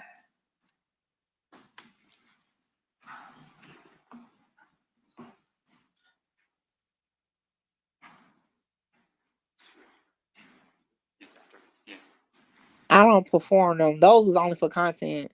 I just did them for my YouTube channel for content. I don't do music for real, so I ain't never performed on them. I just was doing it for content to have just my own music playing.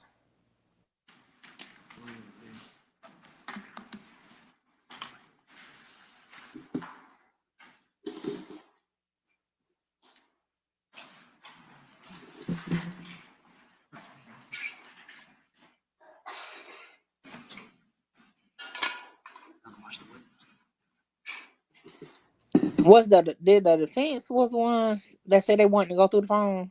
They should have been did that. I ain't gonna lie, they should have been did that. Like waiting until now is crazy. I think I'm ready to eat.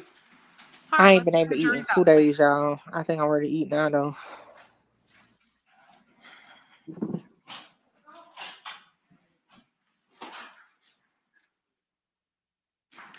Look, my thing with Ksoo, like, I don't know if this man be shooting people or not. I don't know, but his persona is that he's the shooter.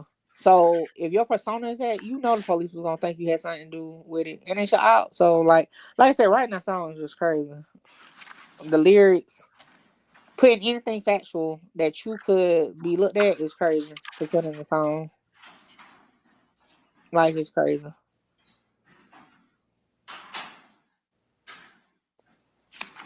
I feel like the phone shit is pointless. The reason why in this case it wouldn't be pointless because it's part of the evidence. Like phone records, they was texting, they was calling each other. So I don't think it's pointless just because, you know, that's part of the evidence. You're in the courtroom.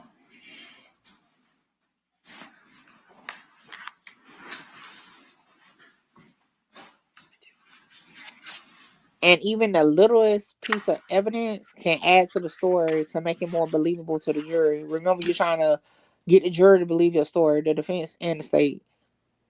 The state put out the full story, the defense pokes holes in it. So, like, you got to have everything. All right, thank you, ladies and gentlemen. You may take your seats. We have one in the restroom. All right. While we wait for Mr. Robinson's jury to come out, then, I hope and trust that you all were able to get some lunch. Just want to ask and be sure that none of you were approached by anyone to talk about this case or to provide you any information about the people or places involved in this case. If so, please raise your hand. Okay, no hands raised. And lastly, did anyone read, watch, or listen to any news on your phones or electronic devices inadvertently, of course, that might have been printed or aired over the lunch hour? Anyone? If so, please raise your hand. And I see no hands raised. Okay, thank you. Just be sure the notepads you're collecting are yours if you're taking notes during this trial while we await for jury number 2 to come out.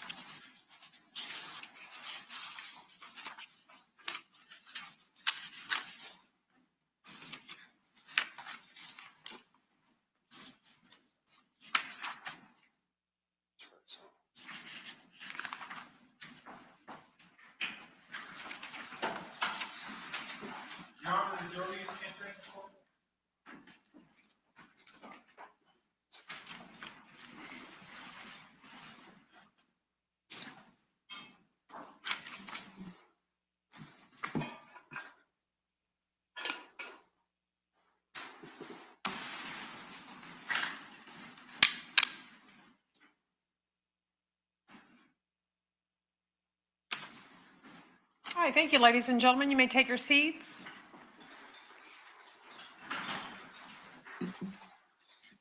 All right, ladies and gentlemen, please be sure the notepads you're collecting are yours if you're taking notes during this trial. And I will ask, as I always do, just to be sure that over this lunch recess, no one has attempted to approach you or speak to you about the case or provide you any information about the people or places involved. Has that happened to anyone? If so, please raise your hand. Okay, I see no hands raised. And lastly, if anyone on your electronic devices may have inadvertently read, watched, listened to anything that may have been on your devices, either by news or otherwise, that has anything to do with this case. If so, please raise your hand. All right, and I see no hands raised. All right, thank you, ladies and gentlemen. All right, we will continue with the state's case in chief. So, state, you may call your next witness. Say we call Detective Ostertag. Detective Ostertag, please.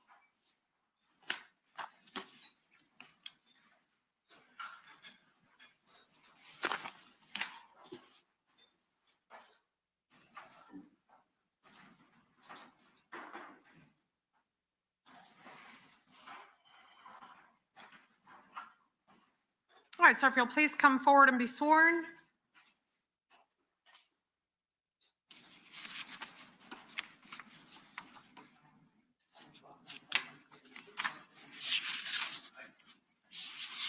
All right, if you'll have a seat there in the chair, please be sure to speak loudly, clearly, and closely into those microphones so you can be heard by all. You may proceed. Thank you. Good afternoon. Will you please introduce yourself to the jury? Good afternoon. I'm Detective David Ostertag, And where are you currently employed? Jacksonville Sheriff's Office, How long have you been with the Jacksonville Sheriff's Office? for almost 19 years now, You're kind of soft-spoken. sir. How long? 19. 19 years. What is your current assignment at the Jacksonville Sheriff's Office? I'm a detective under the Homeland Security Division in the Computer Forensic Investigations Unit. And can you explain the responsibilities of a detective in the Computer Forensics Division? As a detective in that unit, I am tasked with examining digital evidence. That may be computers, cell phones, cloud accounts, social media accounts, basically anything that holds electronic data. You have a I'm sorry? Do you have a background in computer science? Yes, I do. I have a bachelor's degree in management information systems from Auburn University. And can you outline for the jury your education and training as it relates specifically to cell phones, computer analysis, that sort of thing? I've been trained by the Secret Service at the National Computer Forensics Institute, as well as the Federal Law Enforcement Training Center in various disciplines of digital forensics concerning computers, mobile devices, cloud downloads. I've also been trained and certified by the International Association of Computer Investigative Specialists with a certification in both computer and mobile device examination. And I've also been trained and certified by the Cellbrite Corporation in the operation and analysis using their hardware and software. Do you have a continuing education? Do you continue to get classes? Yes, I'm How often continuing. do you do that? Yearly, I usually attend between 40 and 80 hours of training. And have you testified before as an expert in computer forensics? Yes, I have. Your Honor, at this time, the state would tender Detective Ostertag for voir dire. Any additional voir dire from Defendant Whitaker? From Defendant Robinson? All right, you may proceed. Detective, you said that you have training in Cellbrite. Can you explain to the jury what Cellbrite is? Cellbrite is our vendor for hardware and software used mostly for mobile device and cloud examinations. Okay. And you testified about performing cell phone extractions. Can you explain to the jury what a cell phone extraction is? Cell phone extraction is the process of basically getting the data off of the cell phone. So the cell phone is connected to a forensic extraction device, which is in turn connected to a forensic computer. The forensic extraction device communicates with the phone in a manner in which it takes the data off of the phone and places it on the forensic computer. How is that different than performing an evaluation of an iCloud account? An iCloud account, the data is actually coming from Apple's servers directly. And what types of data are you able to obtain from a cell phone extraction? There's two different categories of data that we get off cell phones. That's system data, which might be log files, locations, just basically background things that a user can't usually interact with. And then there's also user data, which would be text messages, phone logs, and various other pictures, videos, basically anything that a user can look at on their phone. I'm going to draw your attention to the immediate case. In this case, were you asked to forensically examine multiple phones and iCloud accounts? Yes, I was. Specifically, were you asked to review an iPhone bearing a phone number of 904-866-2370? Yes, I was. A phone bearing 904-624-3684? Yes, I was. An iPhone bearing 478-491-2831? Yes, that's correct. An iPhone bearing number 904-704-1595? Yes, that's correct. And then two different iCloud accounts. Correct. In addition to completing the extractions, were you asked to review a selection of evidence from the devices and the iCloud accounts mentioned to testify here today? Yes, I was. We're going to start with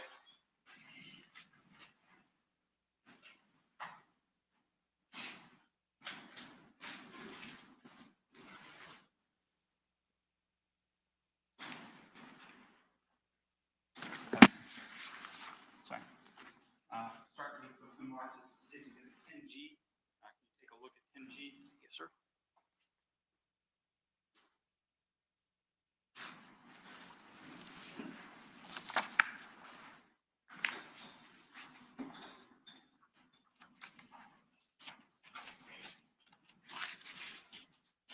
These items contained within this notebook that were performed by the extraction for the 904-866-237.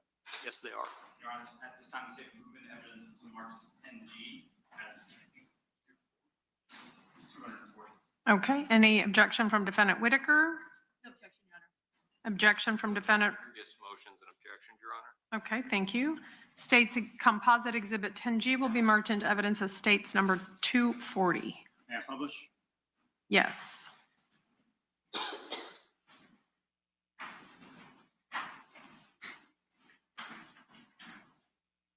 Detective, when you receive an item, is this what it looks like when you first get it? Yes, it is. Okay, so it's like in an evidence bag? Correct. And then what do you do when you receive the evidence bag? So when I receive the evidence, it's photographed like you see here. It's documented to make sure that the evidence matches what's on either the search warrant or the written consent, depending on how what legal authority we have to search the device. It's inspected for any damage which may or may not hinder the investigation or the extraction from the device. Okay. And what is it, the process that you do to perform the extraction, the initial extraction? So the initial extraction, like I said, the phone is, if it's not in a working state, it's placed in a working state, which it may require some sort of repair. In this case, it wasn't the case, but the phone is connected to the forensic extraction device, which is in turn connected to the forensic computer. The three items communicate with each other, and the data is copied from the phone over to the computer. States 10G 240, but on slide number 4, what do we see here? That is the front and back of the cell phone, including the case that's attached to it. And on slide 5? That is the SIM tray, which has the IMEI number, which is like a serial number for a phone, as well as the SIM card that was attached to the phone. Okay. And you said this is like the IMEI, the serial number for the phone? Correct. That's a mobile device identifier, which acts as a serial number for the phone. When you're performing a forensic evaluation, are you able to obtain device information like the IMEI, the phone number, et cetera? Yes, I am. Okay, so we can see here the area that I'm circling, the IMEI consistent with the tray that you just showed us. That's correct. Okay. And then what is the MSISDN? I'm sorry, hold on one second. The MSISDN, what is that? That is the phone number that's assigned to the device. Does the phone name itself, or can anybody name it whatever? The user can name the phone whatever they want to.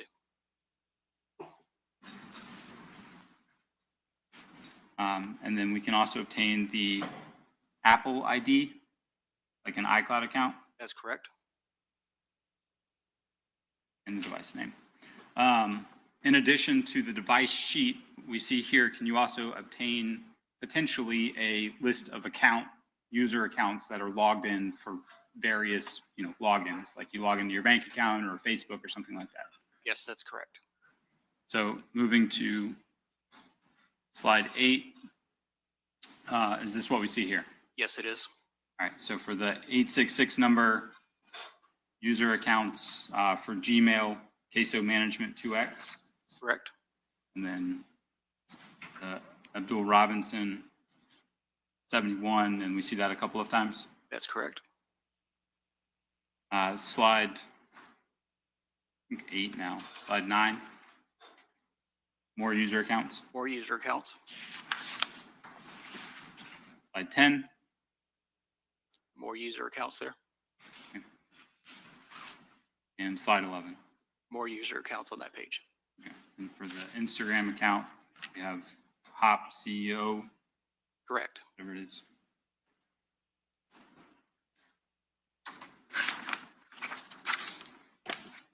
In addition to pulling the user accounts, are you also able to generate reports from the phone?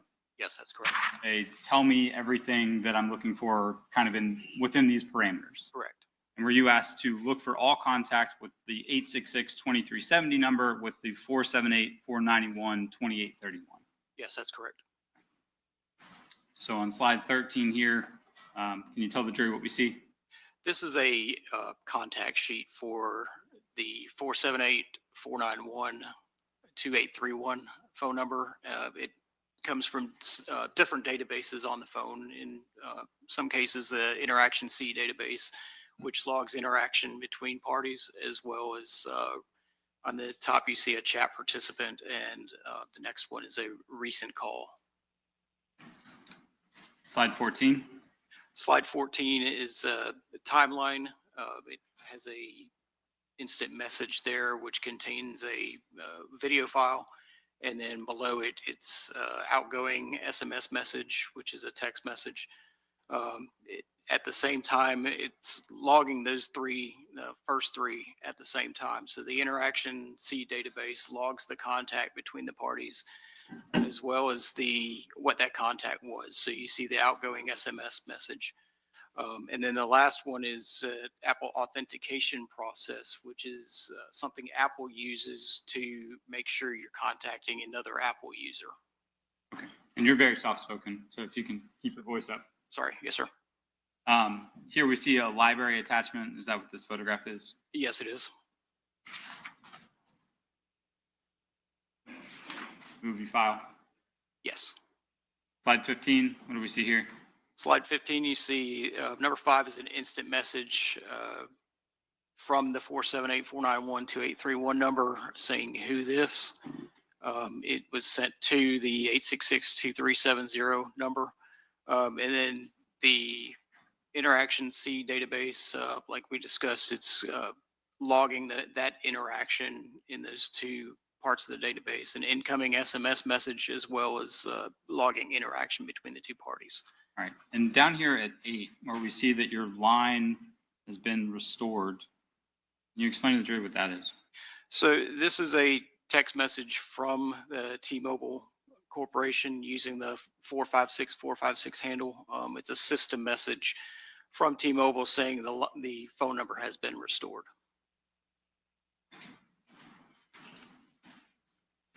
You were asked to look for all contact 904-624-3684. Correct. Same kind of idea, same contact sheet. Correct.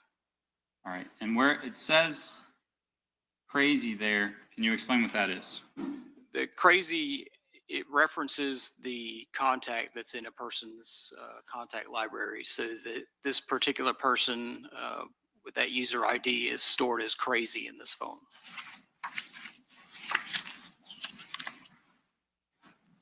And slide 18, same idea there? Correct.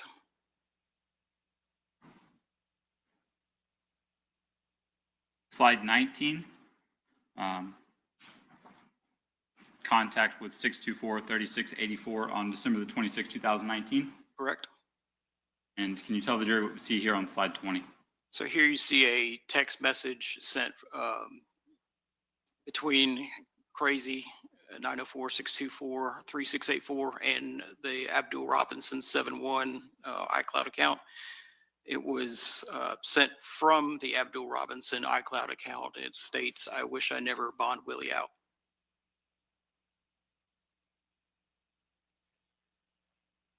Actually, I want to go back just very quickly. The jury's heard a little bit about UTC, but just to keep that in mind, can you explain UTC one more time for the jury? So the UTC -5 is a reference point for time zones. In this case, the UTC -5 is 5 time zones to the west of the Greenwich Mean Time. So to convert a UTC timestamp, you would subtract 5 hours. In this case, it says UTC -5, so those timestamps have already been converted. Okay, so if it says UTC -5, it's already Eastern Standard Time. That's correct. If it says UTC +0, the jury needs to subtract 5 hours. That's correct. And it's a little bit different for iCloud returns. It is different for iCloud accounts, just based on some limitations of the software that we use. And we'll get to that when we get to the iCloud accounts. Sure. So here, that's 12:26 at 1:55 a.m. Eastern Standard Time. That's correct. Right. Again, contact between 866-2370 and the 624-3684 on January the 15th of 2020. Correct. Side 22, can you explain, well, first, what is, where it says you, what is you? You is the text of the actual message that was sent. Okay, so like if I were to text you, that's the body of my message, you. That's correct. Okay. And then the attachment, what is the attachment? The attachment is a cl.loc.vcf. So the VCF is just the container in which in this case, it's a location. VCF is a container in which that location is sent.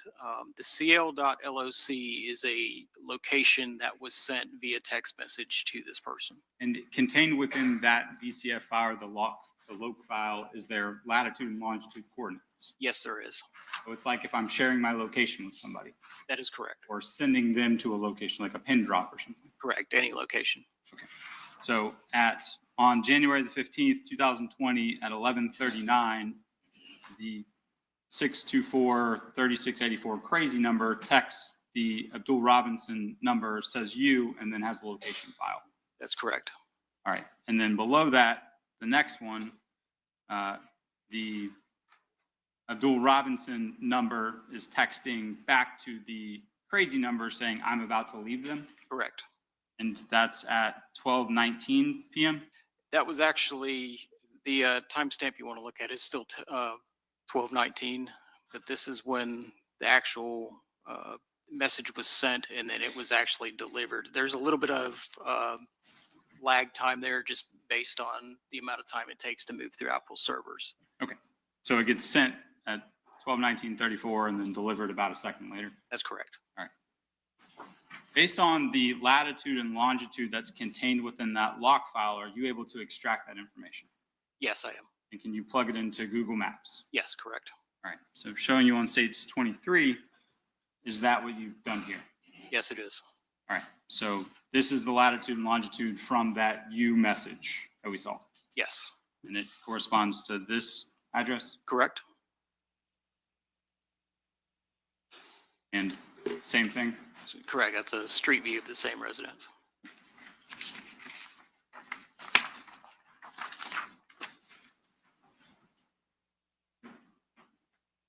Again, asked to look for contact between the 866-2370 and the 478, now 305-9583 number. Yes, correct. And so is that what we see here? Yes. And this is the same contact sheet that we've seen Correct. before?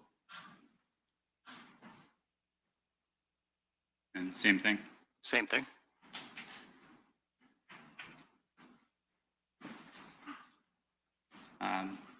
Slide 28, the continuation of those contacts between those two numbers.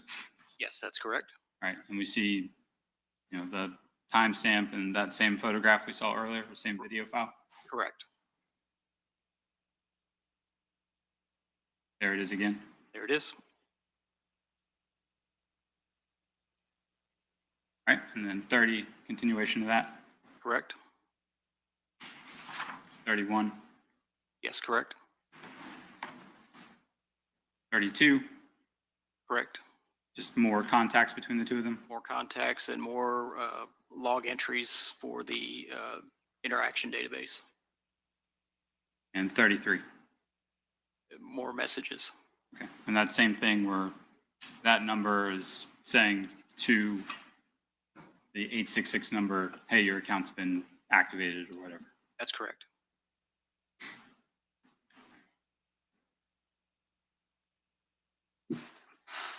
All right, we also asked to look for the 904-866-2370 to 904-704-1595. Yes, that's correct. And what do we see here? Here you see the contact sheet for that phone number. The name it's saved under is Ksoo. Okay. So that's what the user of the phone has saved that number for. Yes, that's correct. All right. And then here we have a login for the username Ksoo23x. Yes, that's correct. With that email account, so8198442@yahoo.com. Yes. And then here, associated with the Instagram account, it says for booking features, contact @Hop CEO Manager. Yes, correct. And that's that Instagram account we saw earlier that's signed into this phone. Yes, it is.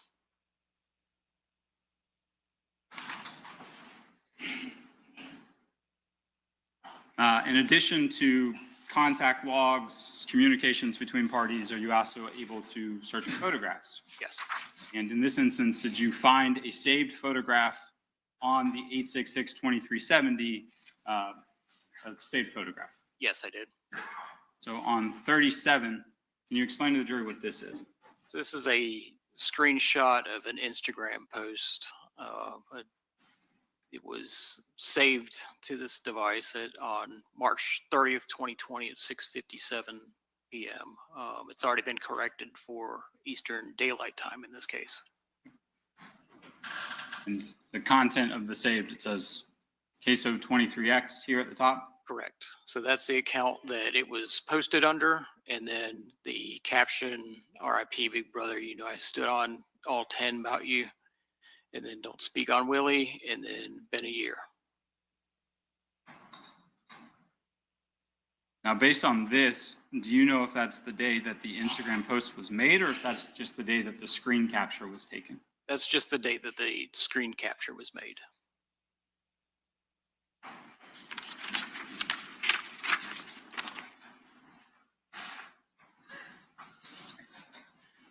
I'm next going to show you what has been marked as Exhibit NI. Take a look at this item. Tell me if you recognize this.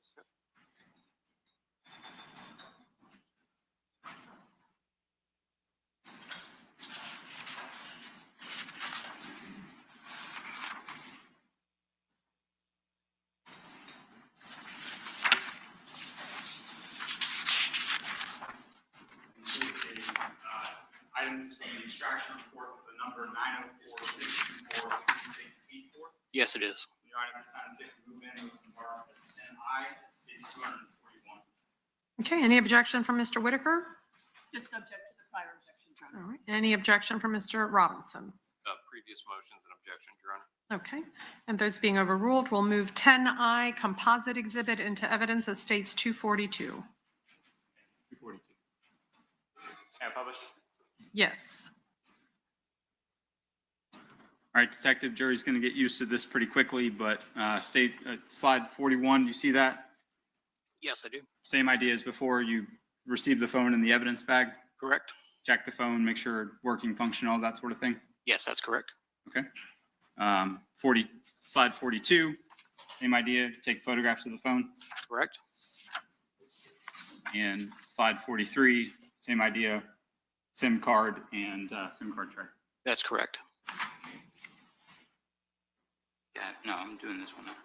I'll move on to that one next.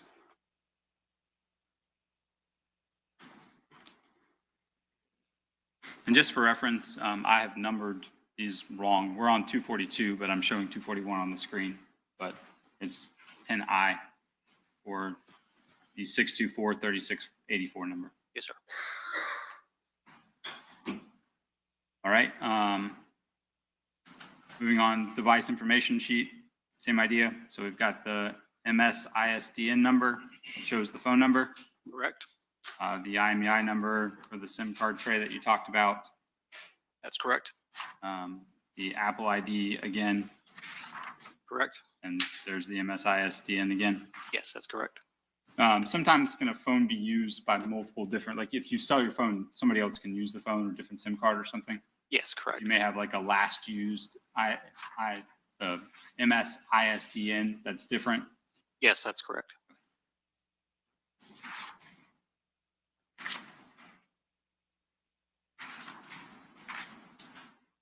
All right, same idea. You were asked to look at user accounts. Correct. So we see multiple logins as the original gangstajithop@gmail.com. Yes, that's correct. Same idea. Yes, that's Facebook and additional other accounts. Same idea. Same idea. You were asked to look for messages with 702-918-4911, Yes, correct. specifically on December the 28th of 2019. Correct. Can you explain this page? So these are text messages on that date between the 904-624-3684 phone number and the 702-918-4911 phone number. These were sent between 1:56 p.m. Eastern Standard Time and 3:16 p.m. Eastern Standard Time. Okay. And the content? The inwards at the house? Inwards at the house. The user of this phone, the 3684 number, asks who, and then the 4911 number says McCormick, and then the 3684 number replies okay.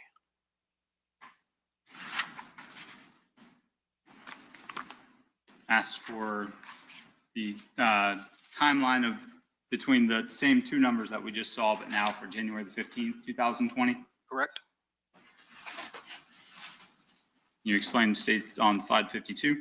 So these are the call log entries between those are on that date between the numbers. Okay. So jury can look at it and see the kind of the back and forth of what's going on between these two phones. Right, correct. 702 calls, there's a conversation, and then this number calls that number back and forth going on. Correct. And some of them were answered, some of them were not answered, some were missed, but the headers on the columns explain what everything means. Okay. And then this column, sometimes they're using FaceTime video calls. That's correct. On slide 53. That's additional parts of the call log there between the two parties with various lengths of time, various answered or unanswered, and it's continuing on this page between 5:26 a.m. and 10:37 p.m.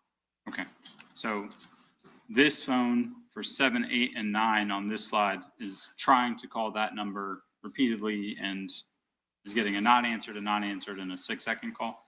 Correct. All right, and then jumping ahead, this phone again tries to call that 702 number at 11:49. There's a 2-second duration. That's correct. And then we don't get another call until 4:14 that afternoon. Correct, and that one was not answered.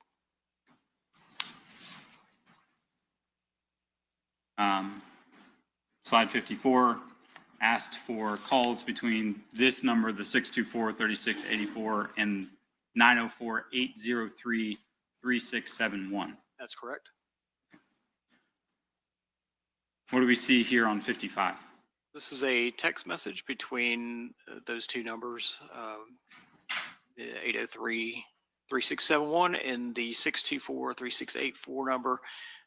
In this case, this phone receives a message with the body Scotty, and it was sent at 8:41 and 49 seconds p.m. Eastern Standard Time on November 15th, and it was read approximately 6 minutes later at 8:47:42 p.m. Okay, so this number 803-3671 sends to the phone that we're talking about the name Scotty. Correct. Between this message and later on, did you find a series of communications between those two phones? Yes, I did. Okay, so the blue is that device calling this phone or texting this phone, and then the green is this phone responding? That's correct. All right. On slide 57, can you explain to the jury what this is? This is a picture message that was sent between or from 803-3671 to 624-3684. Appears to be a selfie photograph. It was sent at 11:49 and 8 seconds a.m. on January 13th, 2020, and it was read shortly thereafter at 11:50 a.m. So this number, the 803 number, 803-3671, sends this selfie photograph. That's correct. All right, slide 58. We're now on to January the 15th of 2020 at 11:05 in the morning. That's correct. And what do we see here? It is a message between the two parties again, and it says send location. And what do we see here a couple minutes later? There you see another one of those cl.loc files, which contains a location within the file. So the 803 number is now sending the location to that green number. That's correct. And again, are you able to extract the latitude and longitude coordinates from that location file? Yes, I am. And able to map them in Google Maps? Yes, that's correct. What do we see here on slide 59? These are 3 additional cl.loc files, which contains location information, latitude and longitude. So at 11:20 a.m., 11:20 a.m. again, 11, those are the times they're actually sent, right? Right, the sent is at the bottom there. So the first one was sent at 11:08, the second one was sent at 11:09, and the third one was sent at 11:18. And then all 3 of them are just read at the same time? That's correct. And again, you're able to extract the latitude and longitude coordinates from those loc files? Yes, that's correct. It's slide 60, same idea? Correct. 2 additional location files. One was sent at 11:21, the other was sent at 11:41. Okay. And then at 12:03 p.m., this phone that we're looking at sends back to that 803 number this phone number. Correct. And that's the first phone number that we looked at earlier today. Yes, that's correct.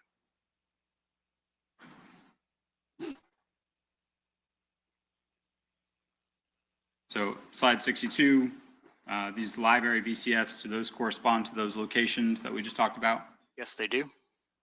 So first one here takes you back to this address at 1033 Townsend Boulevard. That's correct. Second one here on slide 65 takes us again to 1033 Townsend Boulevard. Correct. Third one here, again back to that address. That's correct. And the fourth one here, again back to that address. Correct.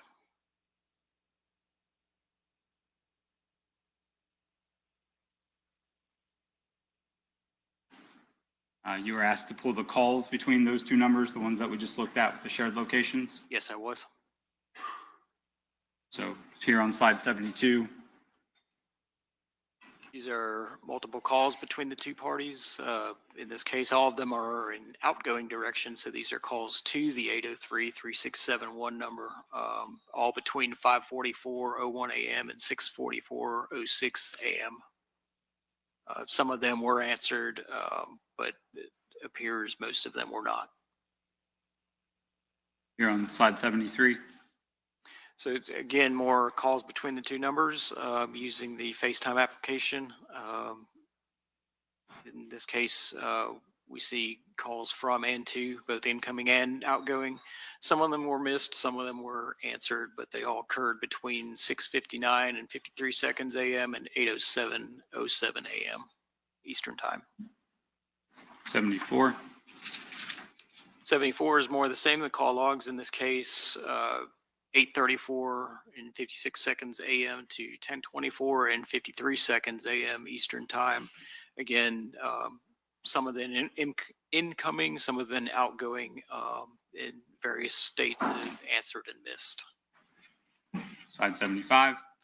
75 is more the same, more portions of the call log, in this case between 10:25, 16 seconds AM and 11:03 and 44 seconds AM. Again, more outgoing and incoming, and various states of being missed and answered. 76. 76, more the same. In this case, these were between 11:04 and 51 seconds AM and 11:24, 40 seconds AM.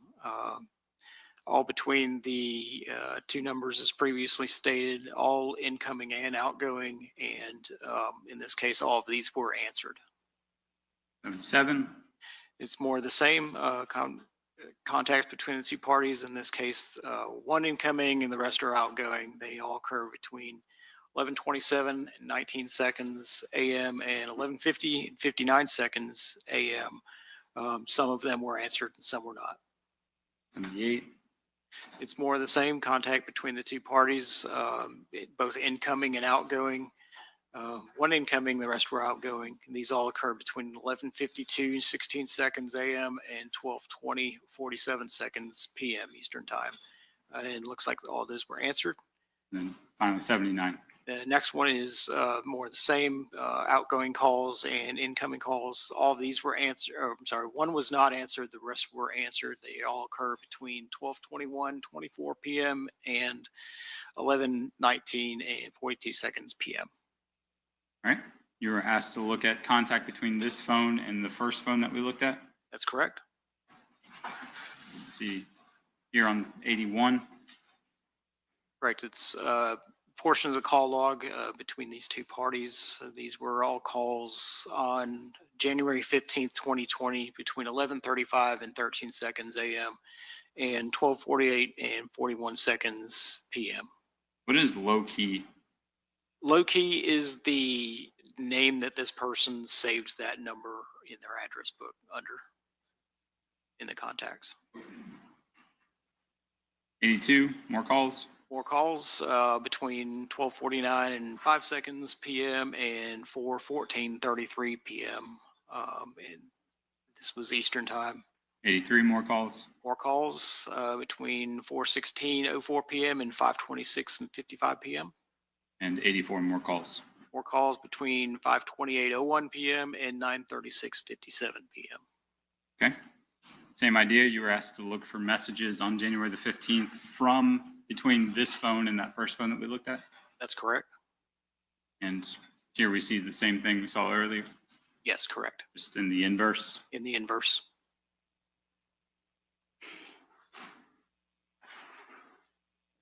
And again, you're able to pull the location data from the log file. That's correct. And is that the address again? Yes, it is. Going to slide 90. On occasion, are you able to obtain what are called like native location from the phone? Yes. Okay. And where does that come from? That the native locations are coming from the actual GPS sensor on a cellular phone.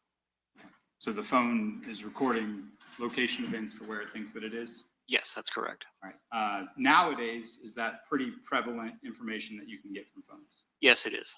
In 2020, were you often seeing location data from phones? We were still seeing location data, but not to the extent that we see 5 years later. So not all phones had on location services in 2020. Correct. 91. So is this what we're talking about? Yes, that's correct. Okay. So at 4:40 in the morning on the 15th, this is where approximately the phone thinks that it is. That's correct. All right. Nowadays, are you getting what's called a confidence interval? Yes. Okay. In 2020, were you getting confidence intervals? Not in this case, no, sir. So this is, you can't say how confident the phone is that it thinks that it's here. That's correct. But that's where the phone records that it thinks that it is. Correct. All right, Mr. Atkinson, I apologize for the interruption of the testimony. I've gotten a bathroom break request from one of the jurors, so I'm going to have both juries step inside to your respective courtrooms, and we'll take a brief recess for another short bio break. Thank you very much.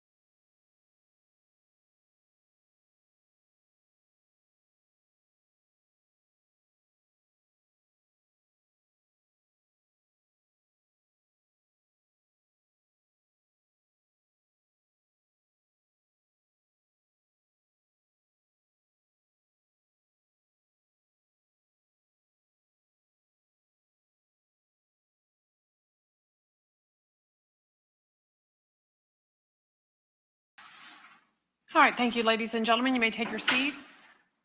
We have someone in the restroom. Oh, okay.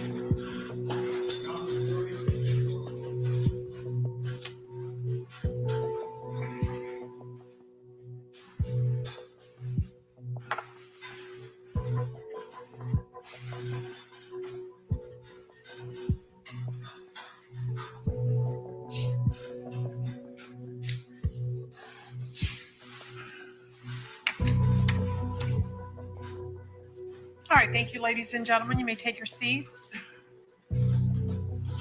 All right, State, you may continue with your questioning. Detective, where we left off, we were talking about the device locations from the 624-3684. That's correct. We talked about the first one. Second one here, you see that on your screen? That's correct. Yes, I can. So at 6:17:45 in the morning, the phone thinks that it is here. Correct. Near Eastport Road. Correct. At 8:02 a.m., the phone thinks that it's here near Dalehurst Drive. That's correct. Here at 9:32 a.m., the phone thinks that it is here at this apartment complex off Atlantic Boulevard. That's correct.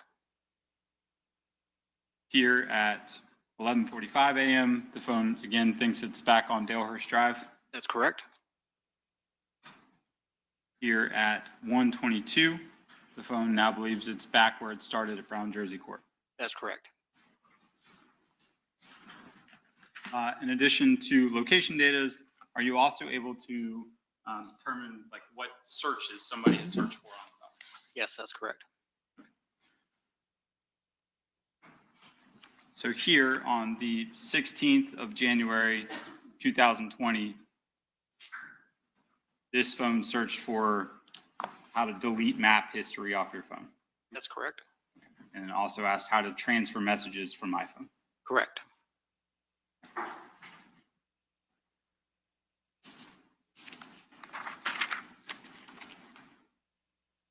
Now showing you marked as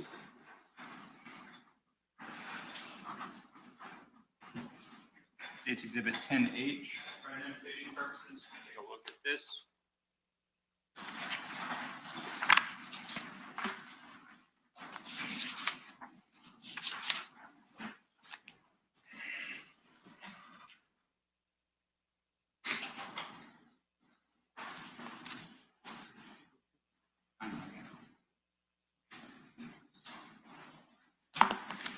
Is that the information came from the phone number 478-491-2831? Yes, it is. Your Honor, this time the state of moving evidence marked as 10H as 241. All right, any objection from Defendant Whitaker and from Defendant Robinson? Okay.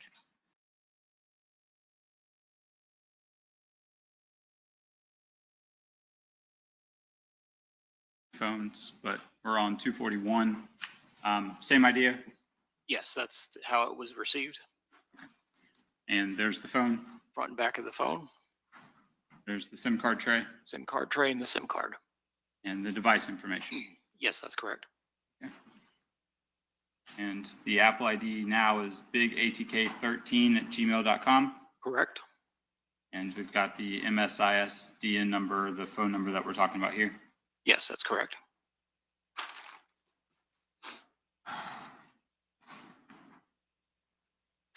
Same thing, user accounts. Correct. All right, so we have the bigatk13@gmail several times. Yes, that's correct. Same idea. Same accounts, still for all the Apple services. And on 109, we see the big ATK, but then we also see Crazy K. Correct, with the Twitter account. 110, again, Crazy K, Crazy. That's correct, for Instagram this time. Okay, and then we also see that same original gangsta jit hop from the 624 number. Correct, with a Dropbox account.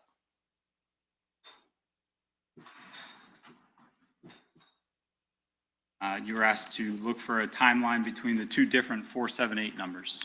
That's correct. So the 491, 2831, and the 305, 9583. Correct. And this is on January the 15th, 2020. That's correct. Can you explain what we see here on slide 112? So these are log entries that are logged in the identity lookup service, which is a service used by Apple to ensure that the person that you're trying to contact has a valid Apple account. In this case, you see it at basically 3 different times: 11:39, 36 seconds a.m., about 21 seconds later, and then later on, 5 days later at 7:51:39 p.m. But it's all the same process. It's ensuring that the 478-305-9583, which is a number that this phone is trying to contact either by text message or by phone number, is just making sure that that number is a valid Apple account.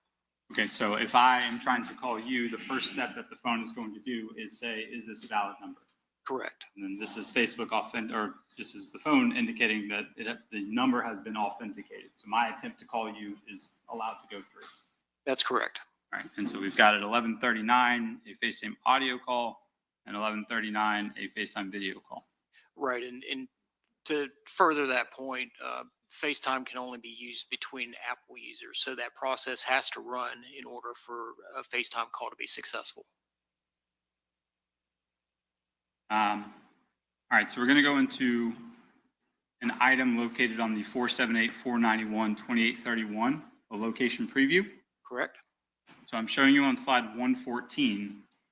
So first, explain to the jury what this page is. What do we see here?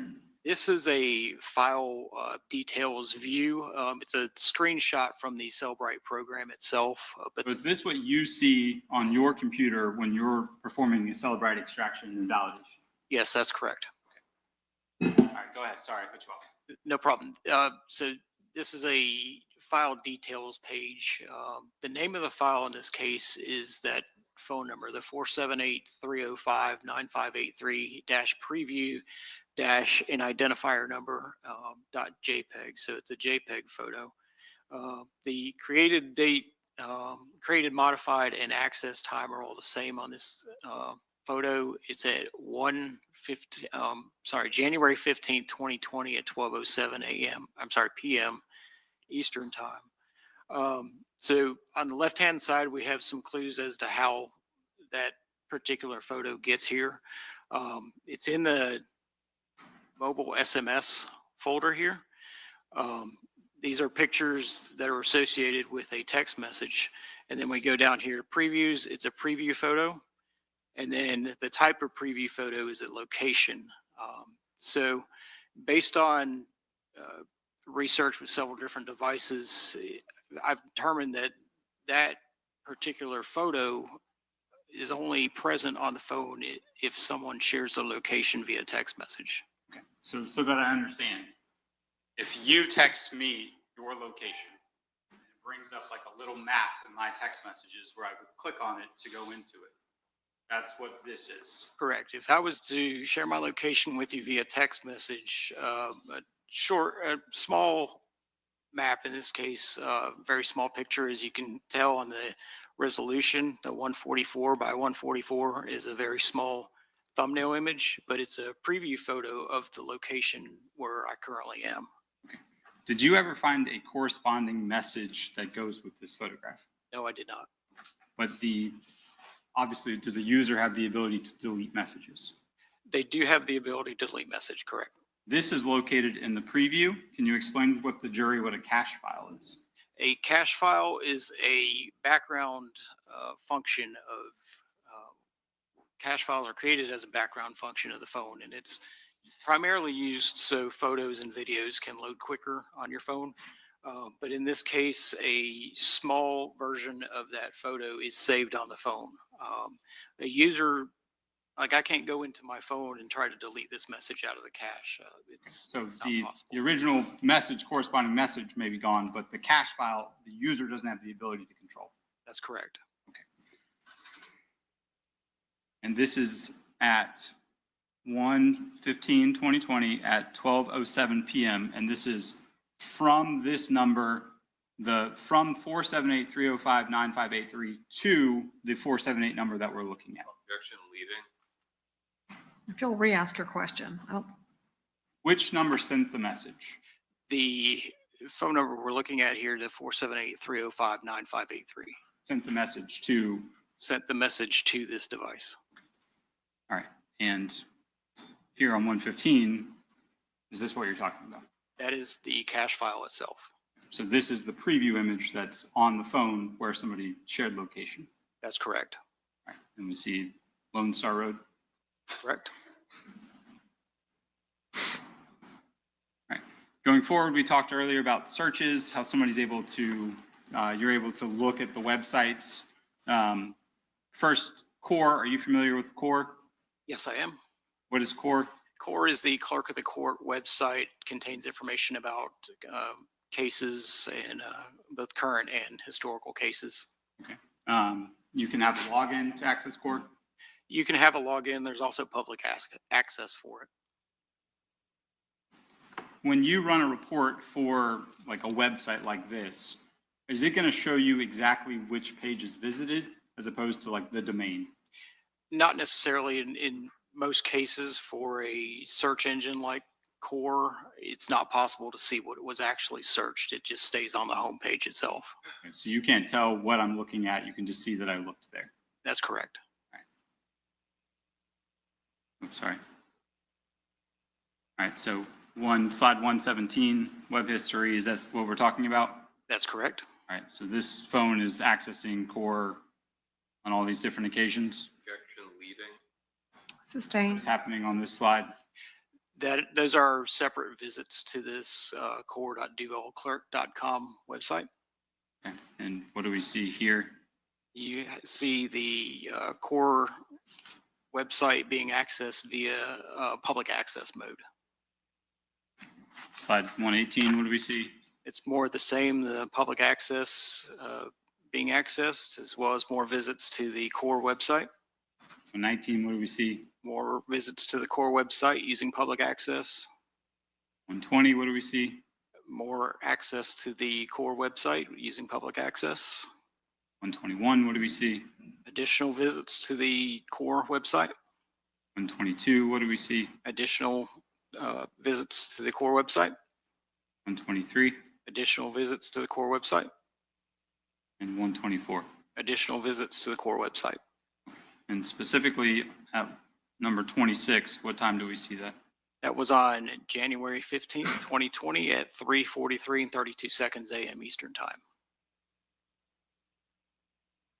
Same idea with News4JAX searches? Correct. And again, are you able to see exactly what page was accessed? Not exactly, no.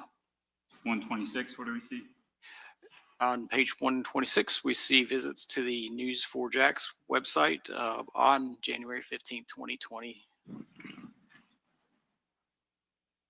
127. Additional visits to the News4JAX website on January 15th, 2020. 128.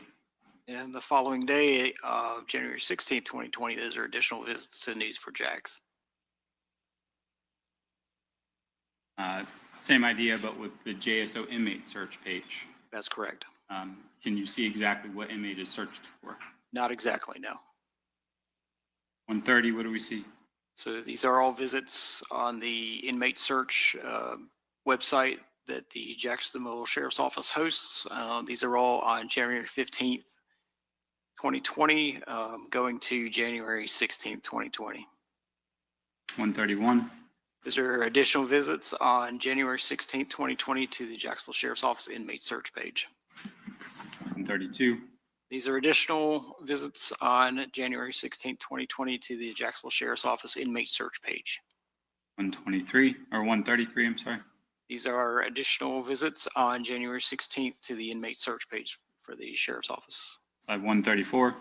Additional visits on January 16th to the Jacksonville Sheriff's Office inmate search page. 135. And more of the same, January 16th, visits to the inmate search page for the Sheriff's Office. You're able to locate photographs on the phone? Yes, I am. Can you explain what's in 137? So this is a screen, it's a photograph of what appears to be a computer screen. It was created on January 17th, 2020 at 9:14 a.m.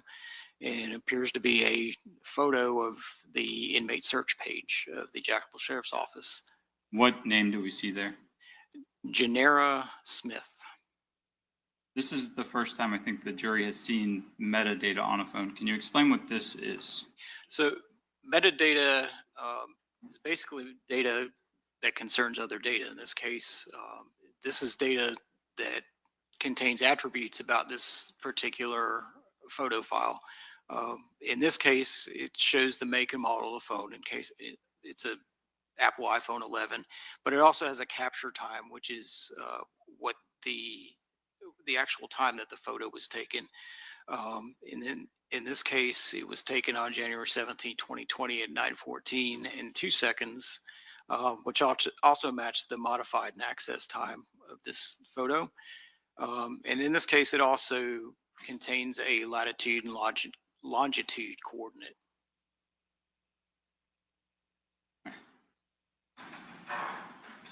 $138, what do we see? These are additional photographs that were found on the phone. These were taken on January 19th, 2020 at 11:59 a.m. These are selfie photographs. They also have metadata with this, as well as a latitude and longitude location coordinate. And can you explain to the jury what the significance of these being found in the DCIM file is? The DCIM files contain files that are on the phone itself. It was taken by the actual phone that is, in this case, being examined. And 139. These are one additional selfie photograph, also in the DCIM folder, which was taken from the phone itself. It does have metadata. It was taken on January 19th, 2020 at 12:35 p.m. It also has a latitude and longitude coordinate. All right. Detective, I'm showing you now what has been marked as state's exhibit NJ for identification purposes. Take a moment to look at that.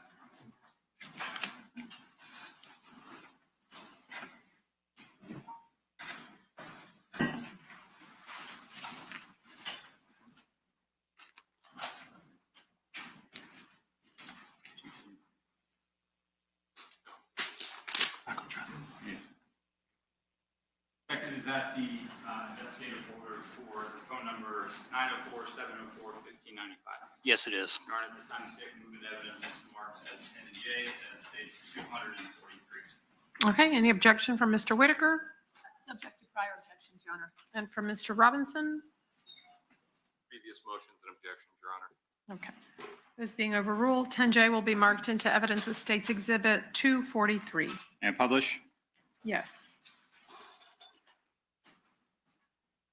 Okay. Back on track. I got my numbers right now. 143, same idea? Same idea. That's how the phone was received. 144? Front and back of the phone. 145? The SIM tray and SIM card that was mounted. Okay, so that 58282. Correct. And we come to the device ID screen. Same idea?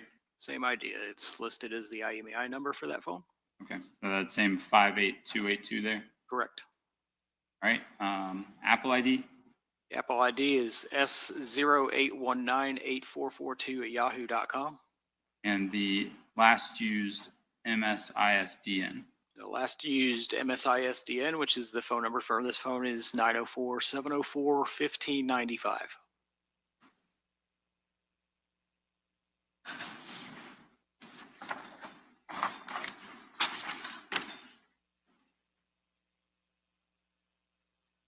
User accounts, same idea? Correct. All right, so we see. These are all user accounts that were logged into the device. These are all Apple services for the S08198442 at yahoo.com account. Okay. 149, more of the same? Those are more of the same, more Appears to be all Apple services logged in under that s08@yahoo.com account. And 150, what do we see as the Twitter account name? The Twitter account for this is ATK Ksoo. What do we see as the Snapchat account? The Snapchat account name is backstreet.ksoo. And what do we see as the Expedia account name? The Expedia account name is Hakeem Robinson. 151. Is there we see as additional? the account name? Correct. Additional account name, account information. The account name is Kimi. The screen time name? The screen time name is Ksoo23. And the Dropbox name? And the Dropbox name is Ksoo23.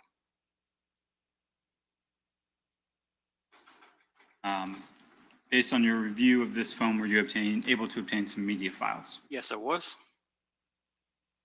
Showing you 153. Can you explain to the jury what we see here? This is a selfie photograph. It was found in an SMS attachment, which means it was in a text message. In this case, it was created on November 25th, 2019 at 8:50 and 59 seconds a.m. Again, using a FaceTime or attachment through FaceTime.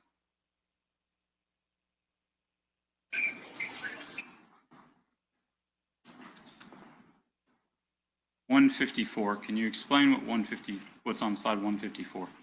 On slide 154, this is a video file that was found on the device. It contains latitude and longitude coordinates, which is mapped there on the bottom left near the Museum of Science and History.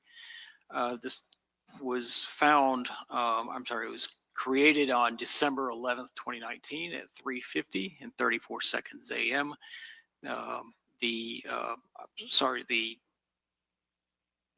file became visible on the device at 3:50 a.m. And then what we see in the metadata is the QuickTime content identifier, which identifies the Apple device as being the creator of the video file. It came from an Apple iPhone XS Max using that particular software version. And then there's also a creation date captured in the metadata of the file on December 11th, 2019 at 6:38 and 48. And this one is in UTC, so we have to go back 5 hours. So this one was actually created at 1:38 a.m. So this file that we see was messaged to this device? That's correct. But this metadata here is the actual date and time creation of, so this is, sorry, I'm confusing here, but the top part where we see this created, modified, accessed, that's the creation date on the device itself. Right, that's... Sustain, just rephrase. This portion up here, what is this? This is the time and date that the video was received on this device. Okay. And below it, the metadata, what is that? The metadata is the data that was attached to the file by the Apple iPhone XS Max, which contains information about the photo itself, including the creation date of December 11th, 2019. And in this case, it's 1:38 a.m. Eastern time. Is that the actual date that this video file was created? That's correct.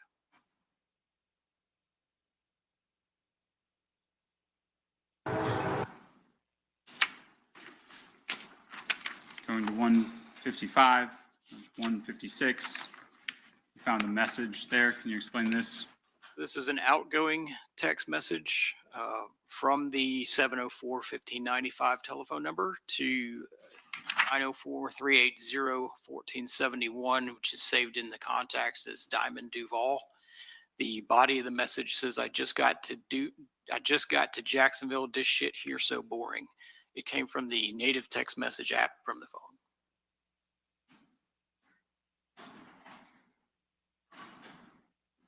$157. We'll get to 158. What do we see on 158? So this phone, the 704-1595 phone number, texted 305-321-0896, which is saved in the contact as red DDDT.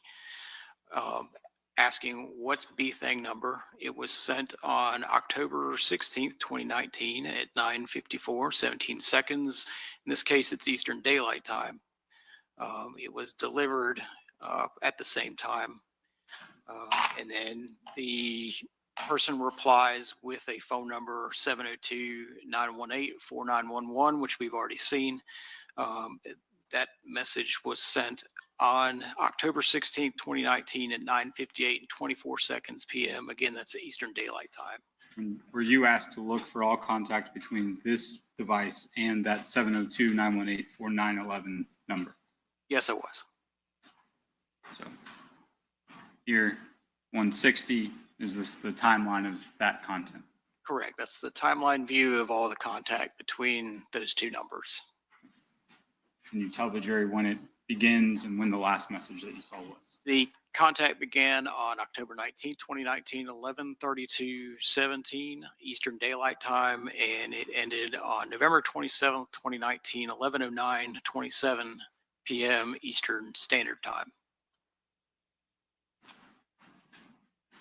Can you explain to the jury what power events are on the phone? Power events are logged by the phone. In this case, whether a phone is powered on, there's different states or different methods of powering on the device. Back in 2020, the logging system on Apple iPhones was not as robust as it is now, so all we see is power on events. You don't see any power off events? That's correct. We do not. And were you asked to generate a report of power events from the 13th of January 2020 to the 17th of January 2020? That's correct. Looking at 162, can you tell the jury what we see here on January the 15th of 2020? So these are all the power on events between January 13th, 2020 and January 17th, 2020. As we see on the 15th, there is a power event at 5:55 and 49 seconds AM, and then there's another power on event at 1:10 and 36 seconds PM. Is it fair to say that because of the existence of the power event at 1:10:36, at some point the phone had to have been powered off? Objection, speculation.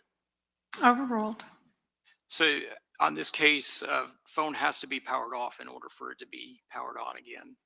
So in this case, at 1:10 and 36 seconds, the phone was powered off, or else it wouldn't have. You can't power on a device if it's already powered on. Do you have any way of knowing when, based solely on the power events, do you have any way of knowing when the device was powered off? No, I do not. Do you know how the phone was powered off? No, I do not. Based on the application usage, are you able to determine when the phone was in use? Yes, that's possible. So going to the phone event timeline on 164, can you explain to the jury what we see here and what your opinion is as to when the phone was no longer powered on? So this is a timeline view of all the activity. In this case, it's between 5:56 and 31 seconds AM and 6:11 and 44 seconds AM. That's all Eastern Standard Time. These are all everything that's going on the phone at the time. In this case, there's several incoming and outgoing messages, and there's also a log entry there. So between these, say about 15 minutes or so, there is pretty constant activity on the phone itself. So would you say from 5:56 until 6:11, the phone is powered on? That's correct. Going to the next slide.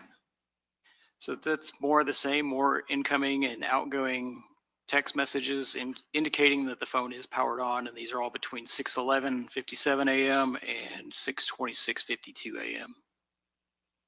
Next slide on 166. This is more of the same. This is log entries, instant messages, and emails between 6:27 and 02 AM and 1:10:45 PM.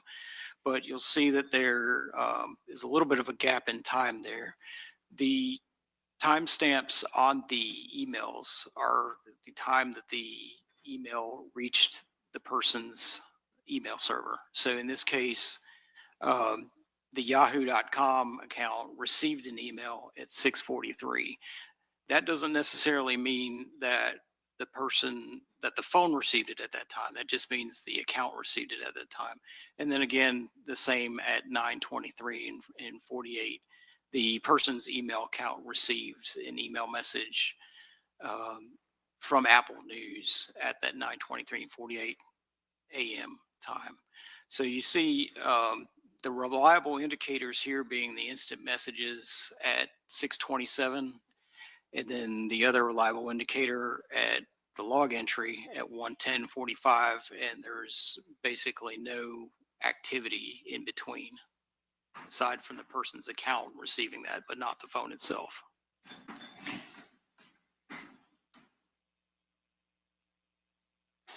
And then 167. So 167 is more the same. Here we see the activity pick back up again. There's a log entry at 1:10, and then more incoming and outgoing text messages starting around 3:32 p.m. Up to 3:48 p.m. Is it your opinion that sometime between 6:27 a.m. and 1:10 p.m. there was no activity on the phone? Yes, it is. Is your opinion that at some point during that time period the phone was powered off? Objection, speculation. Overruled. Yes, it is my opinion that the phone was powered off between sometime between those two times.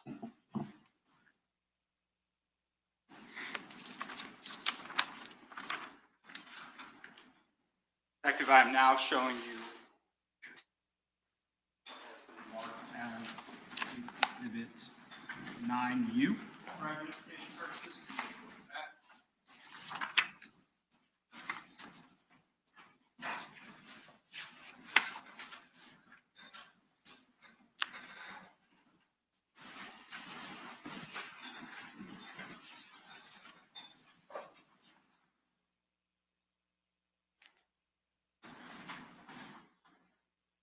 Detective, is that the binder that contains the investigative efforts as it relates to iCloud account SO81934442@yahoo.com? Yes, it is. Your Honor, this time to say the moving evidence was marked as 9U, as the next is states 229. All right, any objections from Defendant Whitaker? Just subject to the prior objection, Your Honor. Previous motions and objections, Your Honor. Okay. As being overruled, 9U will be marked into evidence as State's Exhibit number 29. May I publish? Yes. Detective, can you explain the difference again between, or I guess now, between what happens when you receive an iPhone or a phone and an iCloud account? So the process to process an iCloud account is quite a bit different than extracting a cell phone in this. Speak up a little bit, sorry. I'm sorry. So the Apple, basically their law enforcement team, they email us a link and a decryption passcode, as well as instructions on how to download data from their website that's responsive to their search warrant that they were served. In this case, we reach out to the Apple servers, download the information directly from Apple, and then decrypt and decompress the data directly from their server. From there, we take the data, we load it back into the Cellbrite program like we've seen here, and then a report is generated. As a result of the way that you have to get the data from Apple and place it back in the Cellbrite, as it relates to that created, modified, and access time that we had seen earlier with some of the entries, does that change for the iCloud? Yes, it does. So the created, modified, and access times on these phones are not, I'm sorry, on the iCloud accounts are not completely accurate. And the reason for that is the created date becomes the date that the data was actually written to the forensic computer. The remaining two dates are the accessed and the modified date. The access date is not necessarily as accurate, but it can be accurate. But the most accurate date on the iCloud accounts in this case would be either metadata that's contained within the content itself, or the actual modified date that's on the file. There's a slight limitation when we were doing the iCloud downloads years ago, to where there was a little bit of an issue with the timestamps, in that we're reaching out to Apple servers, which are located in California. That's 3 time zones away from where we are. I'm using a forensic computer in Jacksonville, Florida, which is on Eastern time, 3 time zones away again. So when I reach out to Apple servers, my computer is thinking it still needs to correct the timestamp. Well, in the case of Apple data, the timestamps on the files are stored in the local time of the user. So that data is stored in Eastern time. My forensic computer corrects for what it thinks is a time difference and in turn changes the timestamps into what it thinks is local time, but it's actually 3 or 2 hours off. Okay. So in this case, I'll explain it when we get to one that I can show you, but the timestamps will be a little bit different here. Okay. So the UTC that we've been using for the rest of the trial when it relates to iCloud accounts may be not applicable. Correct, in this case. And you'll explain when we get to particular items what the actual time is. That's correct. Can you explain to the jury what an iCloud backup is? So an iCloud backup is something that's set up by the user. It's data from a phone that can be backed up into the cloud for either preservation purposes by the user or if they're transferring devices, that sort of thing. Is it an exact one-to-one copy of what is on the phone? It is not, because for one thing, system files are not usually backed up by the user. It's not possible to back up a lot of the system files there, like power logs and stuff like that. And also the user can pick and choose what they want backed up to the phone. They can choose just photos, just text messages, or they can choose none of those. So as it relates first to this account, the S08, et cetera, at yahoo.com, were call records, like call records, FaceTime calls, et cetera, were they backed up onto the iCloud account? No, they were not. Okay, so we don't know what FaceTime calls were made pursuant to the iCloud return.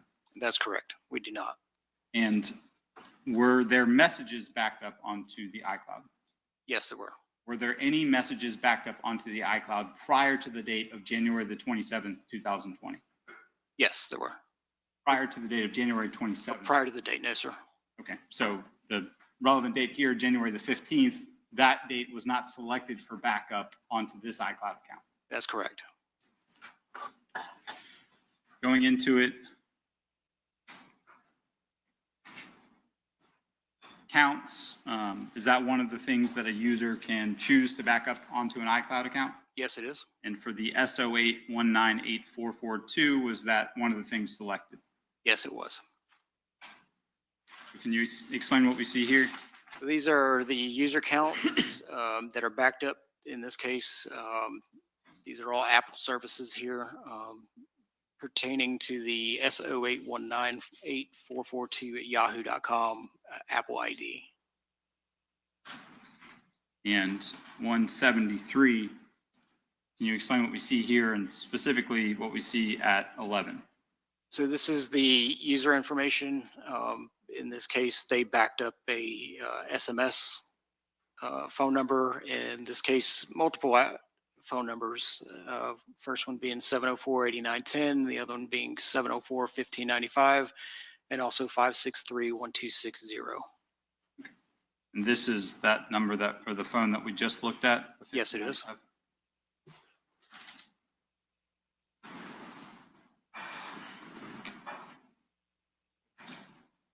Can you explain to the jury what notes are?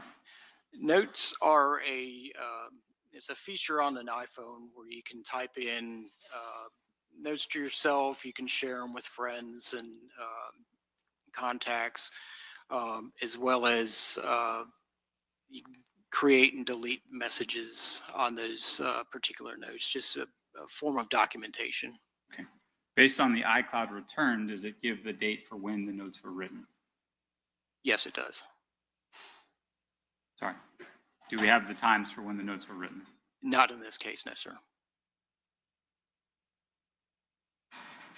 And here on 175, are these the notes that came to that S08 iCloud account? Yes, they are.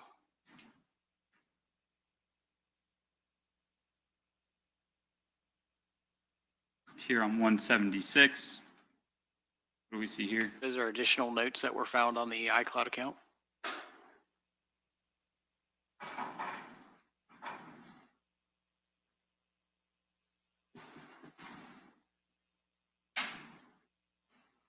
And 177. These are also additional notes that were found on the iCloud account.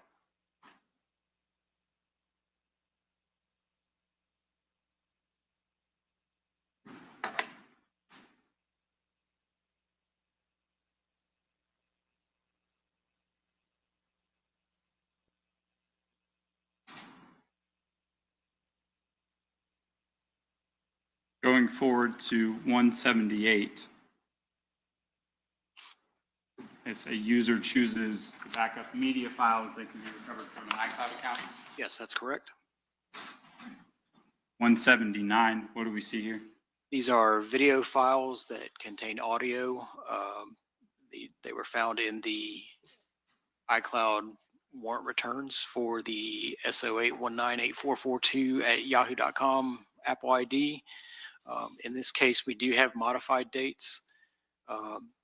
So it is January 15, 2020, 11:52 p.m. and January 15, 2020, 11:52 p.m. for the other one. Nigga dark and you ain't even take it so. Shooting Glock and ARs too. 4-5 big got record. Hood hotter than a stove. Circle small like a Cheerio. Homeboy died on his birthday, 23. Ain't here no more. Call that nigga at the light. Y'all call when folks to. This is the audio from the sound files that we just talked about. Yes, it is. What kind of Glock is in your hand? It's a 23. 5 niggas got hit up, sepsis 2. What's no 223? Who that in your blunt? She we been smoking on Whitley. Quanka screaming out for help. Headshot instantly. It ain't no fair me. No. 181, what do we see here? 181 is a picture that was recovered from the SO8198442 at yahoo.com Apple iCloud account. It was taken by an Apple iPhone XR. It is a social security number for Hakeem Armani Robinson. You'll see the capture time there, January 16, 2020 at 10:54:01 a.m. And we see that in the metadata of the file, so we know it's accurate. 182, what do we see here? This is an additional media file photograph that was found on the Apple iCloud for the same account. It is a photograph of a young man standing on concrete. It says, y'all add at Gangsta Jit Big ATK. 183.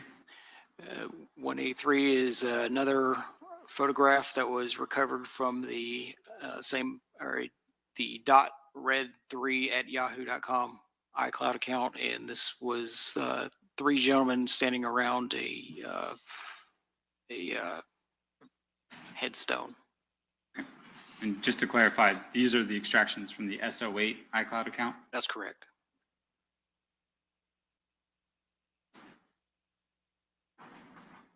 .184, 185, 186, 187, 188. All of them, and we'll get to the end, but can you explain what we see on 184? These are additional photo files that were found in the SO8198442 at yahoo.com iCloud account. In this case, we have metadata showing that the files were created on January 20th, 2020 at 1:13 p.m. and it appears to be a gentleman getting a pedicure. And for all of those different video files created into one single video file? Yes, they are. So going forward to 189.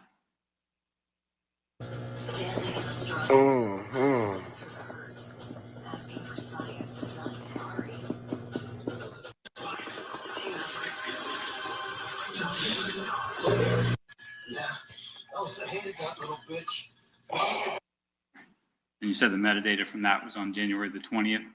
Yes, that's correct. Finally, Detective, I'm showing you what has been marked as its exhibit 9D for identification purposes. We'll take a look at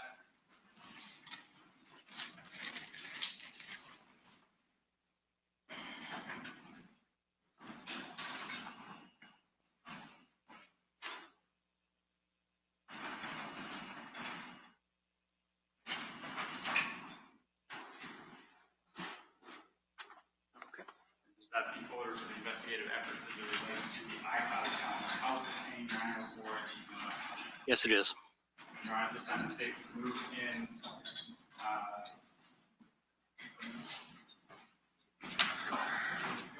9B as 230. Okay. And on behalf of Mr. Whitaker and Mr. Robinson, Previous motions and objections, Your Honor. okay, this being overruled, 9V will be marked into evidence as State's Exhibit 230. And publish. Yes.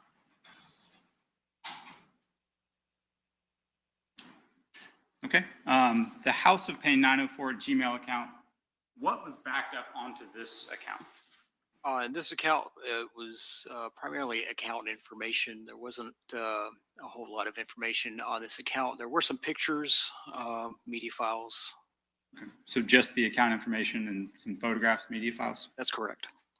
All right. So going to the account page, can you explain what we see here?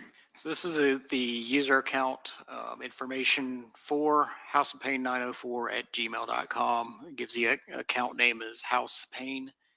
It's a full iCloud account. And we see the Game Center nickname. Also, we see some contact information. So the day phone number is entered as a contact into Apple when you're setting up your iCloud account. They could be day phone, night phone, home phone, cell phone, that sort of thing. And then you see a two-factor authentication phone, the same phone number, 478-305-9583.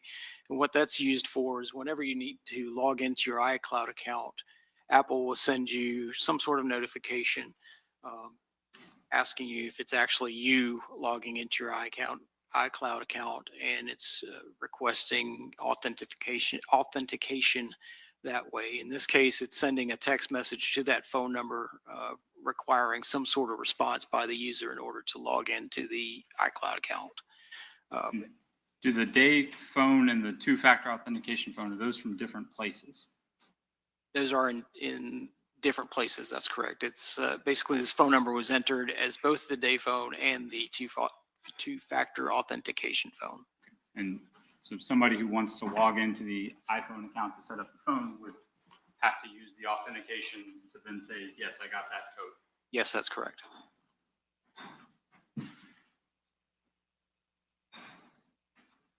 You said that there were media files backed up? That's correct. Okay. So same photograph from the very beginning of your direct? Same photograph. In this case, we have metadata. It was taken, FB camera would be the Facebook application was used to take the photo. The capture time was December 24th, 2019 at 1:25 a.m. 198. It's two video files created on November 24th, 2019 in this case, we have to do the conversion because there's no metadata associated with these files. So we'll subtract 2. It was created at 8:49:14 p.m. And again, we're subtracting 2 only because it's an iCloud account and it was processed a different way than the actual cell phones. The second video was created at 9:03:36 p.m. Okay, and we'll explain that in a second.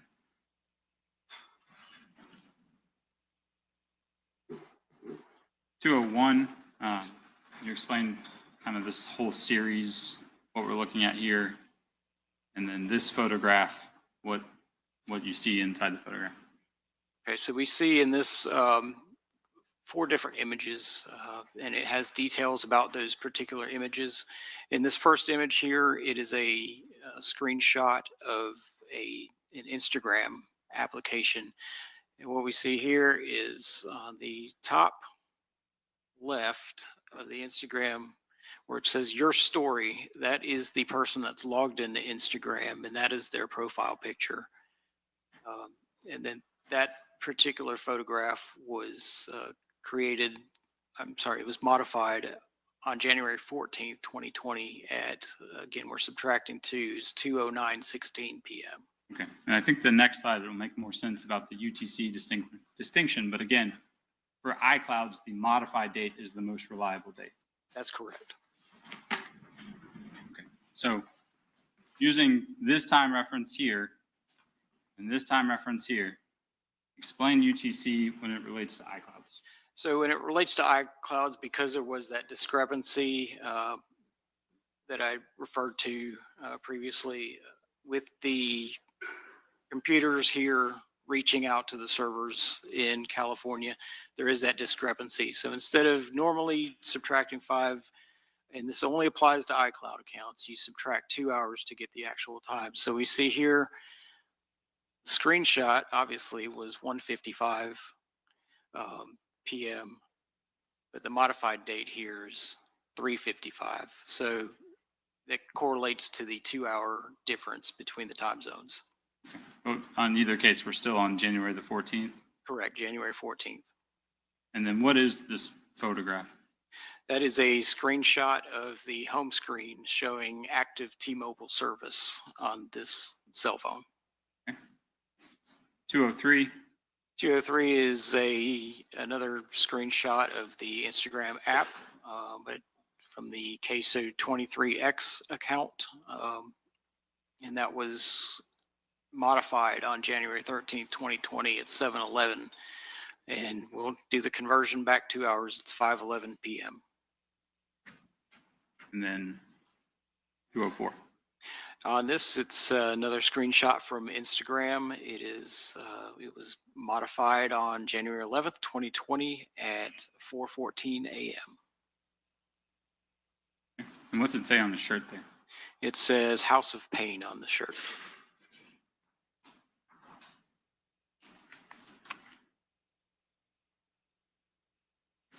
.206.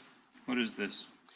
So 206, this is a photograph of what appears to be two gentlemen in a convenience store. It was, the photograph was created on January 4th, 2020 at 11:48, 33 seconds p.m. by an Apple iPhone XR, and it was found in the 33 seconds p.m. by an Apple iPhone XR, and it was found in the House of Pain 904 at gmail.com iCloud account.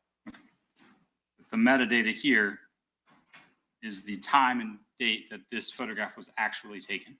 That's correct. That's the most accurate representation of that data. 207. It is same setting of the two gentlemen. These were created on January 4th, 2020 at 11:48 p.m. by what appears to be another Apple iPhone XR, and it was found in the House of Pain 904 at gmail.com iCloud account. Okay. And 208. 208 is the same setting of the same two gentlemen. It's created January 4th, 2020, 11:48 p.m. with an iPhone XR from the House of Pain 904 at gmail.com iCloud account. Okay. So based on that information, is it your opinion that the photograph of these two gentlemen was taken on January the 4th, 2020? Yes, it is.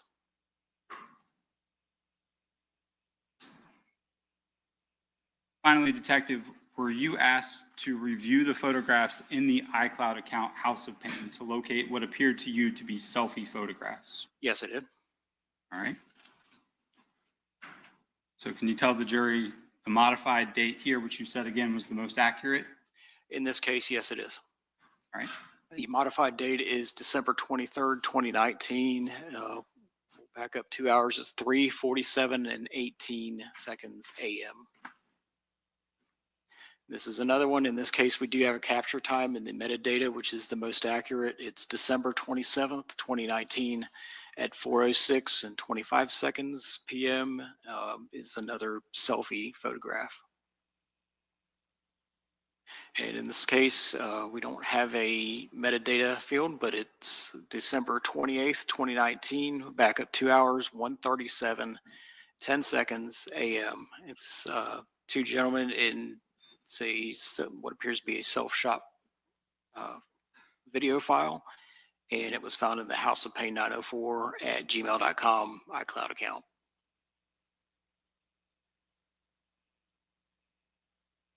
213. This is another selfie photograph. In this case, we do have capture time. It's December 31st, 2019 at 2:48 and 44 seconds p.m. It was taken with an Apple iPhone 11, and it was found in the houseofpain904@gmail.com iCloud account. Okay. And based on that modified date that we've talked about and this capture time, does that tell you anything? Right, that confirms what I was referring to earlier about the difference in time zones with the two different time zones. This picture was taken at the same time that it was backed up onto this iCloud. That's correct. 214. 214 is another selfie photograph. January 6, 2020 at 6:36 and 22 seconds p.m. It was found in the houseofpain904@gmail.com iCloud account.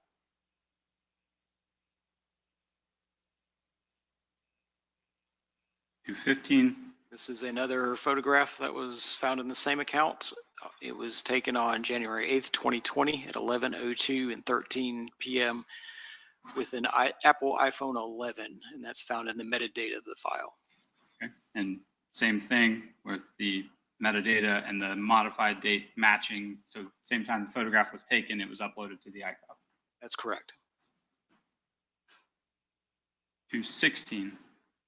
216 is a video file that was found in the same account. It was created January 14th, 2020 at 1:23 and 10 seconds a.m. It is a screen recording of an Instagram Live. Had an opportunity to watch it? Yes, I have. You're a sports fan? Yes. And do you remember the date, or were you asked to look up the date of the Clemson LSU National Championship?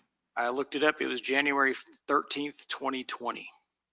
And this is celebration in a locker room on the 14th at 1:23 in the morning? That's correct.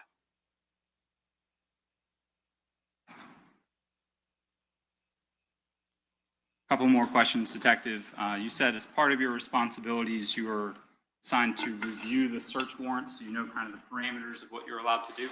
Yes, I am. For the House of Pain 904 iCloud account, did you review that search warrant? Yes, I did. And what was the date range that Apple was told to provide all responsive data? From January, sometime in January 2019 to February 23rd, 2021. To February 2021? That's correct. After January the 14th of 2020, was there any responsive data at all? No, there was not. Was there any indication that phone was ever backed up ever again? No, there was not. Thank you, Detective. I don't have any other questions. All right, cross-exam for Mr. Whitaker.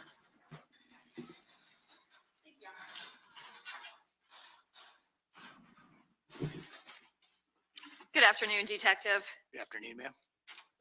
So if I understand correctly, you were given a number of devices, correct? That's correct. And then for the iCloud documentation, excuse me, iCloud documentation, you would have been provided records? Yes, that's correct. It does not appear that you ever received a device associated with the phone number 904-803-3671. Is that correct, sir? That's correct. And so there seemed to be a lot of discussion in regards to user IDs. Correct. And help me understand this. A user ID, if I have a phone that I normally use, you borrow it to check your Instagram. So you log into your Instagram on my device. Correct. If someone was doing a forensic download of my phone, they would see your user ID in my phone. Yes, that's correct. Okay, so the fact that there are multiple different user IDs in any particular phone just lets us know at some time or on the dates and times actually selected, whoever was personally using that phone was using that particular ID. Yes, ma'am, that's correct. But that certainly doesn't mean if you have a record of someone logging into my Facebook account on January 1, that doesn't mean that on January 2nd, I'm still using that phone. That's correct. Yes, ma'am. So all of these are kind of somewhat date dependent, correct? Yes, that's correct. Okay. And correct me also, you did not receive a phone associated with 305-321-0896? I don't believe so, ma'am. Okay. And so you were asked, I guess, a number of things. And so if I understand your testimony, basically you just explained that there were certain phone numbers that called other phone numbers, correct? Correct. And there were certain, I guess, phone numbers doing data downloads, correct? Correct. For your purposes and your responsibility in this case, you are not considered an investigator of this case, correct? That's correct. And I say that with all respect, meaning you don't go out and interview witnesses, correct? That's correct. They don't have you read over police reports or sworn statements or potential interviews. You're walking in blind. That's correct. Yes, ma'am. And so you, I guess, have pulled this data that certain phones had contacts with other phones, but you don't have any investigative knowledge of why we care. I have very little knowledge. That's correct, ma'am. Okay. I don't have anything further. Thank you. Okay, across from Mr. Robinson. Maybe we take a break, please. Okay, let me see. All right, we'll make a short break. And ladies and gentlemen, then if you'll please put your notepads on your seats and just have a step back into your jury room.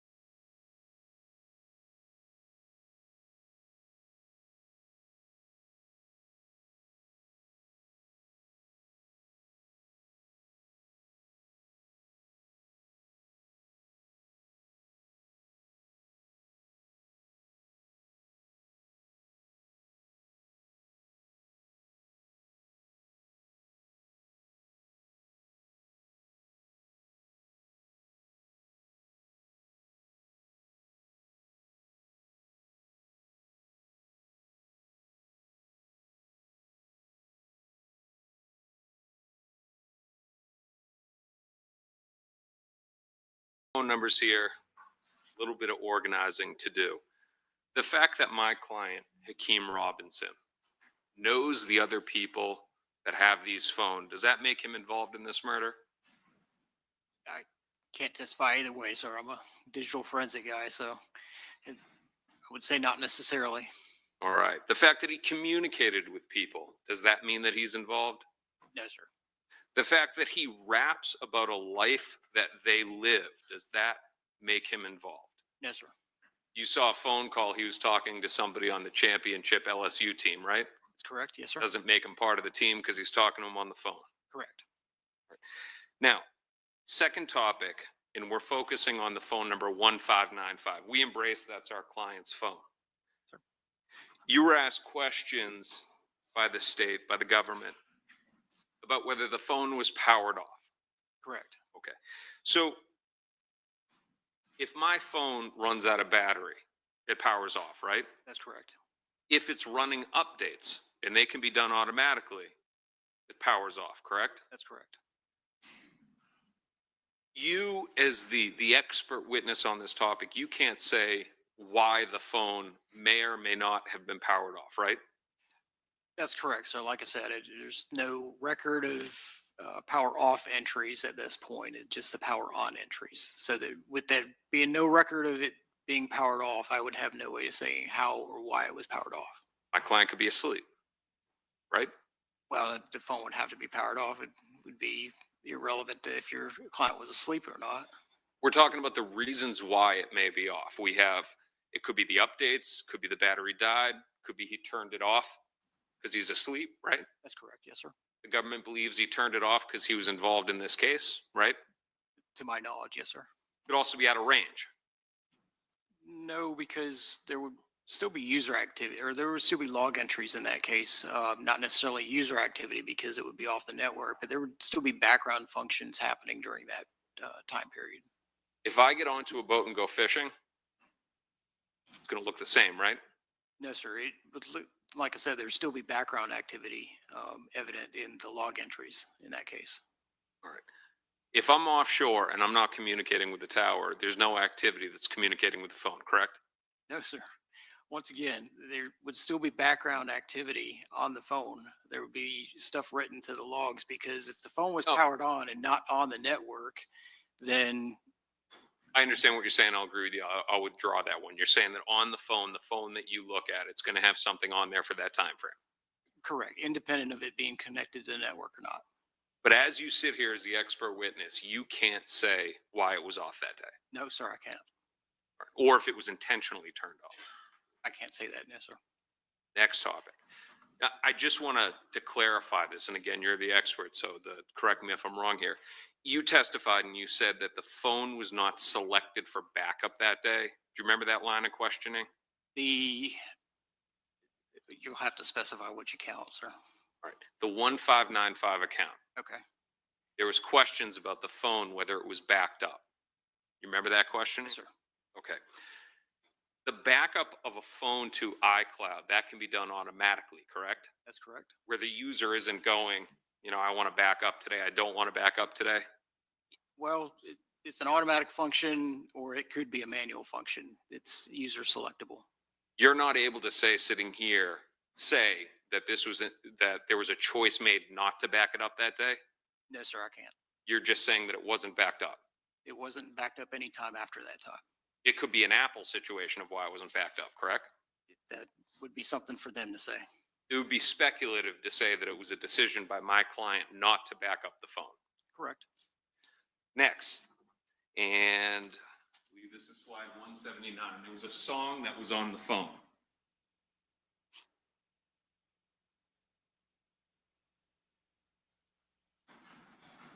You remember testifying about this a couple minutes ago? Yes, sir. All right. When was that song added to the account? On January 15th, 2020 What time? at 11:52:06 p.m. All right, so that's 12 hours, or that's roughly 12 hours after the murder happened. Yes, sir, correct. So that would mean that my client is aware of the song after the murder happens? Well, it was placed on this phone 12 hours after the murder. I'm not sure if he was aware of it before then or not. It would be speculative to say that he was aware of it beforehand, right? Considering this evidence, yes, sir. All we have is that it was added to his iCloud account 12 hours later. Yes, sir, that's correct.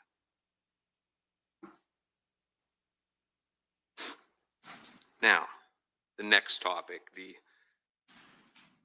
we've got the House of Pain email, and we also have some of the photographs. So let's start with the photographs first. That LSU call. Somewhere in here, give me 1 second. Okay. Now, are you able to differentiate in between whether this is a selfie taken by my client on his phone, or I'm sorry, on the House of Pain phone, or a screenshot taken by that phone? All I can say from this, based on the naming convention of the file, is that it's a screen recording, sir. Okay. So for example, now we're not talking about the 1595 phone number, but we are talking about the House of Pain email, right? The iCloud account, yes, sir. All right. Now let's say I have the House of Pain phone right here, right? And my client's on his 1595 and he's posting stuff on his Instagram. And I screen record that. It's going to look the same, right? Yes, sir, it will. Okay, so you're not saying that my client took a selfie of himself. You can't say that, right? I can't say that, no, sir. Because it could have been something that my client was doing that whoever had this other phone, the House of Pain phone, that they were taking a screenshot. That's correct. Now, with respect to the House of Pain email, are you able to say who that belonged to? No, sir, that's not part of my investigation. Did you review the Celebrite for the phone number ending in 9583? I believe so, yes, sir. Abdul Robinson Sr.'s phone. Yes, sir. Do you remember a text message on December 31st where his phone, the 953, received a text message that read, "Your line 478-305-9583 has been restored. For details, view the account events section on my T-Mobile." Do you remember that? Yes, sir. So basically, a message was sent by T-Mobile to Abdul Robinson Sr.'s known phone saying, you've got a balance on the 305-9583 number. Don't recall anything about a balance, but I do recall the message of it being restored. Yes, sir. That would indicate to you that he has control over that phone, right? Yes, sir. Not my client. Correct. And that account was also registered over to the House of Pain email account, right? That's correct. Give me 1 second, Your Honor.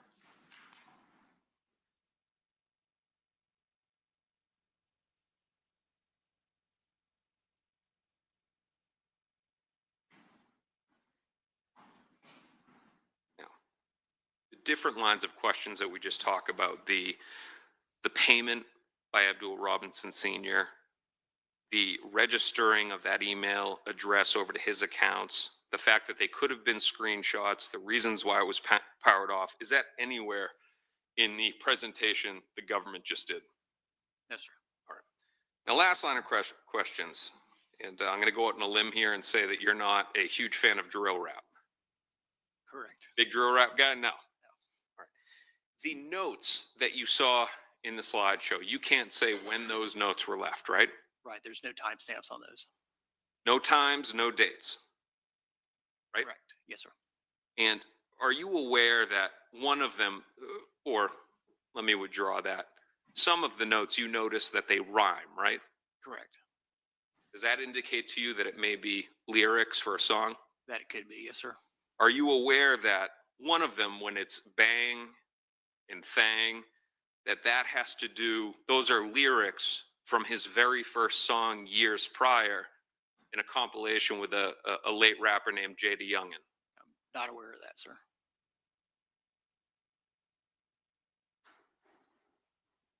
Again, it's not a crime for him to rap about a life that others are living, right? That's correct. Your understanding from JSO, you may not be a fan, but that type rap sells. Right.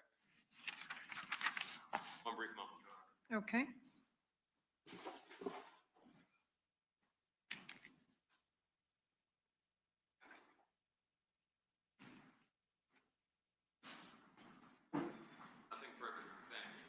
All right, thank you. Is there any redirect? I can have a moment.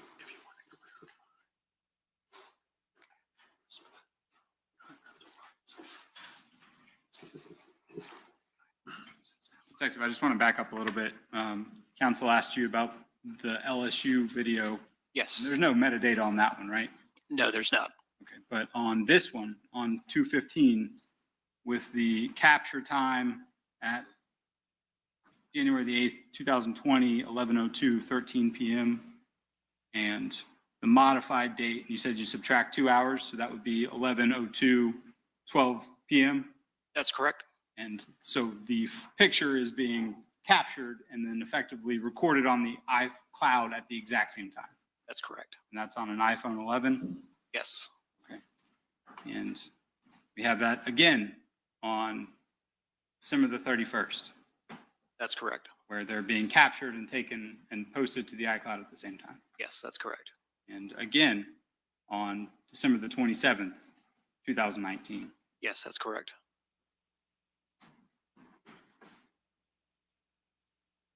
People sing songs about real things. Yes, they do. And your role in this case is as a forensic investigator. You don't know what the other evidence is. That's correct. I don't have any other questions. Okay, may this witness be excused? Yes, ma'am. All right, thank you. Officer, you are excused and free to go. Detective, sorry.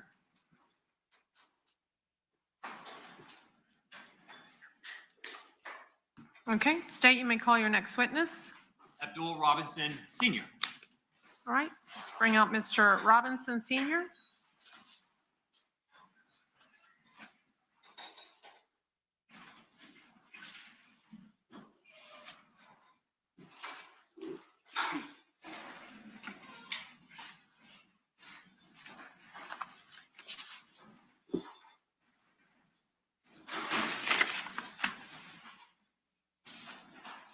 All right, Mr. Robinson, if you'll come forward and be sworn.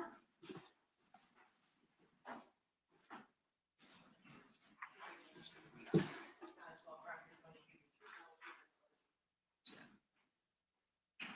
you want to know? All right, sir, if you'll have a seat in that chair and speak clearly, verbally, and closely to that microphone. If you'll sit up a little closer. All right, State, you may proceed. Thank you. May it please court. Yes. Could you please state your name for the record, sir? Abdul Robinson Sr. Please stay close to the microphone and your voice up. Do you have any nicknames? Yes, Blue. And how old are you today? 54. Do you have any children? Yes. How many? I have 11 children. What's the age of your oldest child? 34. And your youngest? 6. Prior to getting arrested, did you have a good relationship with all of your children? Yes. And are you currently incarcerated on a number of felony charges? Yes. On 2 separate cases? Yes. When were you arrested and taken into custody? September 10th, 2020. And have you remained incarcerated since your arrest? Yes. Have you been charged by the state with accessory after the fact to first-degree murder and solicitation to commit first-degree murder related to the murder of Damon Rothermel? Yes. And when did that murder take place? I think on January 31st, 2019. And there was the potential for you to be charged as a principal in that murder, is that correct? Yes. But you weren't. No. And do you have co-defendants who have been charged with the murder of Damon Rothermel? Yes. And who are they? Christopher Brown, Derek Hudson, Dominique Warner. And so you know who all 3 of those individuals are? Yes. Have you also been charged by the state with accessory after the fact to commit first-degree murder related to the murder of Charles McCormick? Yes. And did that murder take place on January 15th of 2020? Yes. Are Hakeem Robinson, Abdul Robinson Jr., Leroy Whitaker, and Dominique Barner also charged with the murder of Charles McCormick? Yes. How are you related to Abdul Robinson Jr. and Hakeem Robinson? Their father. They have the same mother? No. Who's Abdul Robinson Jr.'s mother? Angela London. And what about Hakeem Robinson? Ebony Walters. Who's older between Abdul Jr. and Hakeem? Abdul Jr. How much older? About 4 years.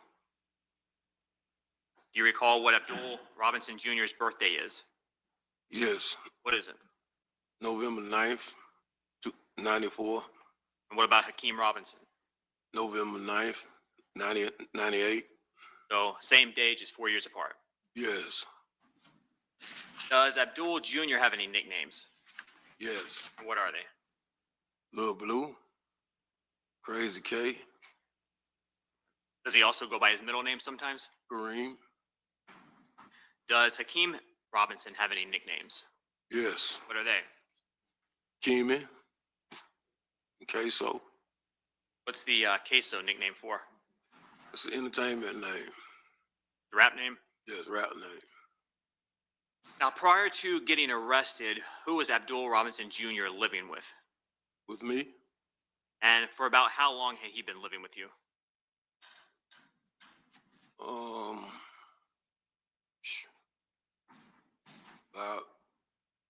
About 10 years. And what about Hakeem Robinson? Where was he living? He was living with me. In January of 2020, were you, Abdul Robinson Jr., and Hakeem Robinson all living on Brown Jersey Court? Yes. Is that in the Ocean Way area? Yes. Prior to living in that home, what area of town were y'all living in? West Side, Norman area. Normandy? Do you know a person named Leroy Whitaker? Yes. Are Hakeem Robinson and Leroy Whitaker related to one another? Yes. How so? Cousins. Okay. And what's the family connection? Mother and father and mother, brother and sisters. So is that Leroy Whitaker's father and Hakeem Robinson's mother? Yes. Now, over the years, kind of leading up to 2020, did Hakeem Robinson and Leroy Whitaker have a close relationship? Yes. Does Leroy Whitaker have a nickname? Yes. And what is it? Scotty. Mr. Robinson, do you see your son Hakeem Robinson in the courtroom here today? Yes. Can you tell us where he's seated and what he is wearing? He's seated between his two lawyers right there with a beige suit on. The record reflect the witnesses identified Mr. Hakeem Robinson. Okay, the record shall so reflect. And do you also see Leroy Whitaker in the courtroom here today? Yes. Can you tell us where he's seated and what he's wearing? He's wearing a gray suit, sitting right next to his lawyer. Is that which table? Front table. The record will reflect. All right, the record shall so reflect. You also know someone by the name of Dominique Barner. Yes. Is Dominique Barner related to your family? Nope. Were you friends with Dominique Barner's father? Yes. So how long would you say you've known Dominique Barner? Most all his life. Does Dominique Barner have a nickname? Yes. What is it? Butter. And do you know why he has that nickname? No, I don't know why I have it. Now, prior to getting arrested, was Dominique Barner friends with Abdul Robinson Jr.? Yes. Did he also spend time with Hakeem Robinson? Yes. Now, on April 11th of 22, did you enter pleas of guilty to the court in both of your pending cases? Yes, I did. And was that plea partially negotiated with the state? Yes. Now, as part of your plea, you agreed to cooperate against the co-defendants in both cases? Yes. Have you been sentenced yet on either of your charges? No, I haven't. Who ultimately will decide what sentence you get? From my understanding, the judge. And what judge did you enter a plea guilty to? Miss Salvador. Now, in the Damon Rothermel murder case, where you pled to accessory after the fact, is that right? Yes. And based on that plea, when you were sentenced by the judge, did the state agree that we will drop the solicitation to commit murder charge? Yes. Is both the accessory after the fact and the solicitation a first-degree felony? Yes. So they're both punishable by 30 years. Yes. And in the Charles McCormick murder case, you also pled to accessory after the fact of first-degree felony. Yes. All right, and typically first-degree felony punishable by up to 30 years. Is that correct? Yes. Now, as part of your pleas, did the state agree to cap the maximum sentence you could receive to be 20 years? Yes. Now, if you are to receive a 20-year sentence from the court, how old would you be approximately at the end of that sentence? Say that again. If you were to be sentenced to 20 years by the court, at the end of that sentence, approximately how old would you be? I'll be close to 70. And as part of your plea, did you have sentencing guidelines in your case Yes. that represent the lowest sentence the court should sentence you to, absent a legal reason to go below? Yes. And what were your guidelines in your case? Do you recall? 76 months to 20 years. Now, even though cooperation provides a legal basis that allows the court to go below, does the court have to? No. Does the court have to follow any recommendation the state makes? No. And sitting here, do you have any idea what sentence you're going to get? Nope. Are you hoping for the best sentence you can get? Yes. Did the state of Florida at any time promise you that we would recommend any specific sentence? No.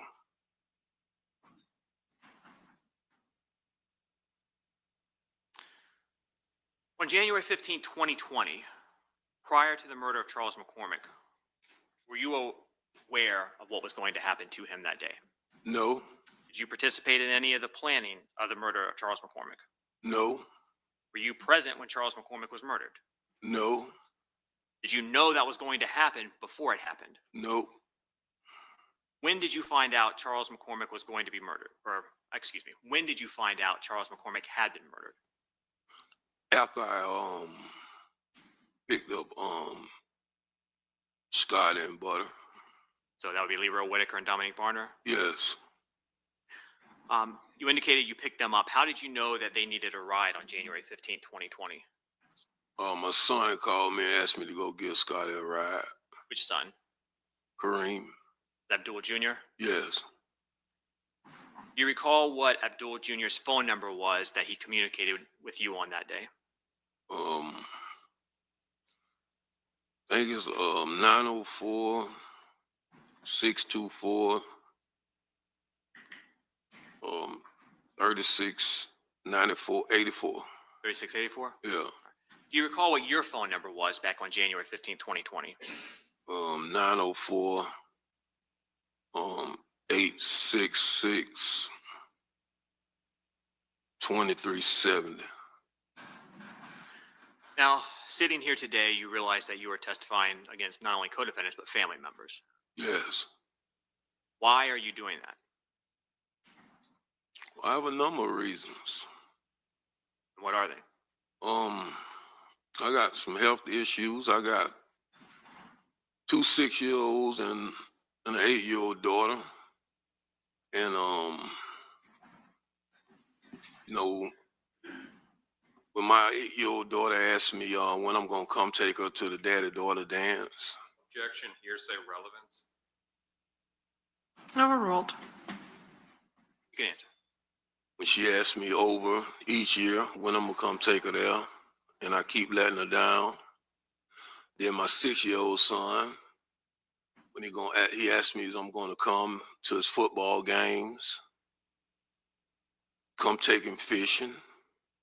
My other 6-year-old, he asked me, when I'm going to come see him, when he begging me, please come see me, daddy.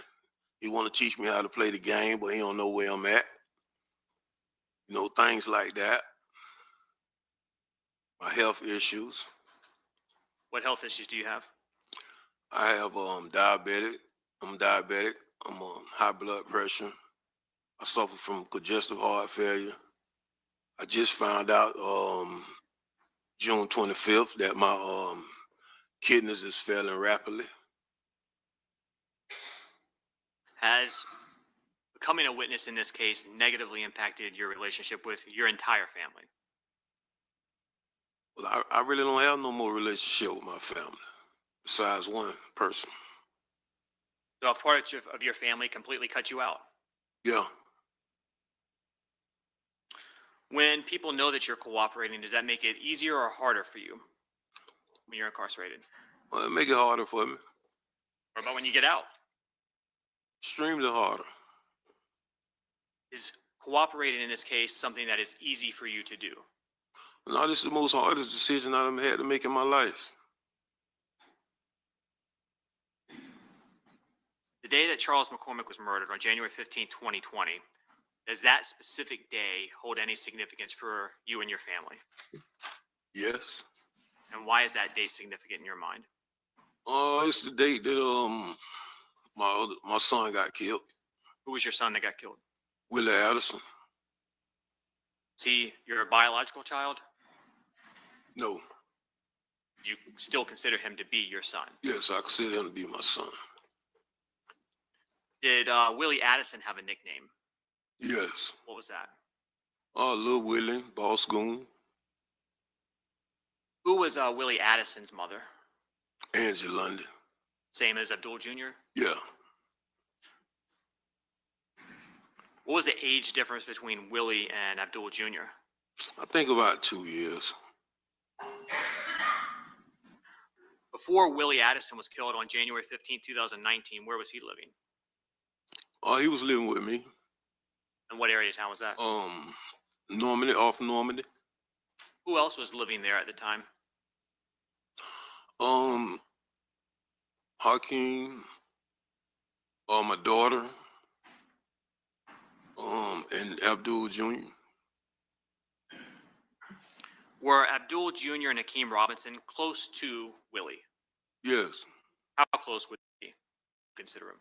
It was pretty close. Did they be brothers? Yes. Where was Willie Addison when he was actually shot on January 15, 2019? He was in the truck with me in the passenger seat. Were you driving? Yes. And so Willie was in the front passenger seat? Yes. Is anyone else in the vehicle? It was like 4 more people in the vehicle. Who were they? Abdul Jr., Moody, my nephew, Samuel, and Pooh Red. Is Pooh Red Torgon Williams? Yes. Is Torgon Williams related? Yes. How so? Cousin. Now, did Torgon and Willie have a decent relationship? I think it was okay. Was Torgon Williams close to your son Abdul Robinson Jr.? Yes. How was Torgon's relationship with Hakeem Robinson? Well, they had a pretty good relationship. Now, when Willie Addison was shot, was anyone else inside the vehicle hurt as well? Everybody. Including you? Yes. After everyone was shot, what did you do? Well, I drove to the hospital, and as I was driving, I could, hear Willie making this guggling noise, and I hold his hand while I was driving, because I didn't want him to feel like he died alone. And I drove to Memorial Hospital, and when we got to the hospital, I got everybody out the car while I was shot and helped everybody get, inside the hospital, because it was like people at the hospital really didn't want to help us. Where were you shot? In the back. Where in the vehicle was Abdul Jr. seated? In the middle row. Was he shot? Yes. Where was Abdul Jr. shot? In the head. Did he almost die? Yes. I think he did die, but he, came back. What about your nephew? You said Sammy? Is he hurt? Yeah. How was he hurt? Well, he got shot about 7 times. He's paralyzed right now. And Torgon was shot? Yes. Multiple times? Yes. How long did Abdul Jr., since he was shot in the head, how long did he remain in the hospital? He stayed in the hospital about 3 or 4 months. After Abdul Jr. got out of the hospital, was he still physically affected by his injuries? Yes, he had to learn how to, he had to basically learn how to do everything all over again. Walk again? Walk again, talk again, everything. We had to go to Brooks therapy. Did you help Abdul Jr. as he recovered? Yes, I did. Was Abdul Jr. Affected mentally by the shooting? Yes. How so? I think it made him more, more angry. Like, I don't know if bipolar like was be the right word to use, but it made him it changed his moods for him. Now, Hakeem Robinson was not in the vehicle when the shooting happened, correct? No. How was he affected mentally by Abdul Jr. and his family members being hurt? Objection, speculation, personal knowledge. Yeah, unless he has personal knowledge, I'll sustain that objection. Do you have personal knowledge as to how Hakeem Robinson was feeling after this happened? Yeah. Is that because he was living with you? Yes. How was Hakeem Robinson after this? I mean, he was angry about it. I mean, we was all angry about it. To the best of your knowledge, was Charles McCormick involved in the shooting of Willie Addison or anyone else in that vehicle, personally? No. After Willie Addison was killed, did Charles McCormick put out a song that personally upset you and your family? Yes. And what's a diss song or a diss track? Oh, it's when you talk about somebody, somebody's dead. Is that what Charles McCormick's song did? Yes. And who did it reference that upset you and your family? He talked about Willie. How did you find out about that song? Social media. Did you personally find it or did someone point it out to you? No, my son showed it to me. Which one? Both of them. And that would be? Kareem and Hakeem. Abdul Jr. and Hakeem Robinson? Yes. Did Abdul Jr. or Hakeem Robinson, either one, talk about the song? I mean, yeah, they didn't like it. Are you familiar with a local rap group known as ATK? Yes. Do you consider yourself to be a member of ATK?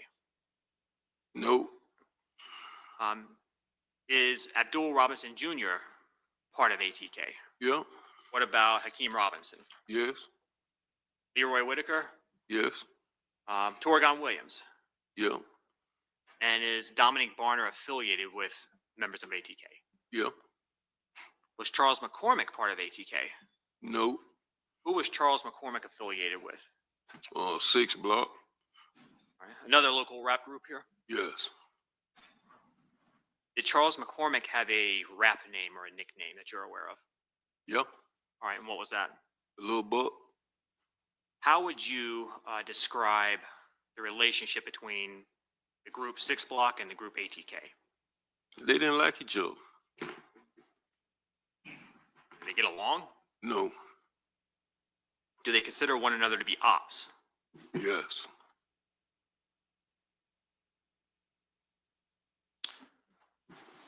Who do you know that had a desire to go after Charles McCormick based on that song? I mean, I would say a few people. All right. Anybody related to you or anyone else? Yeah. Okay. Well, who would you think had the most? The most? I would say Abdul, my son, both of them, Hakeem and Abdul. In January of 2020, did Abdul Jr. Own his own vehicle? No. How did he get around? Rent a car. Do you recall if on January 15th of 2020, Abdul Jr. had a rental car? Yes. What kind did he have? A Dodge Journey. Did both Abdul Jr. and Hakeem Robinson travel in rental cars? Yes. Did you own a car on January 15th, 2020? Yes. What kind? Dodge Challenger, What color was it? like reddish orange. And the phone that you had on January 15, 2020, what type of phone was it? iPhone. And I think you said earlier, but 904-866-2370, was that your number? Yes. Who was your cell carrier? T-Mobile. Was that account under your name, Abdul Robinson Sr.? No. What name was it under? Darryl Watts. Who was Daryl Watts? A friend of mine. Is he deceased? Yes. So why was your phone under an account with that name? Well, we went to get them together. His credit was a little better than mine. So did you maintain your phone under that account after he passed? Yes, I was a authorized user. Did Abdul Robinson Jr. have a cell phone in January of 2020? Yes. Did he have just one? No, he had a couple of phones. Why do you have a couple phones?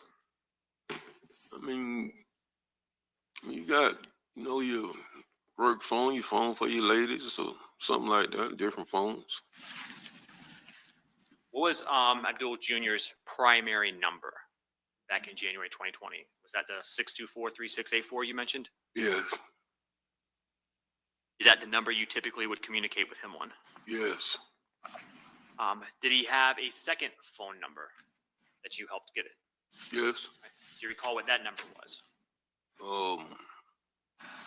I think the area code was 478 491 2831. And how do you know that was a number that Abdul Jr. was using? I got the phone for him. Was that put up under the Daryl Watts account name? Yes. Do you recall when that was done approximately? I know it was, I think it was like November. In November, I think it's like the November 12th or the 15th. So sometime in November? Yes. Would that be 2019? Yes.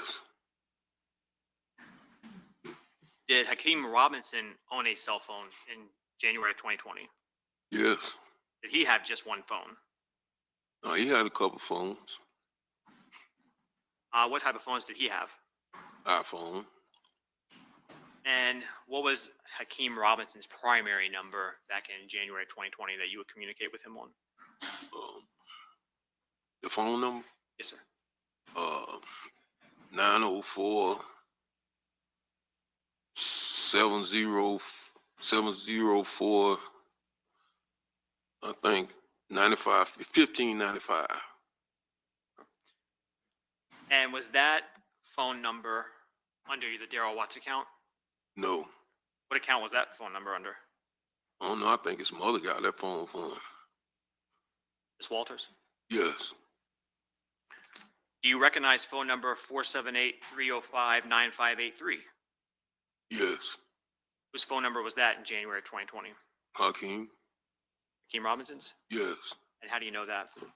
I got it for him. Was that up under the Daryl Watts account as well? Yes. Objection leading on this whole line of questioning. Well, I'll address the last question, and that's overruled. Was the 478-305-9583 number you just mentioned, was that activated on the same day as the one you got for Abdul Jr.? Yes. And did you at times pay that bill for them? Yeah. In January 2020, did Leroy Whitaker have a cell phone? Yes. Did you ever communicate with him on his cell phone? Yes. Do you recall what his phone number was at the time?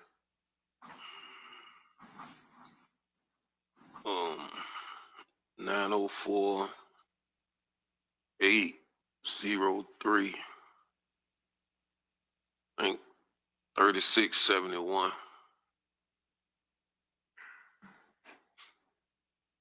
Now, turning your attention back specifically to January 15, 2020, did you get asked for help that day? Yes. And how did you get asked for help? Well, I was asked to give somebody a ride, give Scotty a ride. And who asked you specifically? Abdul Jr. And how did he get in touch with you to ask you that? He called me. Did he call you one time or more than once, if you recall? I think he called me more than once. When you spoke to Abdul Jr., did he tell you why Leroy Whitaker needed a ride? No. Do you know what area of town or Leroy Whitaker was in that you needed to go pick him up? Say that again. How did you know where to go pick Leroy Whitaker up?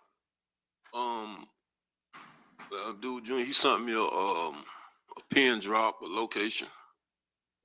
What area of town did that take you to? Arlington. Was it a business area, a residential neighborhood? Residential area.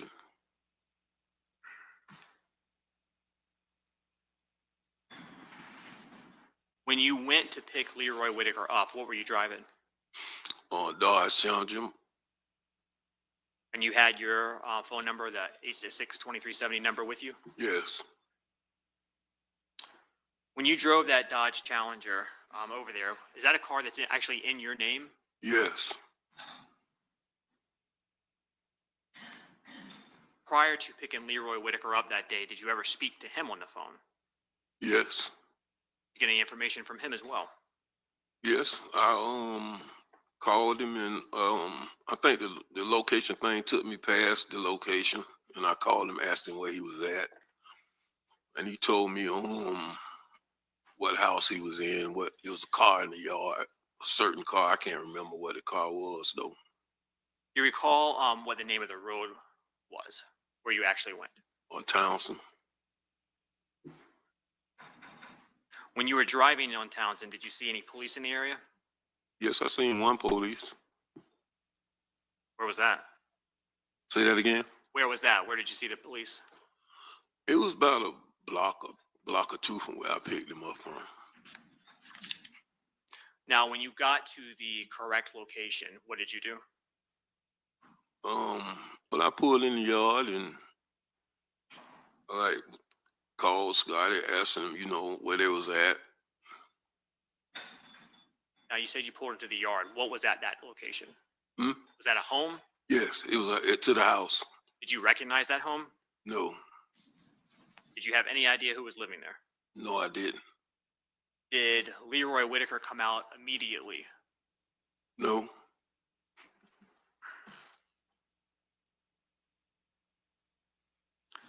As you waited, did you reach out to anyone?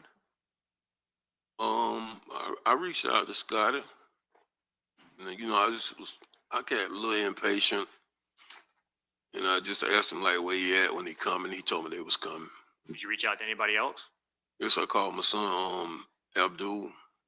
What was the purpose of contacting your son, Abdul Jr.? I just wanted to know where they was at, what was taking so long. Do you recall if that was a phone call or a communication by a message? Do you have any idea? I know it was 5 years ago. I can't quite remember. Eventually, did Leroy Whitaker come out of the home? Yes. Was he by himself? Nope. Who was with him? Butter. And when Leroy Whitaker and Butter, Dominique Barner? Yes. When they both came out, how were they acting? How were they walking?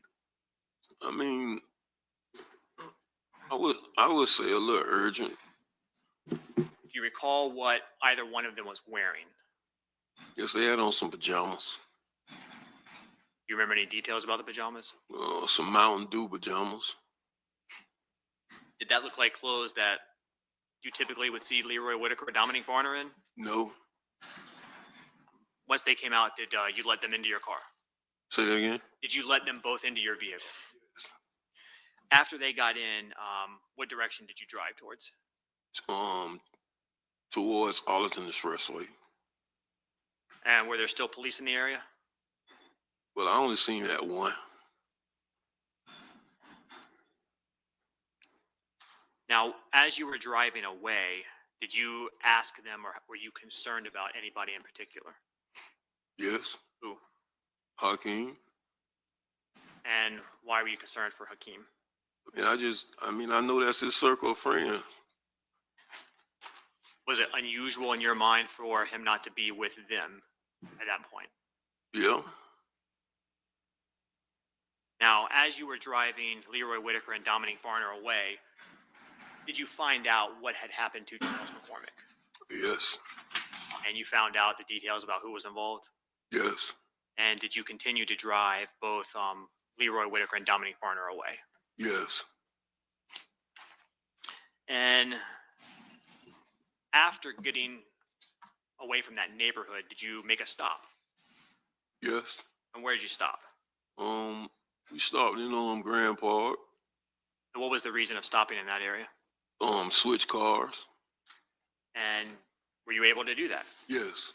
What car did you switch out of? We got in a white Impala. Who did the white Impala belong to? It was my daughter's car, but it was in my name. Why did you want to switch out of your Dodge Challenger? After I found out what happened, we in an orange car, very noticeable. Did you eventually make it back to your home? Yes. Again, that's on Brown Jersey Court. Yes. Do you recall around what time of day it was that you made it back to that location, approximately? I can't say the exact time. It's like maybe, I can't say the exact time, maybe like 2:30 something up, In the afternoon? Yes.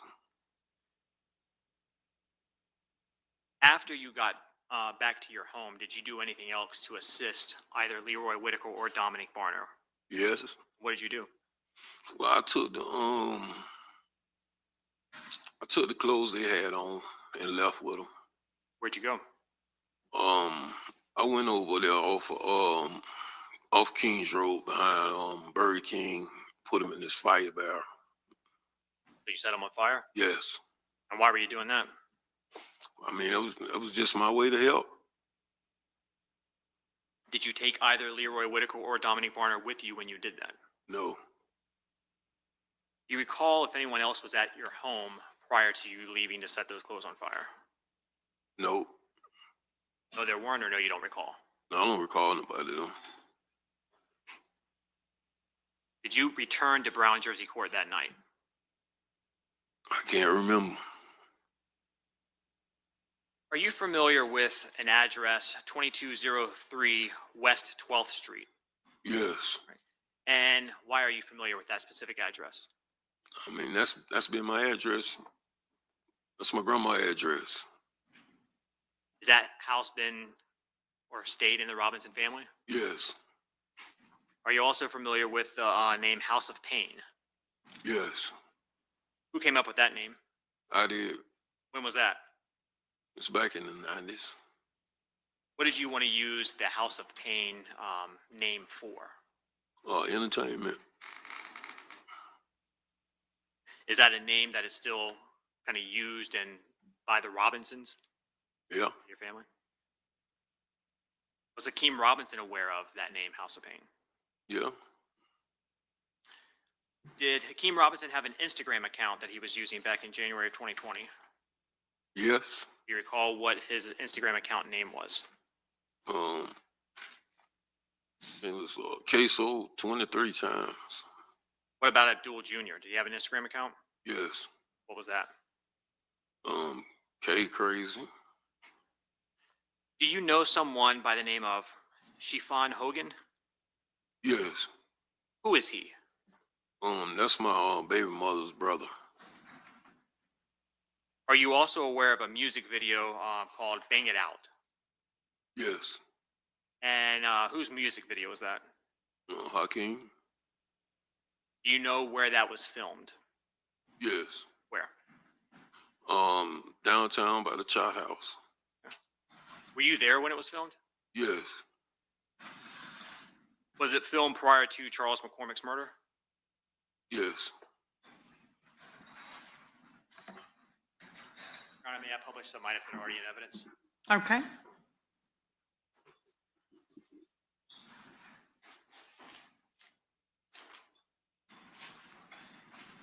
showing you what's in evidence as State's Exhibit 191 on the monitor in front of you.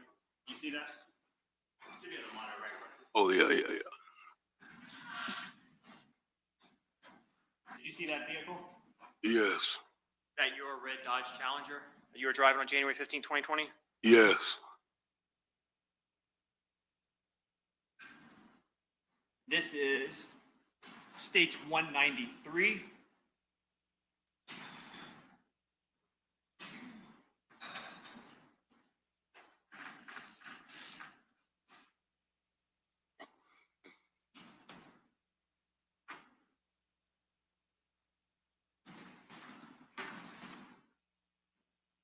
They call me Ksoo.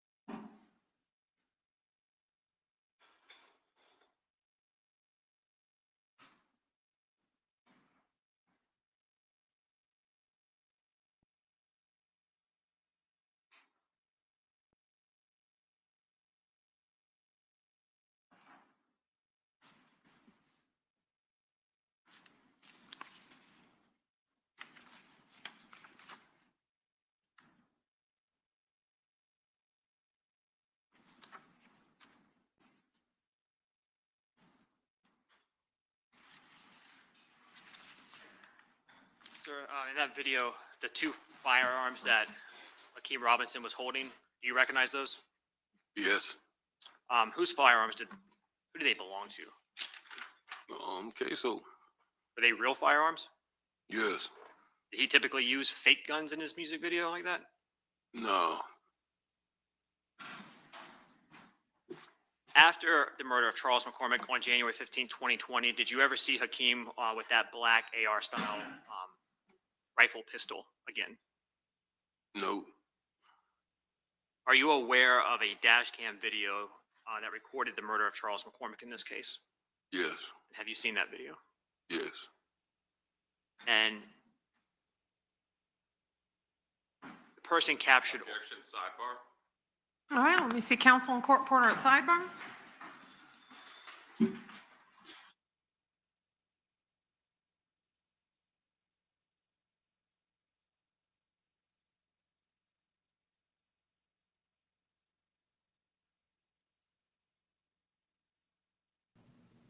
Ksoo daddy said he messed up with the with Ksoo and them.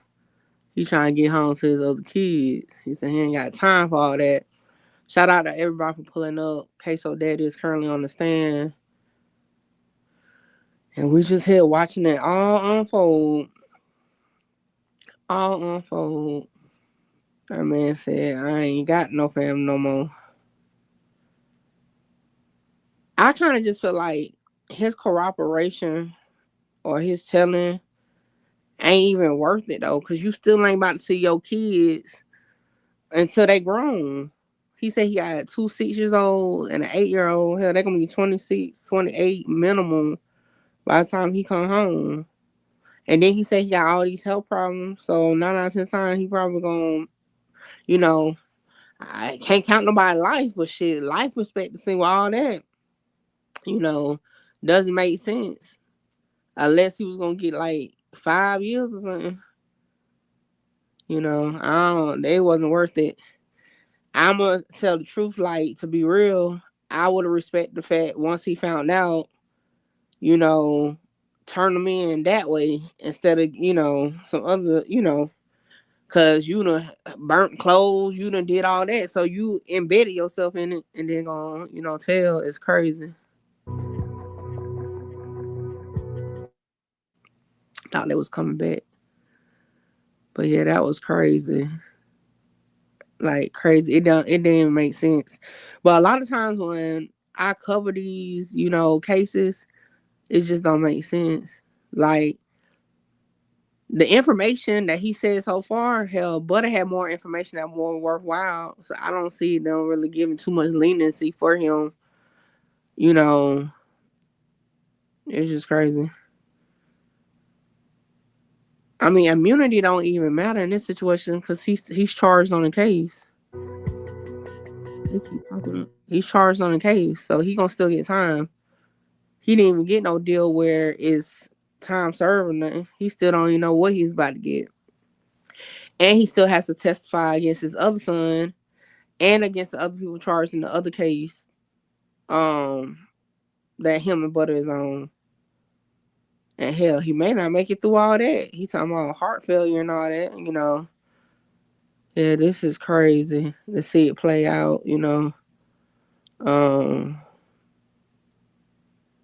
that's crazy. In this situation, I definitely don't have no empathy or sympathy for him because he continued to put himself in it. Up to January 15th, 2020, Hakeem Robinson was living with you. Yes. And so you would see him on a daily basis? Yes. And as you have testified to, he's your biological son. Yes. And did you also see him after January 15, 2020? Yes. And when he was living with you in your home, did you become familiar with some of the clothing that he owned? Yes. See the types of clothing that he would wear? Yes. See him as he...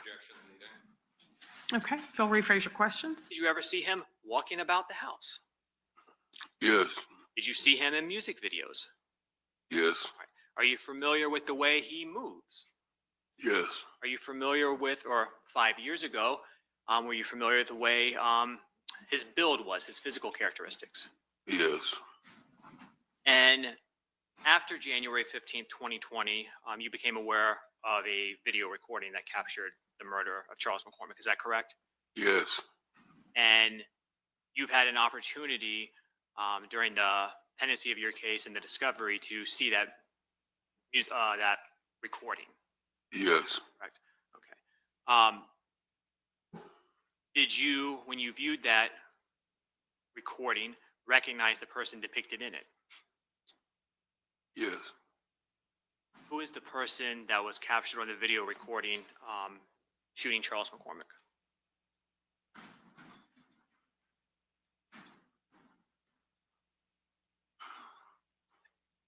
My son. What's your son's name? Hakeem.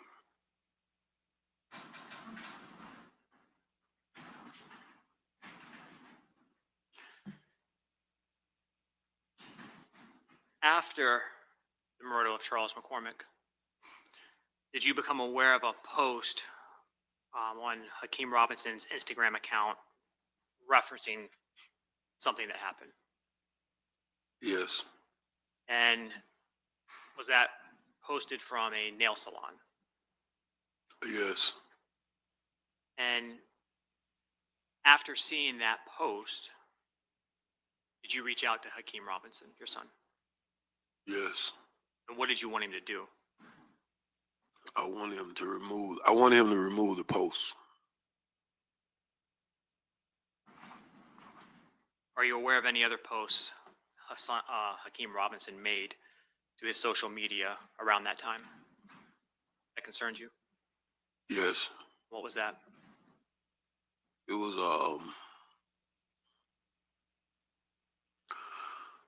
was another post of dude Lil Buck. What did you see? It was just the emojis on the bottom of it that said bye bye bye. Say it again. It was the emojis, the hand emojis saying bye bye.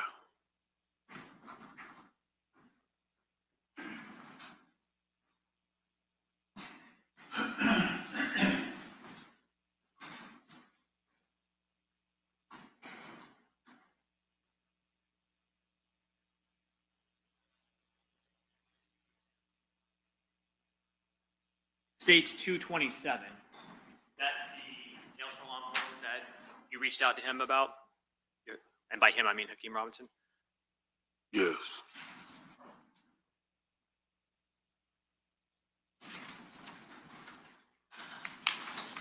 Showing what's in evidence as. One moment, I'm sorry, Judge. It's not working.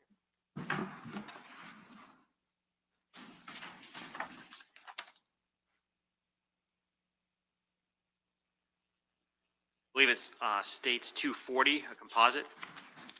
Do you recognize that, poster? Yes. Who is that in the post? Willie. Billy Addison? Yes. And whose Instagram account is that? Hakeem.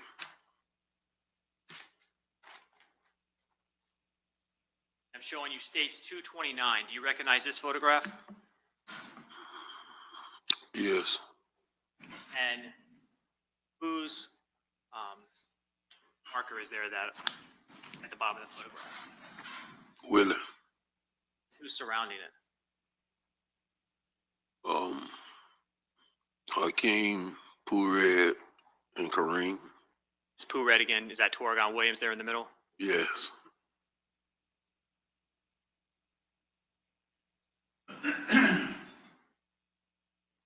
State 241. Who is that? Kareem. Abdul Jr.? Yes. And Stage 240, showing you what's in evidence as a photograph that was sent, appears to be from phone number 904-866-2370. That was your phone number? Yes. To 478-305-9583. Do you recognize the photo that was attached to that message? Yes. Who is that? That's me. And who were you sending that to? I sent it to Hakeem and Kareem. So you sent it to both Hakeem and Abdul Jr.? Yes. Is that to both 478 area code numbers that they had? Yes. And why were you sending that to them? I really don't know. I really think I was just showing off my outfit, to be honest. Now, though some people may not believe it, even though you sat here and testified here today, do you still love your family? Objection, relevance. Overruled. Yes. Is this easy for you to do?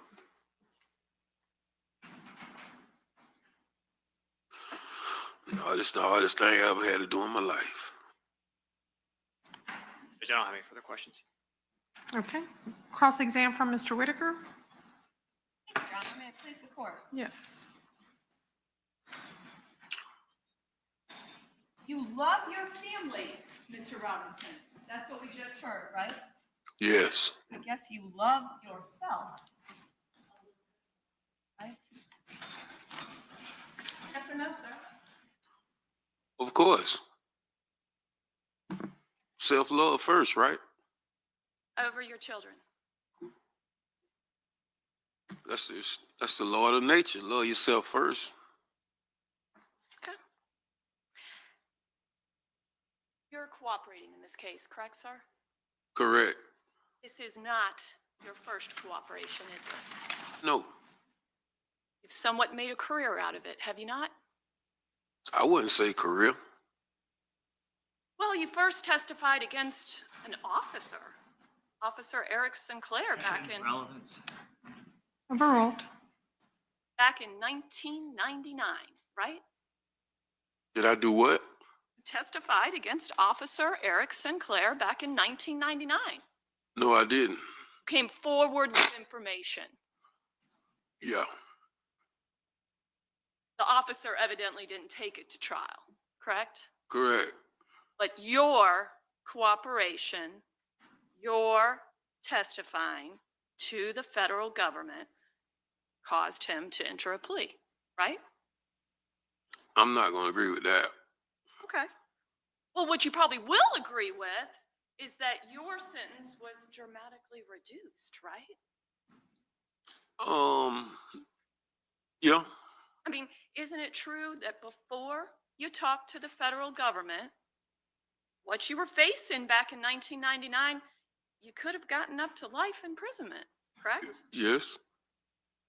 And it was reduced to 10 years, right? Nope. Substantial reduction?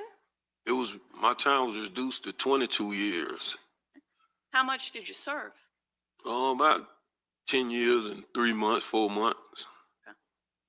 So from life to an ultimate actual serving sentence of about 10 years. Guess what? It was a law change, and that's how my time got reduced again. Well, and your cooperation, sir. Yeah. Right? So pretty good deal you made for yourself. Yeah.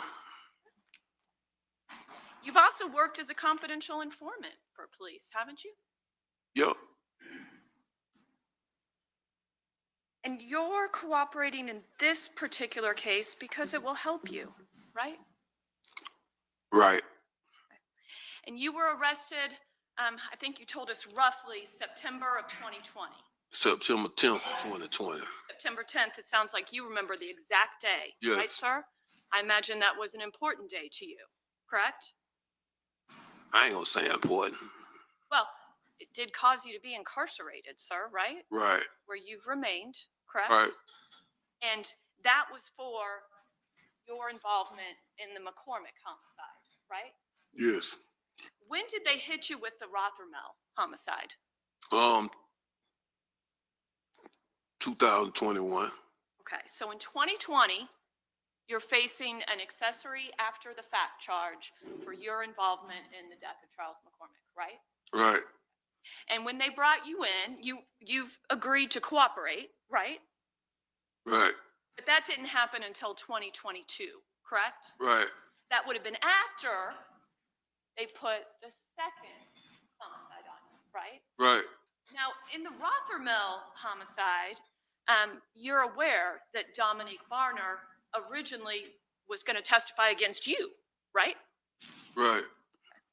And your involvement in what you pled guilty to as accessory after the fact in the Rothermel killing was that you admit you gave money to Dominique Varner after knowing he had just been involved in the shooting and needed to get out of town.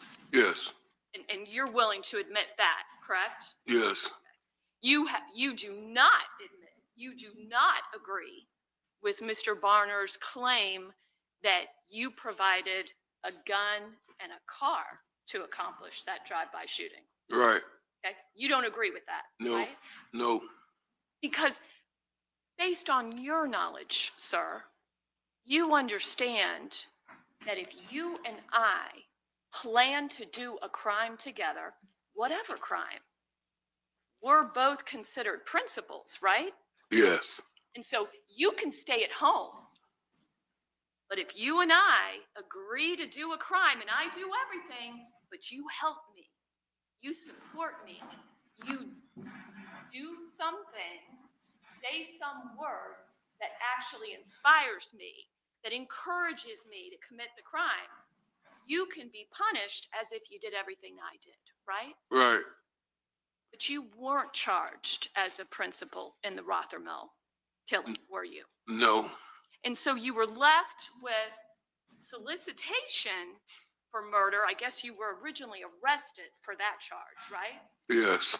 And essentially, you understood that that charge, they were accusing you of trying to entice the murder to happen, right? Right. But they dropped that charge pursuant to your plea agreement, right? Well, I think it's going to be dropped. I'm sorry? I think it's going to be dropped. Okay. You just know you haven't entered a plea to it, sir, right? Right. That was not part of your plea agreement for you to enter a plea of guilty to solicitation for murder, correct? Right. Only accessory, right? Yes. And accessory after the fact, you understand, and you understood before you entered your plea agreement, that that's punishable by up to 30 years. Yes. Yes. And so when you have two of them, that means that you could be sentenced up to 60 years, correct? Correct. But in 2022, when you agreed to come forward and cooperate, they cut your exposure by 2/3, right? Yes. I mean, I'm never been super great at math, but 30 plus 30 is 60, right? Right. In your plea agreement for the death of 2 human beings calls for a maximum of 20 years, right? Right. And your actual guidelines are only about 7 years, right? Right.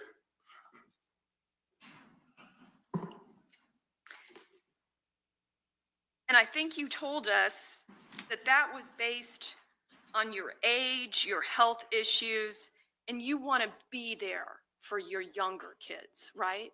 Yes. Would you agree with me? You weren't there for your older kids. That's why I know better this time. Okay.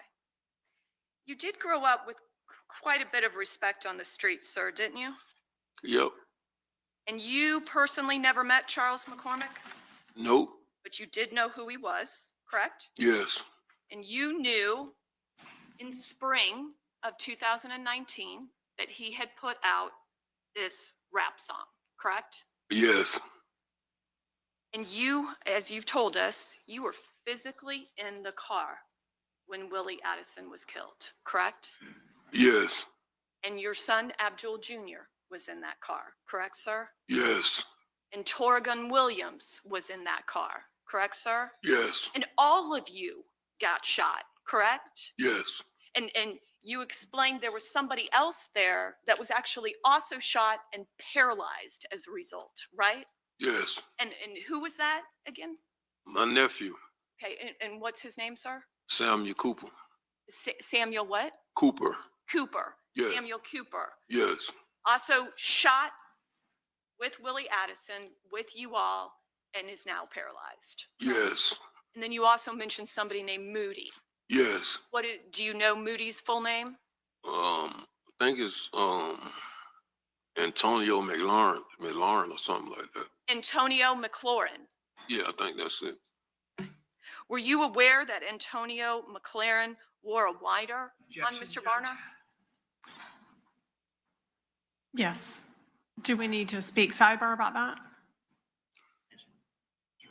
Okay. Let me see court reporter and counsel at sidebar. I heard objection. I just didn't hear anything after that.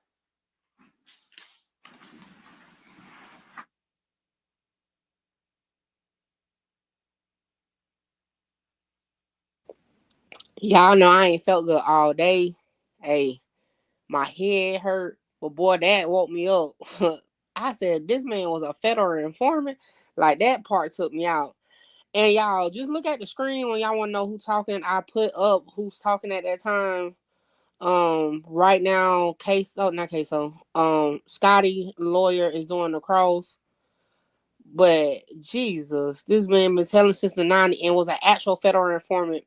Like I told y'all, it's a difference between just snitching and being a federal informant. Federal informants actually be on the street gathering intel to provide to the feds. So that shocked me. Like, snitching is one thing, but you was on a payroll is crazy. Let me see what y'all talking about. He couldn't do a little woody because they ain't sentenced him yet.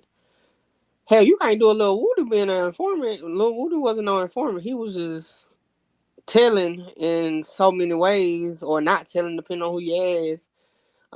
But yeah, when they stamp you as an actual federal informant, that means he was bringing details back to take people down. So look how he looking.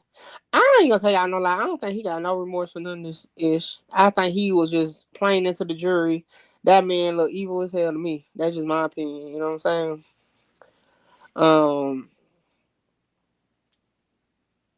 He could come home if he do a good job on. He could come home in 2 years.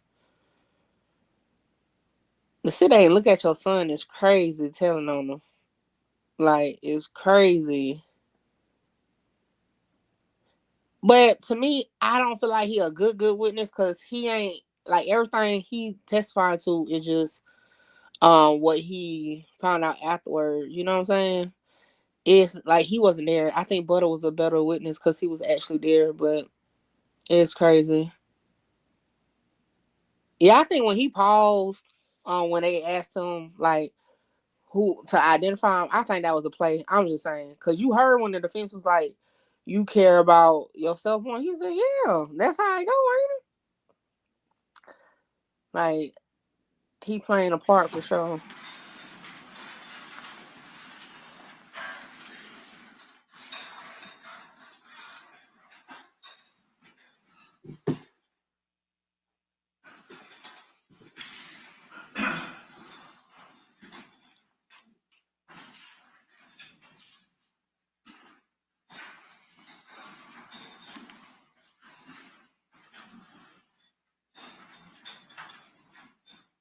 Okay, you may proceed.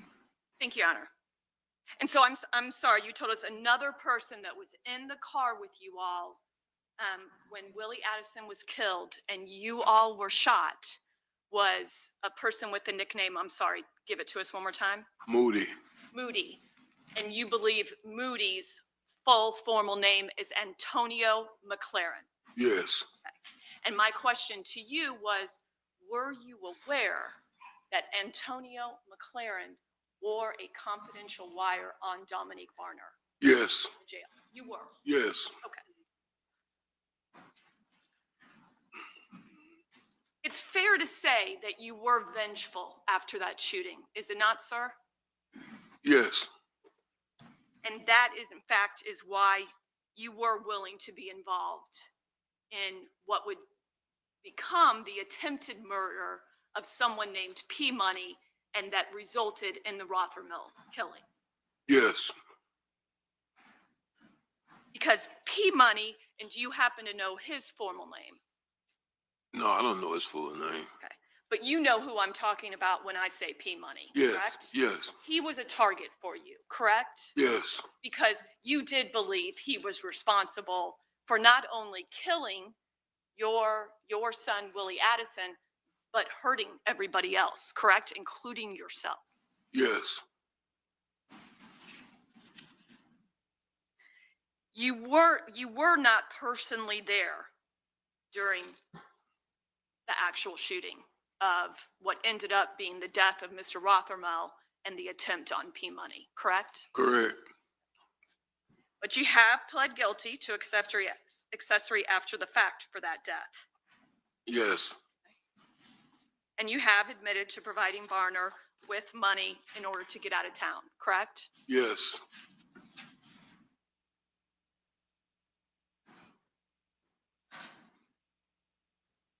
Now, we've heard you kind of explain that on January 15th, you end up driving your Dodge Challenger, correct? Yes. Over to the Townsend Road area? Yes.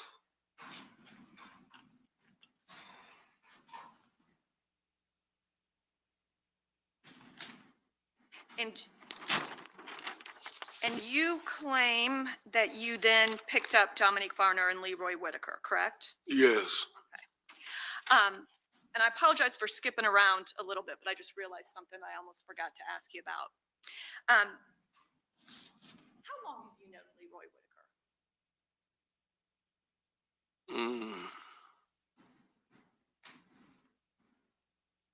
I've known him for probably about a little bit more than 5 years, probably now. A little bit more than 5 years, sir? Yeah, probably now. Okay. And you were born in 71 or 70? 70. 1970, which makes you about 55 now, sir? Yeah, I'll be 55 this year. Okay.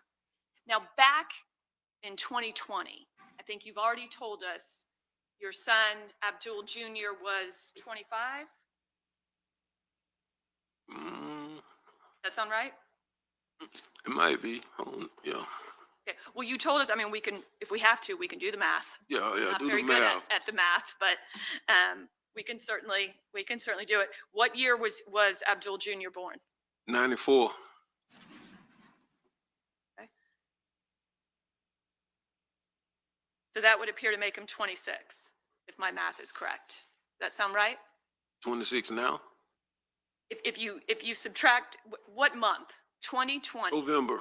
Okay, so we'd use 2019, so that'd make him 25 at the time of the death of Mr. McCormick. Oh, okay, yeah. That sound about right, sir? Yeah. Okay. And you said that there's a 4-year age difference between the two sons, between Abdul Jr. and Hakeem Robinson, right? Yes. Okay. So if depending on the birthdays, and again, we're talking November, so if there's 4 years, then Hakeem Robinson was 21 years old, right? Yes. When was Willie Addison born? What year was he born? I think 93. I think. I'm not 100% sure. 1993, which would make him 26. At 2020, right? Okay. Yeah. Okay. And in 2019, when he was killed, he would have been 25. Yeah. Okay. Leroy Whitaker is substantially younger than all of them, correct? Yeah. And you always knew that from the little time that you did spend with him, correct? Yes. And Willie and Leroy Whitaker had no relationship whatsoever, right? Not that I know of. And Leroy Whitaker does not rap that you're aware of, correct? No, no.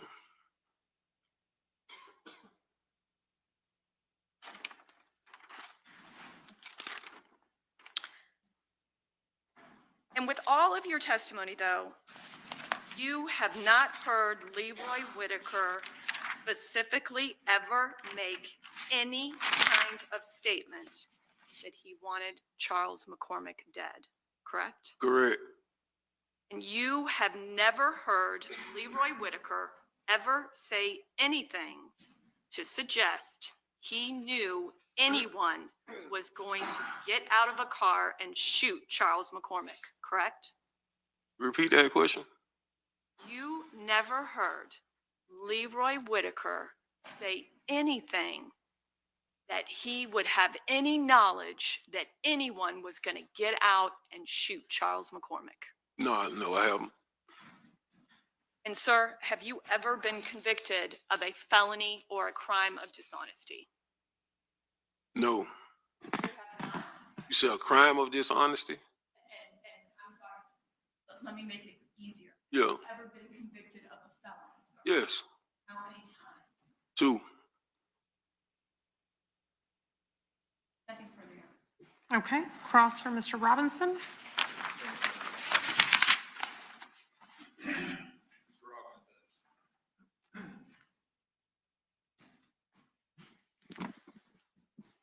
Your community up until this point, seated right there, right? Say it again? Your community, your family, those people that know you best in this world are in this courtroom right now, right? I don't think so. You don't see family sitting there? Nope. You don't see Hakeem's mother sitting there? Oh, yeah, I see her. Now, of course, she knows you, right? Yeah, she know me. A moment ago, you said that you are a 2-time convicted felon. And let's jump into the first time. In the year of 2000, you were sentenced to 262 months in federal court, correct? Yes. Hakeem was an infant at that time, right? Yes. You go away for roughly 10 years. Right. Now, you said a moment ago that, well, that you disagreed about cooperation. You got what's called, the government filed a 5K, right? Yes.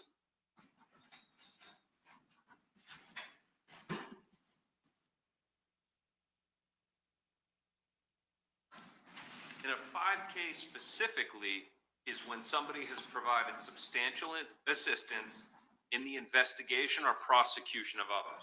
You agree with that? Yes. But you disagree that you got a reduction because of cooperation? No, I don't think I disagree with that. She said testifying. All right. You snitched on other people, you got a reduction, right? Yeah. All right. So years later, this case comes along. You get charged in the McCormick case. You get charged in the Rothermill case. And you initially plead not guilty, correct? Right.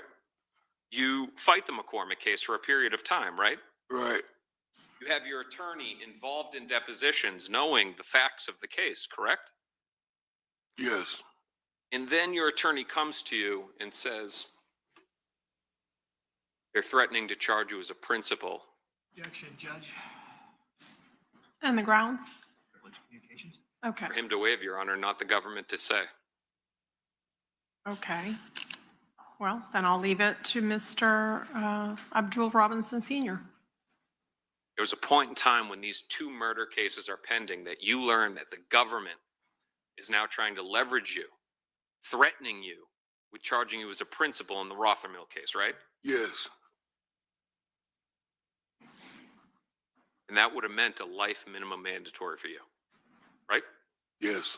So, you agree, you cave, and astonishingly, for the second time, why is it that you only grow a conscience when you're looking at hefty prison terms? Objection, argumentative. Sustained. Just ask a question, Mr. DeCoste, without commentary. Previous case, you were looking at life, you cooperated to get out of it, right? Yes. Once again, you're looking at life, and you decide to cooperate to get out of it, right? Right. Now, you're hoping that the recommendation is going to be that you serve for all of your crimes only 76 months, right? I mean, yes. All right. That's what you have in writing with the government, right? Yes. And you've served a majority of that time already. Right. So that means that within a short couple of months, maybe 12, you're going to be back walking the streets of Jacksonville. Yeah. That was the price of your testimony. Right? Right. You had to cooperate and implicate your two sons, but it got you out of custody. You say implicate them? You had to point at your sons. Let's back up for a second. At the point in time that they leverage you with life on the Rothermill case, they had already arrested your son and said that he was the one that committed it, right? Oh, no, you confusing me. Okay. Let's break it down. You said a moment ago that the government sent message to you that they were going to basically indict you on the Rothermill case and that you were potentially looking at life. You then decided to cooperate. You remember that, right? Right. Okay. They had already, on this case, through the evidence, through the depositions that your attorney was at, they already believed that Hakeem was a shooter, right? Right. All right. So it wasn't something that you came forward and like, hey guys, let me help you understand the case. You just agreed to their narrative. No, I didn't agree to their narrative. They asked me what the conversation was when I picked them up. Okay, let's move on here. So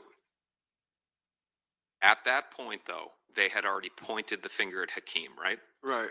All right. So you just continued with their case. Yeah, I'm going to point at Hakeem. He was a shooter, right? I can't agree with that. You also pointed out your other son, Abdul, the one that shares your name, Abdul Kareem Robinson Jr., right? Right.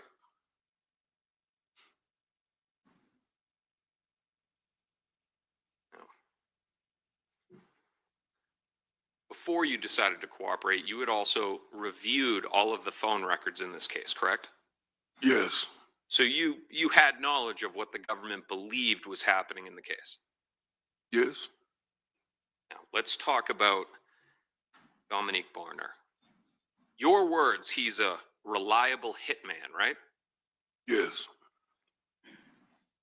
For you to know that he's a reliable hitman, you must have used him as a hitman before, right? No. And how do you know he's a reliable hitman? Can't be the Rothermill case because they didn't kill P Money. So how is it that you know that he is a reliable hitman? I mean, you hear things when you're in the streets. And that's where you live. Not physically on the streets, but you are a street guy, right? I have been one. All right. And the marks of that are on you. You have bullet holes, right? Yes. You have tattoos, right? Yes. Keem has neither. Right. Not a single tattoo on his body, right? Right. Never been shot. That's good.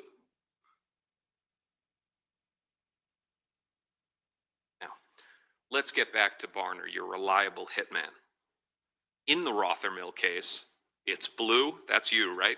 Yes. Now, you also go by OG too, right? Yeah. Okay. So it's Blue, Butter, right? Dominique Barner. Yeah. And Chris Brown, right? Yes. That's the trio. Blue, Butter, Brown. In the Rothermill case, right?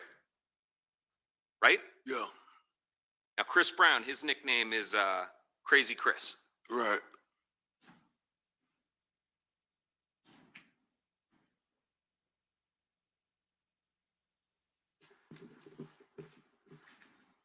You know Chris Brown, obviously. Yes. State. All right. Your Honor, may I approach? Yes. All right, Mr. Robinson. I'm showing you it's been pre-marked. It's defense 1. You know what that is, right? Yes. That's a picture of Chris Brown. Right. And you know that's a picture of Chris Brown because you committed crimes with him. No. You're denying that you committed crimes with him on the Rothermill case? Judge. Yes, I'm denying. Okay, just a moment. When there's an objection, I have to rule. What's the objection?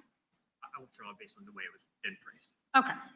Go ahead. Ask the question. Chris Brown is a co-defendant on the Rothermill case, right? Right. And you pled guilty on that case? Yes.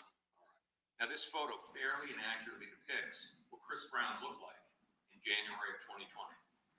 Yes. Defense offers which were pre-marked as defense 1. Okay, so any objection from the state? Any objection from Mr. Whitaker? We finally get to see what Chris Then Brown looked like. 'Cause Defense I've been exhibit wondering. will be marked into evidence as defendant Robinson's number 1.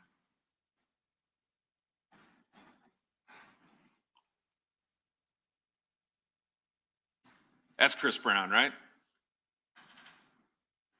Can you see the monitor? His monitor is not on. Published all. Mike taught me better. Well, it's off everywhere now. There we go. Now, there we go. It takes a minute. Okay. That's Chris Brown, right? Yes. Butter pecan skin. Damn, they ain't gonna show us. Yes. Not Hakeem. No.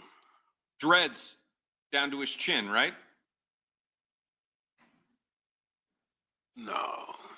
He's got dreads, no? Yes. Some of that hair goes down to his chin. Talking about hair on his chin? Down to his chin. Yeah, he got hair on his chin. All right. Now, Chris Brown's right around 6 feet, maybe a little bit under. He Right? might, yeah, he might be about 6 feet, a little bit on. He's a skinny guy too, right? Yes.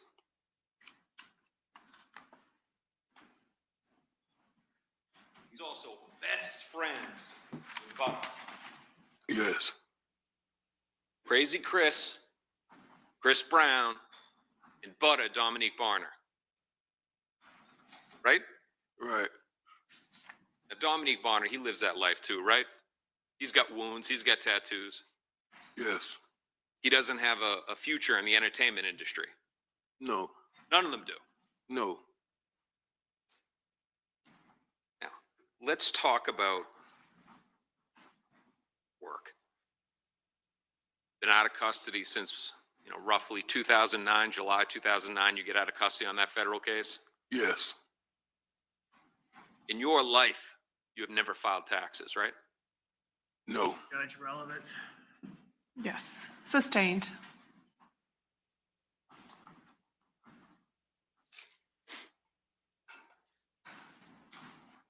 Never received a paycheck from a legitimate job. Yes. Now, the House of Pain, your Instagram handle is HOP CEO, right? Right. That stands for House of Pain CEO. Yes. That's yours from back in the 90s, right? Right. When House of Pain, that's my era, when House of Pain was big. Right? Right. That's not Hakeem's era. No. Now, you had shirts that were put together, right? Yes. You even have like drawings where you tried to draw out the crest for House of Pain. Yes. And you were hoping to build that into something legitimate, right? Yeah. Yes. Legitimate. The emblem, correct me if I'm wrong, is an axe on the right side, right? The what? Do you remember the logo that you drew? No. To refresh your recollection, to take a look at what you drew? Yeah.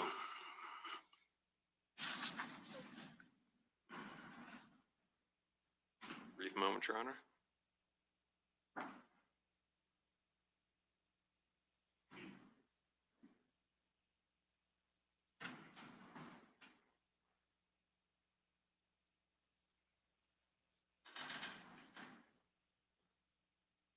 Take a look at that.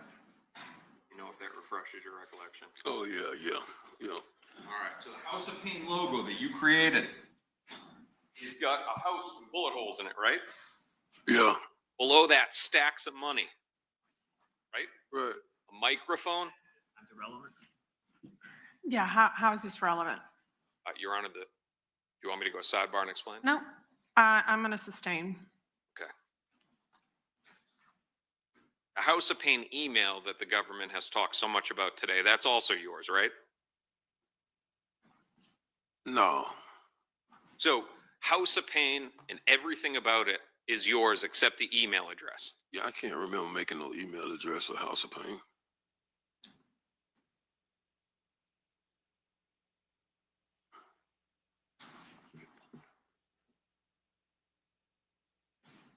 When the police searched your house in the U-Haul truck that was out there, they found T-shirts for House of Pain. They found other swag that you had made and these drawings for House of Pain, right? I don't know. I wasn't there. And again, your Instagram handle is HOPCEO. Yes. All right.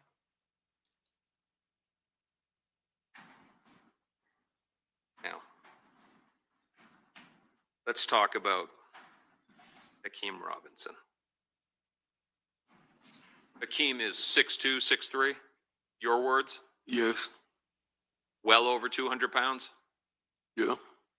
230, 240? About 230.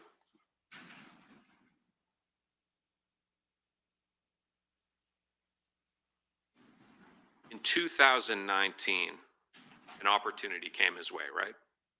Yeah. He was close friends with another rapper by the name of Young and Ace, right? Correct. He's known Ace for a long time. Correct. Ace has gotten hugely big over the years, right? Correct. Now, at the time, Ace was signed by Cinematic, right? Correct. And at that time, Hakeem was lucky enough to get connected with Johnny Shipes, right? Correct. Now, this is the same guy that found Nipsey Hussle in California, right? Correct. Joey Badass, right? Yeah. T-Pain. Yep. So this wasn't a small deal. This wasn't Charles McCormick's song that's out there. He had a legitimate record deal. Right. Now, we know from Charles McCormick that people in this diss rap and this drill rap, they will rap about things that they weren't involved in, right? Correct. Because you said Charles McCormick was not involved in this. Correct.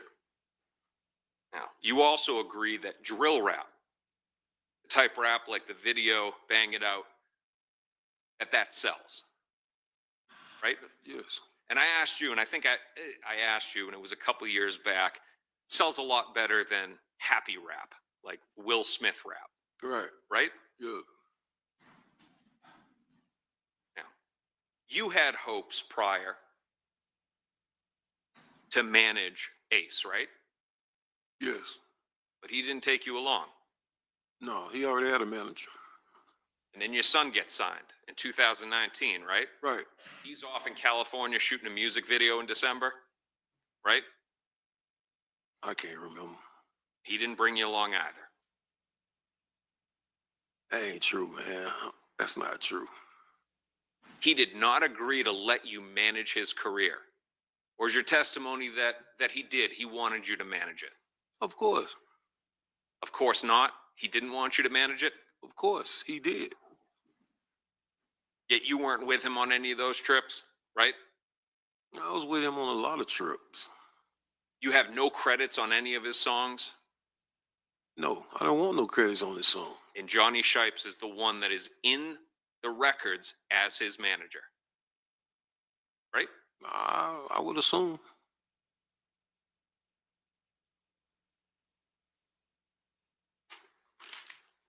So let's now talk about the day before the murder. That white car that you already let us know You drove that white car over to the JSO property facility, right? Yes. You remember that? Yes. Now let's talk about the motive of others.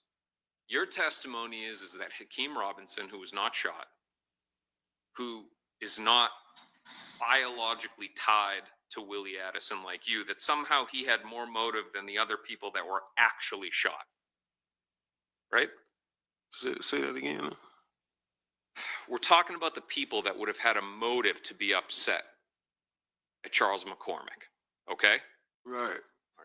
You, Butter and Brown, Blue Butter Brown, I'm going to trip over that if I say it fast. The whole thing about P Money was because you believe that he was behind Willie's murder, right? Right. Okay. So now Charles McCormick comes along and he's putting out a song. He's not signed to a record deal, right? Right. His song isn't getting any traction. Right. He's nowhere near the level of Ksoo, Hakeem Robinson, right? Correct. But your testimony is that was a motive enough for murder. That's your testimony, right? It's this song? Yes. Yeah. Okay. But there's a whole list of people that would be way above him to have the motive to kill Charles McCormick, right? Right. You? Nah. No? Nah. You'd have no motive to kill a guy who's basically laughing about the night that you were shot. I mean, not me. She ain't killing pro se myself. Look, all I know is this. I'll put this in a question. You claim that the phone that's used by the shooter, that's registered in your name, right? Oh, excuse me, Darrell Watts. Right? Right. And we'll get to that. You allegedly burn the clothes that Butter had on him, right? Correct. You break through the police perimeter to pick up Leroy Whitaker and Barner, right? Come on, man. You exaggerating, man. You know it wasn't no police perimeter, none of that. You exaggerating now. I'm exaggerating that there wasn't drones and helicopters overhead. How would I know that? Because you were driving to the location? And I would see a drone in the air? So we'll agree. All right, let's say that we'll let JSO answer the question whether they had a perimeter and they had hundreds of officers trying to find the shooter that was running through neighborhoods. You really think I would have went through there if I seen all those police and all that? Or a drone and a helicopter and all that? You think I would have went up in there with my car registered in my name? You don't want me to answer that question. So why don't you stick to answering my questions and not asking me them? It's a life you live, right? You live this life in the streets, right? Nah. Or wait, are you telling me that you, as the patriarch of the family, that basically these kids come by and say, hey, Blue, go do this? They didn't call Leroy Whitaker daddy to go get it. They called me. They did. What if they would have called I would like to see how they would feel if they would have called somebody else to go pick somebody up. They didn't. They called me. If I would have knew something was going on, I wouldn't have never went.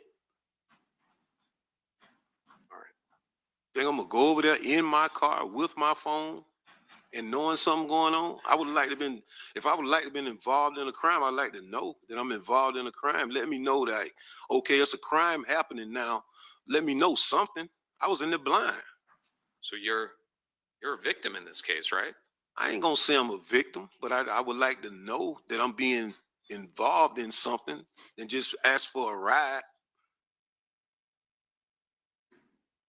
All right. So then after you know about it, you're then cool with going to burn clothes, right? Yeah, after I get to know about it, I was cool with that. Yeah, what's a little bit of a felony? Destruction of evidence. Yeah, I did it. I like Scotty. I did. Definitely know you didn't call 911. Right. That conscience only grew later when you were looking at life. Yeah. Right. Now let's talk about Darrell Watts. There's a bunch of cell phones that are in the name of Darrell Watts, right? Correct. And the phone that was used. Now, it's interesting. The government, they asked you about a bunch of phone numbers and you remembered it off the top of your head, right? Yeah. But the one that they had to tell you was 478-305-9583. Objection, Judge. What's the grounds? The misstatement. Okay, I will, of course, the jury will recall the testimony that came out from the witness stand, if you'll just ask the question of the witness. You were asked about a bunch of phone numbers and you were able to recite them, except for one that they told you and you just agreed, yes. You remember that, right? Yeah, I remember that. And that's 478-305-9583, right? Right. Now that phone's under your dead friend's name, Daryl Watts, right? Right. You paid for that phone, right? Correct. And in December, you paid something like $1,000 that you owed on that phone and others. Right. So whoever it is that had that phone, the shooter, you supplied it to him. Oh, I didn't know the shooter had the phone. I didn't know. I mean. So, Daryl Watts was your best friend, right? Yeah. He was murdered. Yeah. To this day, you were not cleared as a suspect in that case. Sustained. Mr. DeCoste, just ask questions, please, that are relevant. An arrest has not been made in the murder of Daryl Watts. Objection. Sustained.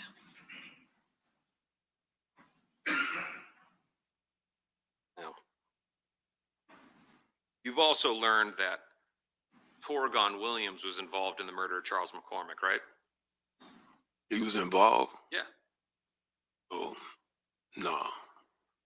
You don't know that? No. You were a co-defendant for a while. Your attorney's going to depositions. You don't know the other people that were implicated? No. Chris Brown? In Charles' case? Yes. No, I never seen that. No, I don't know that. Janera Smith? No. But none of them have been charged. Right.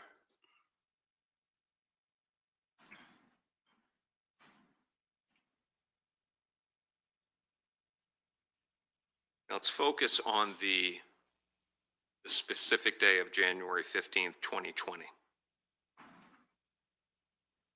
Your words, you didn't see Hakeem that entire day. Correct.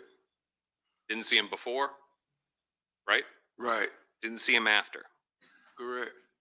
Now you said that you were worried about him, right? Correct. Well, you have all these phone numbers that you have memorized. You didn't call any of them. Correct. But you were concerned? Yes. Common sense dictates that if you're concerned about your son and that what you're saying is actually true, that you would have picked up the phone and called him. But you didn't do that. Correct. I didn't.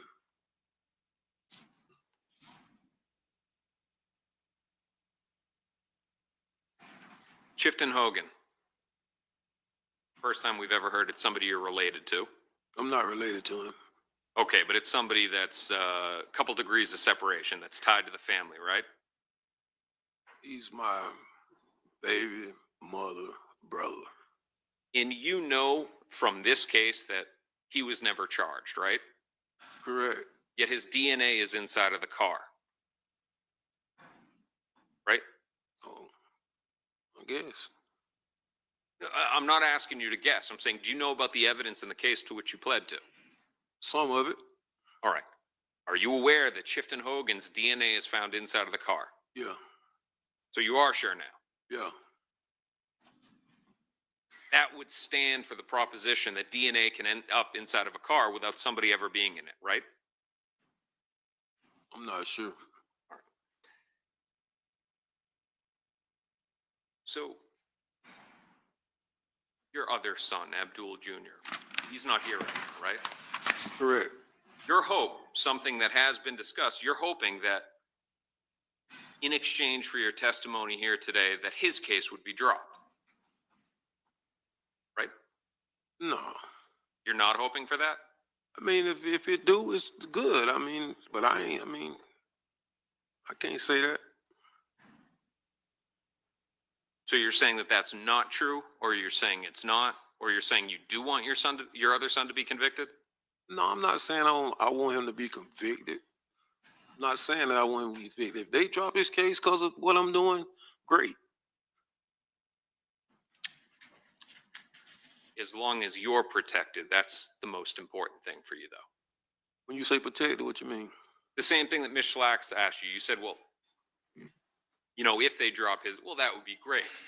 But your number one priority out of all of this is you. I think I'm number 2.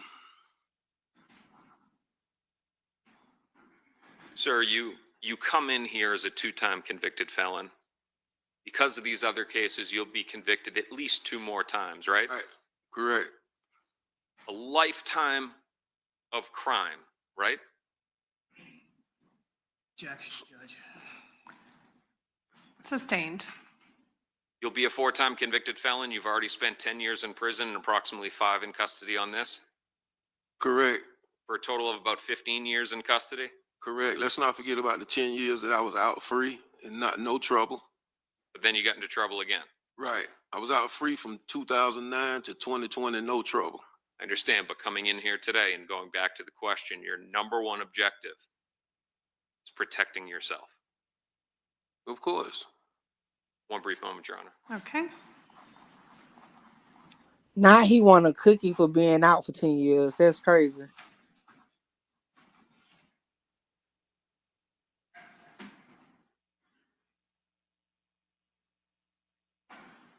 You know, the judge said on day 1 they can go up to 6 o'clock.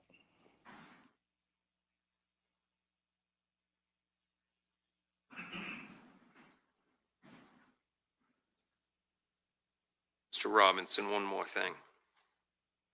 The deal with Cinematic, that occurred right in the months before this murder, right? Yes. Basically, right around December, they fly him out to California. He's shooting music videos, but it's right around that time that he inked that deal.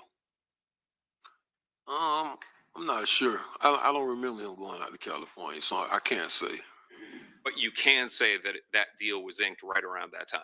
Yes. Nothing further, Your Honor. Thank you. All right, thank you. Is there any redirect? A little bit, Judge.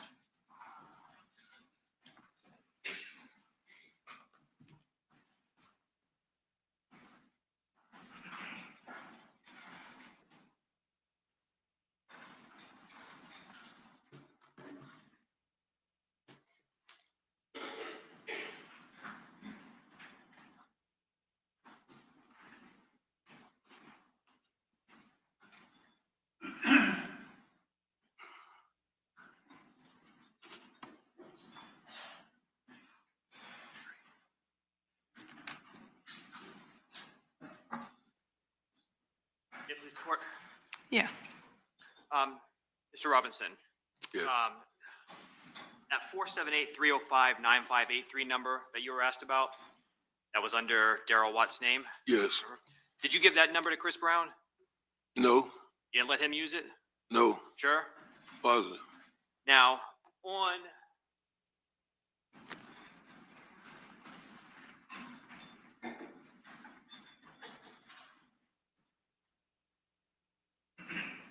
I'm going to show you what's in evidence. It states 187. Is that on your screen?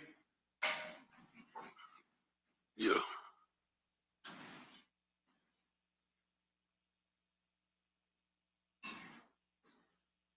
Objection outside of the scope of cross. I don't have a question. Judge, I'm going to ask about Chris Brown. Okay, then that's permissible. So objection overruled.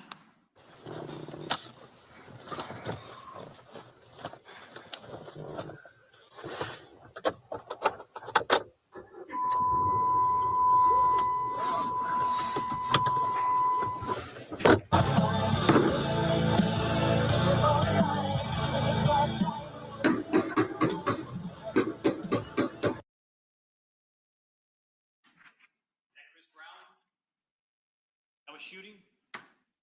No. What?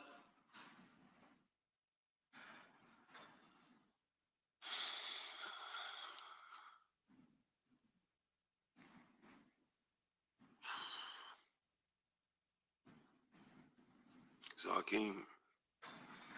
And you indicated a few moments ago that Hakeem's approximately 6'2". Have you ever measured him, or are you just going off what you believe? I never measured. Is As he sits here today, does Hakeem Robinson look the same as he did 5 years ago?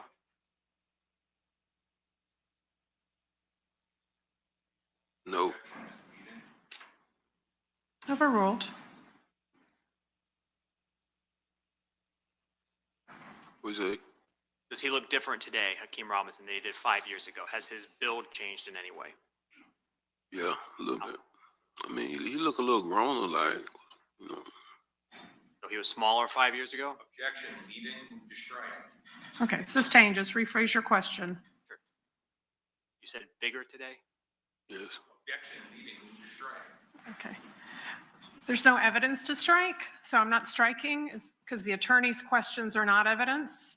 Anybody's attorney's questions are not evidence, but rephrase your question without leading. Judge, sorry, Mr. Robinson, I didn't hear your answer. When I asked you, how does he look different today, what was your response? He like grown, gained a little weight. Now, you were asked a lot of questions about the deal that Hakeem Robinson signed with Cinematic. You remember that? Yes. And some questions about him going to California to film a music video. Yes. But the Hang It Out video was filmed right here in Jacksonville, right? Yes. You were there for that? Yes. Now, are you familiar with Robinson Management LLC? Who? Robinson Management LLC. Does that sound familiar to you? No. Were you involved with Hakeem Robinson's cinematic endeavors to be signed? Yes. And were you trying to assist him with that and manage him with that? Yes. Did you? Yes. Were you in fact in communication with people from Cinematic? Yes. And were you continuing to aid and assist Hakeem with that? Yes. May I approach the witness, Judge? Yes. Objection, Your Honor.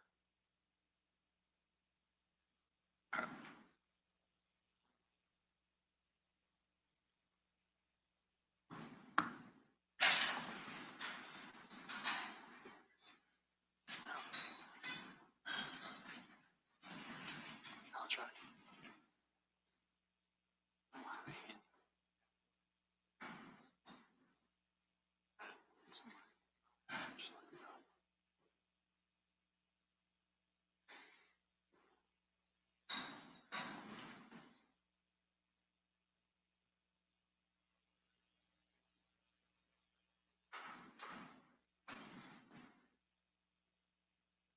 May I approach, Judge? Yes.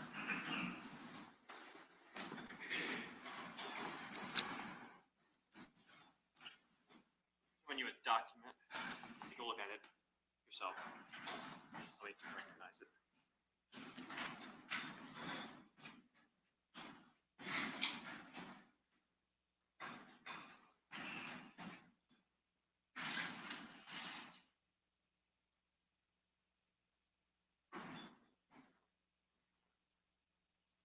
Yes.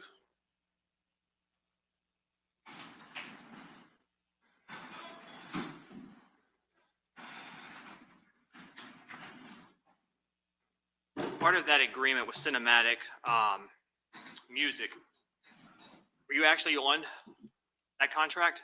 Yes. How so? I was his management. Okay. And you signed that form? Yes. Did Hakeem Robinson sign it? Yes.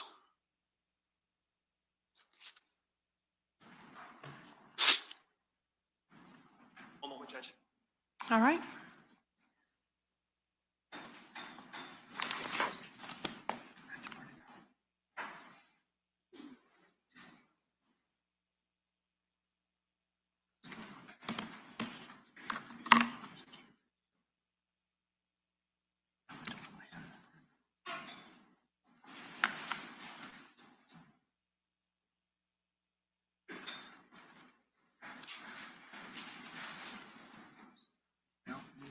That's all, Judge. Thank you.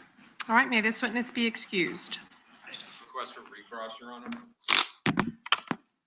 Okay, it's very limited to redirect. Mr. Robinson, you were shown that video, right? Yes. government asked you who that was, right? Yes. If you said anybody other than Hakeem, you'd still be looking at life, right? Yes. Nothing further. All right, may this witness be excused. Yes, Judge. All right, thank you.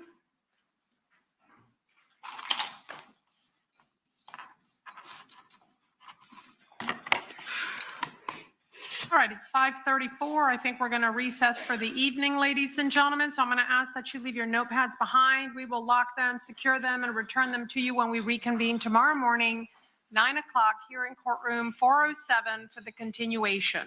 Let me remind you that during this overnight recess, of course, you're not to talk about the case among yourselves or with anyone else, or allow anyone to say anything to you or in your presence about the case. Please be very mindful. Again, we've come this far not to watch, read, or listen to any news stories that might be printed or aired about this case. And again, that's because this case has to be tried by you collectively in your presence and in the presence of the defendants, the attorneys in this court, and only based on the facts and evidence that come out as evidence in this trial and on the law as I will instruct you in it. So be mindful of that. But I do wish you a good evening, ladies and gentlemen, and I'll see you back here tomorrow morning. Oh, Lord. All right, y'all. We've been at this thing over 8 hours. I appreciate everybody for pulling up. All right, so let's talk about today, because I'm not going to do a separate video. I don't feel like it. So today we heard from the cell phone mapping expert. We heard from the phone expert. And we heard from Ksoo's daddy. I'm gonna say this: as far as Ksoo's daddy testimony, I feel like both defense did good at casting reasonable doubt with his testimony, because we have been hearing Chris Brown name since day one. Right? We have been hearing it. Even when when Butter took the stand, remember he said in his testimony that Chris Brown came. Like, Chris Brown was with him to stalk the victim. Then he had to leave to go pick up his baby mama. Then he came back and he told him, like, go ahead, we're doing something right now, right? And then remember when the forensic expert of the video came out and they was like, well, did you get requests to do Chris Brown? So we have been hearing Chris Brown the whole trial. So now, even though we couldn't see it, the jury saw a picture, of Chris Brown, right? So now it's all like, shit, it could have been Chris Brown. Now, will it be enough reasonable doubt with the jury? I don't know. Because, like, I'm kind of in between personally.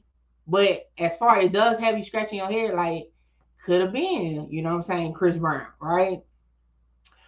And then the defense did a good job with pointing out, like, why would Ksoo and Scotty feel that strongly about, unaliving this dude for dissing Willie, who ain't even his brother for real.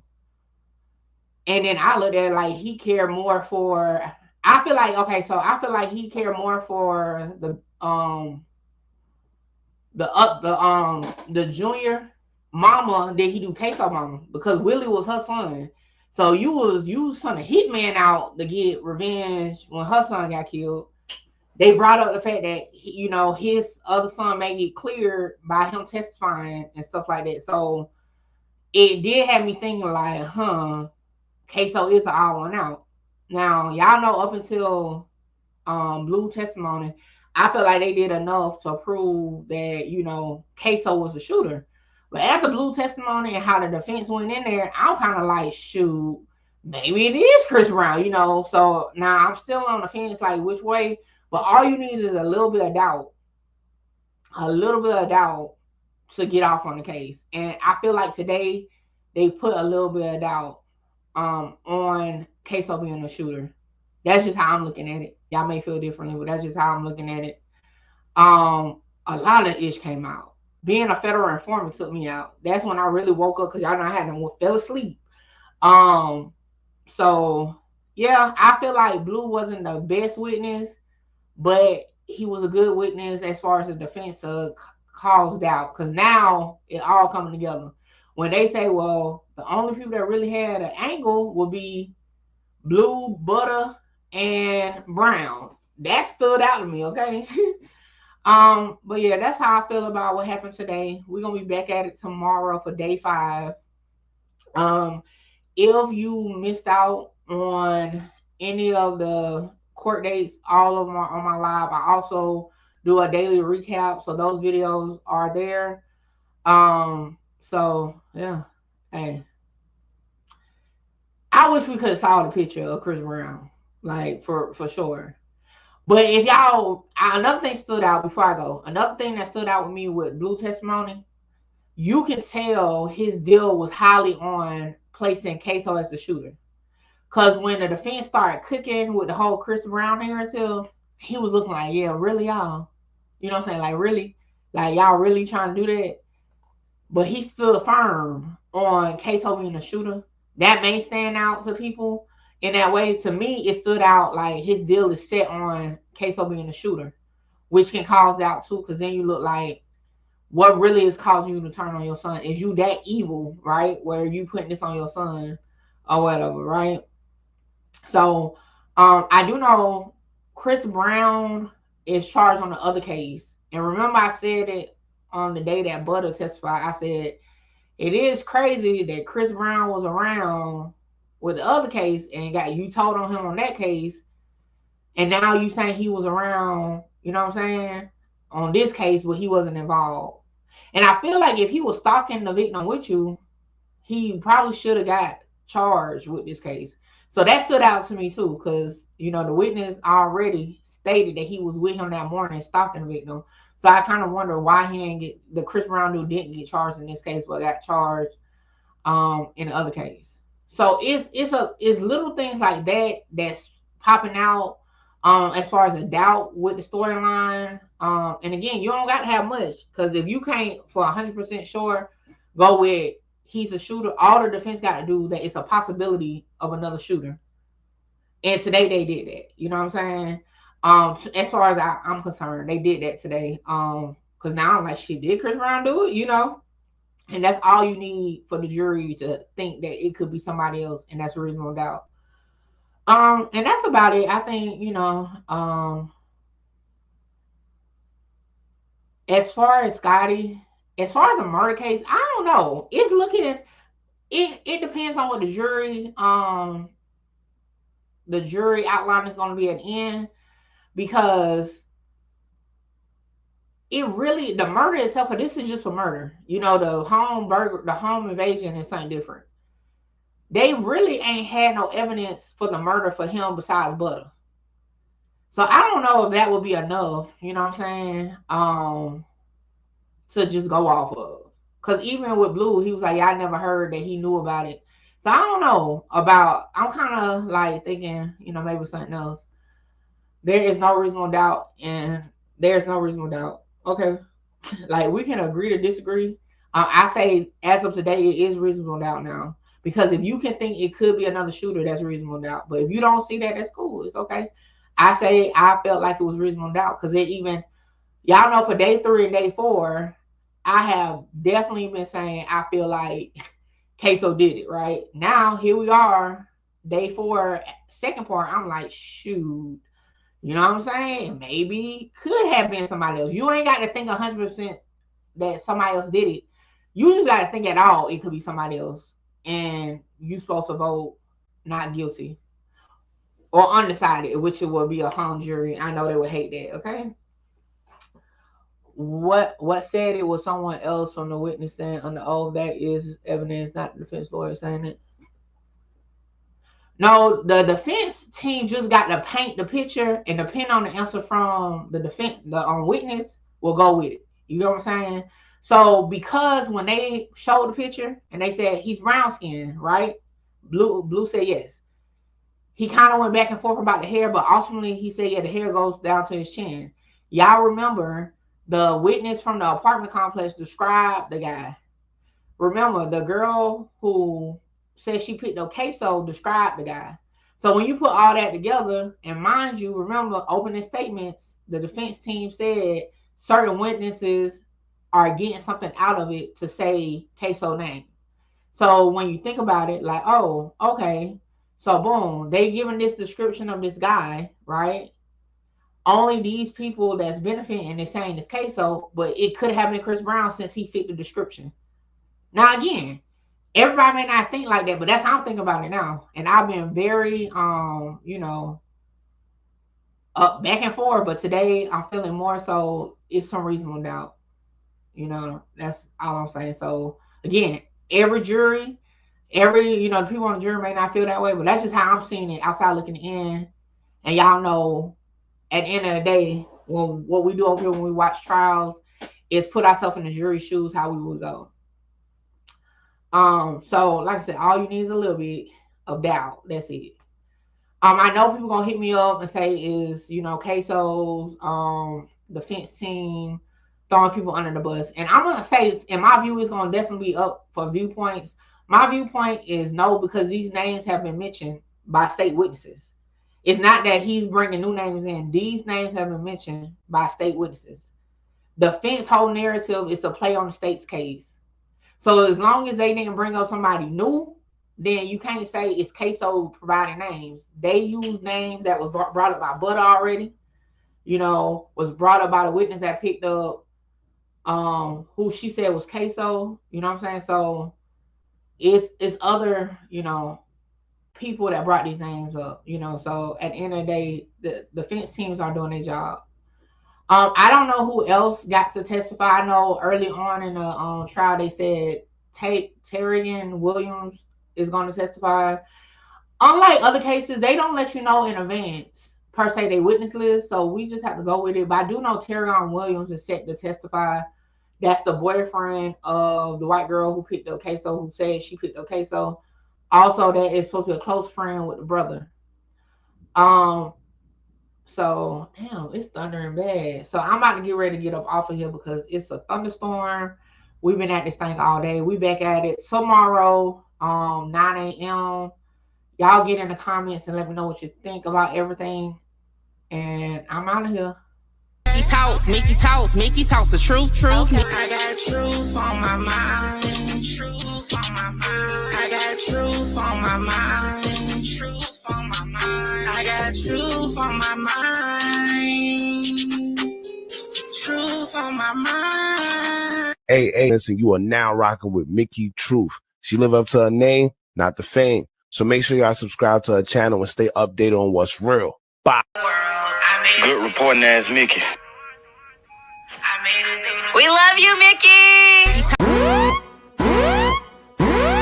Hold on, wait, before I go, y'all make sure y'all tap in with me to book your slot. A lot of y'all be hitting me up on Instagram and the email wanting to just talk about content, whether you're an up-and-coming content creator or somebody just got questions about cases or whatever. Book your consultation with me now. The information is on the screen. Hey, make sure you get your slot, because my slot